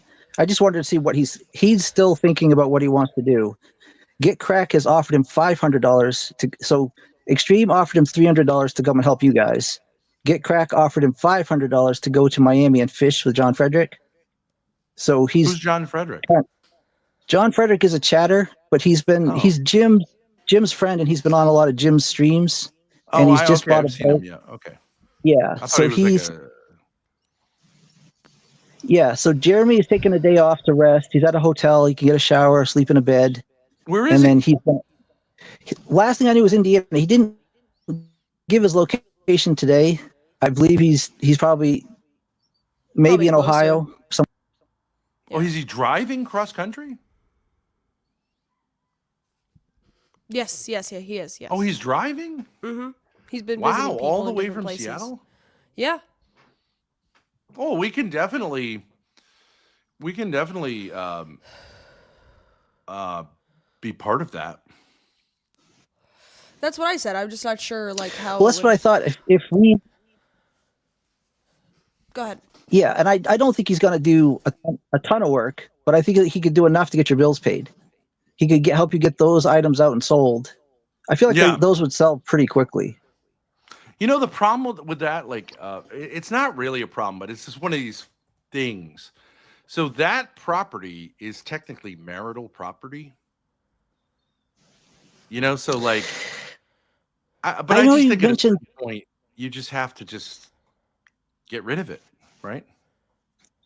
But I do think if it's in Grace's name and it's been abandoned, like you've seen those shows, abandoned property you do lose abandoned property after a certain amount of time. Yeah, right? Yeah. Yeah, so, I mean, it's the legal thing, like, whatever. She can sue me for it. I don't think she will. Well, I mean, if it's our marital property and Grace is paying the rent for it, at the very least, she deserves to get her rent money reimbursed. So, yeah, I mean, I don't know the laws as well as. Okay, who knows what the fuck next? It's been almost, it's going on the third year of this nonsense. Now what's next? You know, but I don't think it's a problem. Yeah, like wherever the funds go, like someone could use the staging. It's aluminum, so it doesn't, it's not like it's rotten. I think what OPC is saying is if Jeremy comes here and goes to the storage unit with me and we take pictures and put stuff on Craigslist, it might take a day or a week or That stuff's worth a lot of money. Yeah. For somebody to come by and pick it up. And so what do we do in the meantime? But I don't think that's a problem, OPC. I mean, there's stuff to do around here. Whatever. OPC's saying, what would you be able to do? Well, there's also the boat you can sell. Right, but I think what OPC is saying is, okay, you list something and like it may sell, it may not. You may have to like it may take a long time. You don't know. So what do you do after you post it? Do you get what I'm saying? Well, there's lots of other stuff that can be sold. Yeah, I mean that's true. I mean, like OPC, you know a little about, you know quite a bit about tools, right? Yeah, and the reason I picked those 3 items is because those would sell quickly. I would think you'd have those sold more. Yeah, like Snap-on tools hold their value. I have like whole sets of Snap-on tools. They would go right away for good money. Yeah, see, Tom never showed me that. He told me about those, so I just picked items I saw it myself, and like or like there's lots of Yeah. My other thing about that stuff, and I know you've shared this with me to some extent. This kind of like just as an outsider, I had always hoped that like maybe some of this stuff my kids would like want to pick up on, and then I could hand it to them. But I just think I have to abandon that at this point. It's just been too long. Like I could set Tom up as a what couldn't I say? I could set him up as a shell fisherman, a lobsterman, a construction guy, but you can't just hold on to that forever. You know what I mean? I just have to say like, okay, well. So did Tom actually I will say, I may be mentally, I may have my mental problems, but like, I definitely think my siblings have like 100%, like they're not interested. They're just not going to do it. They see it, anything related to me and Grace, they see it as like breaking with like the things that are okay to do where they are. And it is like a kind of, the idea is that we're a cult and you don't want to, like, don't get lured into the cult. And of course, we see it the opposite way, that that's a cult. But either way, like, the communications they just peter out because it's kind of like you got to choose sides. I don't think that's coming from us. Did Tom reach out to you about a month ago? I told him, I said there's a good chance they're going to lose. I texted him and said, if they don't get this rent paid, they might lose all the tools inside there. And I said, I know you're interested in the welder, and I think you could probably take the wrenches and things home in a backpack. He said, I will get in touch with them like this week and find out what I could get.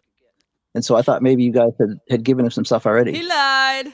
No. No, it's fine though. Like whatever. I don't care. Like any of them have had full access to all of the stuff in storage. No one has touched it except when Grace's mother insisted on having us drive all the way from Texas to like take pictures, which we've never subsequently had. I mean, it was just a farce. She expected there to be like a pot of gold there. She had silver in her hands that she passed up. I don't know what it's like, not about that. It's just about. I mean, if you could take silver, you could take like silver coins. Why wouldn't you take them? Yeah, I can't answer that one, but I think if Tom was warned and he passed up on the tools, then yeah, you guys are free to, it would be nice to set your sons up, but if that's not going to happen, you might as well just sell them. Get as much as you can. It's been years now, like years and years. And they could say like, oh, well, there's all these like, restraining orders, but there's no restraining anything. They can talk to me, visit with me. They can do whatever they want, and they really haven't. And, we've had them over and tried to get them to say like, okay, let's, reconnect. And I just think that they're alienated. And that's okay. There's nothing I can do, but sitting there spending tens of thousands of dollars on storage for things, it doesn't make any sense. OPC, so perhaps I'm all for it. OPC, and, perhaps the you chips will could fall as they will, OPC, you are a person with several businesses. Perhaps you could help us with the latest problem in this struggle session, which is that my dad is once again, and I'm not saying like you're wrong for saying this, Dad. I'm just saying he's saying like, how about Grace has a show that she has to stick to, and we both respect that. And so therefore, like, she will have to go online and, you know, not collapse every day, and we'll see how that goes. But just a couple days ago, we had another struggle session where he said that I should do that, and I totally agreed, and I set up the stream and yada yada, and I didn't do it. So just simply suggesting that again is not going to be enough. It would seem, based on my behavior, and I understand, like, I don't deserve anybody's help with figuring this out. It's like I am lazy or something's going on, but I didn't do that stream. I didn't even do the first stream that I scheduled for my own show. So what are we missing here? Maybe you could. No, I'm not going to have my dad promise to keep me accountable and force me to do it. No, that's more of the cycle. No, that's not going to work. All right. So from my experience, once I started my own company, like, nobody was telling me you have to be here at this point and, you know, you have to get this done. Yeah. You have to want it. And like, I heard you saying that night, you want to win. Like, how badly do you want to win? That's the question you have to ask yourself. You know, can you be self-motivated to push yourself to succeed? Because if you can't, not everybody can run their own business. You know, and that's why, like, this one person company, if you look it up, it's a thing, but you have to be your own marketer, your own accountant, your own everything. Yeah. And it's not for everybody. That's true. So I mean, that's the question you have to ask yourself. Can I motivate myself to be successful? If not, you probably should get a job.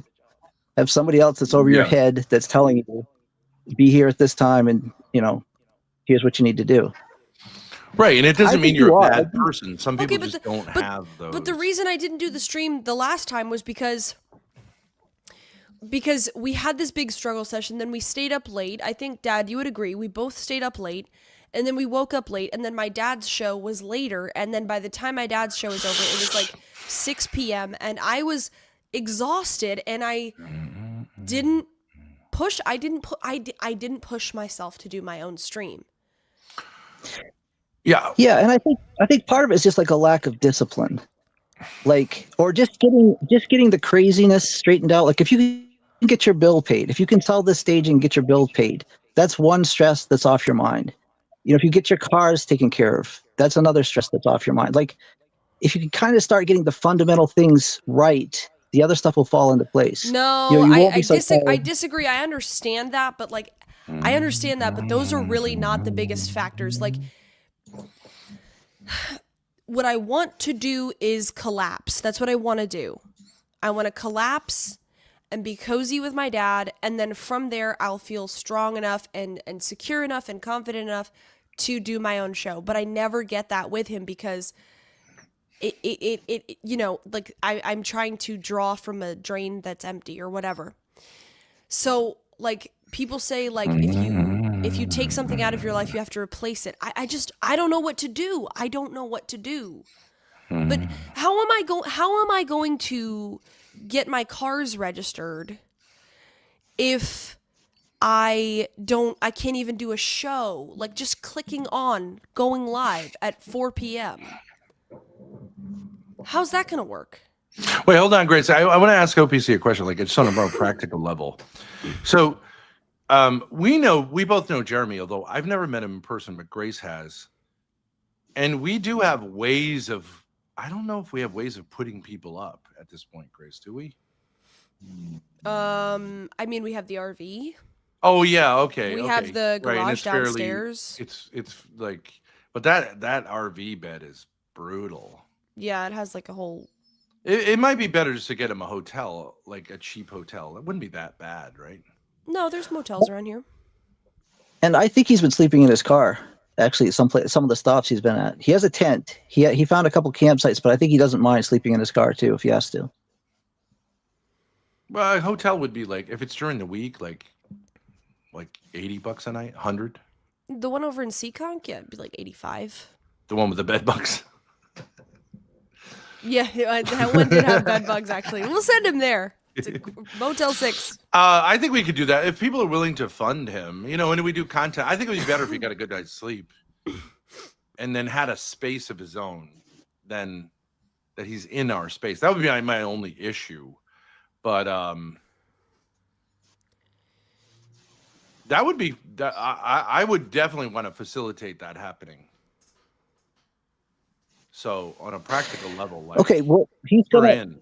What he said is today he's just going to rest, and then he's going to decide from there whether he heads to Miami or Maine. Or he said you were the third option. He said that he could either go to Maine, go to Miami, or go visit you guys. And if he comes to Maine Maine, I or still might be able to get him down. Miami to from Miami? Ohio. Yeah, That's he's gonna been be a long trip, boy. well. Wherever John Frederick is. John Frederick is on the Gulf Coast of Florida. He thought it was Miami. He doesn't actually know where John is. Miami's well, on the very Atlantic, least, isn't it? It's at the bottom. I'm not Miami's sure. on Yeah, I the guess it's on the Atlantic, isn't it? southeast Well, tip. somebody's saying Get Crack offered him $500 to go to Miami. Well, I mean, I'm not going to pay him $500. I don't think he's worth that. He had 300. He had an offer of 300 to come help you when it's closer, and he can still do the main thing. So he might still choose that. I don't know. Yeah, you could make Rhode Island from Ohio in a day, and then of course, then he could take the next leg up to Maine. He could go to Miami after that if he wants. You're only like 3 or 4 hours from us. I think only 3 hours if the traffic's not bad. Yeah. It might seem So the like a lot of issue- people are like, "Oh, Maine's way up there," but you're not way up there. No, I'm in Southern Maine. But the issue with Jeremy right now is he's already spent $1,500. So he said, I need to pick a spot and go, and any side trips have to be funded by chat because he's just running out of money. Well, if he streams with us, we can, share donos, but it would still depend on donos.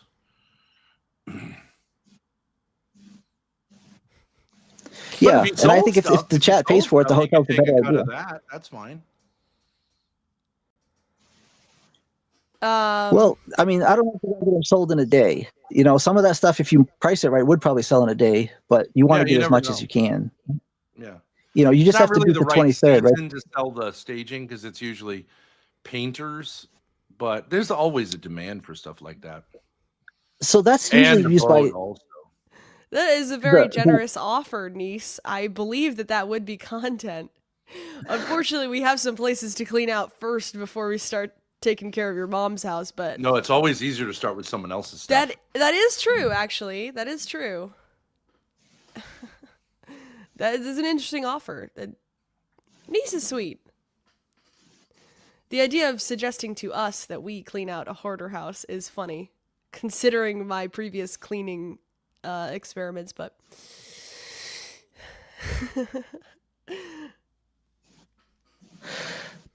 So Grace. okay, so Jeremy doesn't. I mean, if he's being offered $500 to go to Miami, I can't. I wouldn't even tell my chatters to pay him more than that to come here. Like, I don't think that's reasonable. But he could go to Maine, then Rhode Island, then Miami if he wants to, or like, I don't know. He said he's gonna decide tomorrow, so.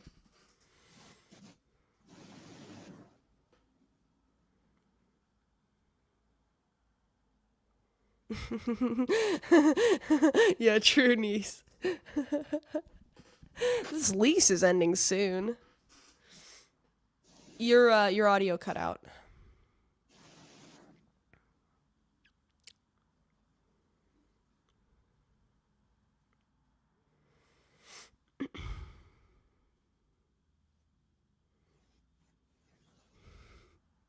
Hello? Eric? Can you hear me? Yes, you're back, yeah. Okay. So, like I said, it's going to depend on Jeremy, but I do think, if he's willing to get that stuff, what I mainly think you want Jeremy for is to take the staging out, set it up, and take pictures of it. Where it is right now, Yeah, like, basically, it's hard to see what's there. But the saw and the jackhammer, I think you could take pictures where they are. I would say that the jackhammer will be 400 and up. That saw, I would try to get 750, and then the staging, try for 2,300, but you could probably go as low as 1,600, depending on what you have there. The planks are expensive. What you don't have is nowadays OSHA requires you to have a net that goes behind it, so if people fall off, they'll get caught in the net. Yeah. But a lot of people use them without the nets. We So have a I would net. still We ask have for a net. Okay, ask for 2,800 then. Ask for that, and then if people offer less, try to get your 23. I Just got have the fined staging. by OSHA because I had 2 Ethiopians like 25 feet high without a net. Yeah. And So lead paint all over the place. Around here, so that's actually used for siding houses too. Every vinyl siding contractor has a set of that Alumipole staging, and so it's in high demand. You know, so I feel like that I would. believe you. My dad has said that. You've said that. Other people. I've looked it up. It's like, yeah, it goes for decent money. So. Anyways, we'll stay in touch. But Jeremy right now has got to make his mind up, and if he doesn't, maybe I can still come down and help you get that taken care of. Because you gave me a guilt trip about the bed. That was not my fault. You told me we were moving those beds. I left it the way. I did. No, it wasn't your fault. No. But yeah, if you wanted to help, I would appreciate that. At some point. I would appreciate that. But, no pressure. So. Lalo, stop freaking out in chat. Okay, your audio seems to have dipped again, so I'm going to take you off. But it was nice talking to you again. And let me know. So, bye.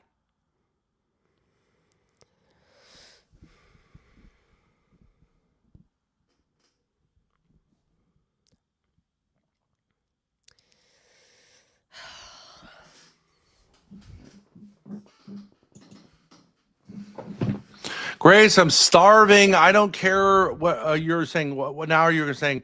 I am going to stay streaming until the end of time because I'm abusive. No, I'm not saying that. Okay. You can manipulate me into watching TV. Can you give me some fucking food?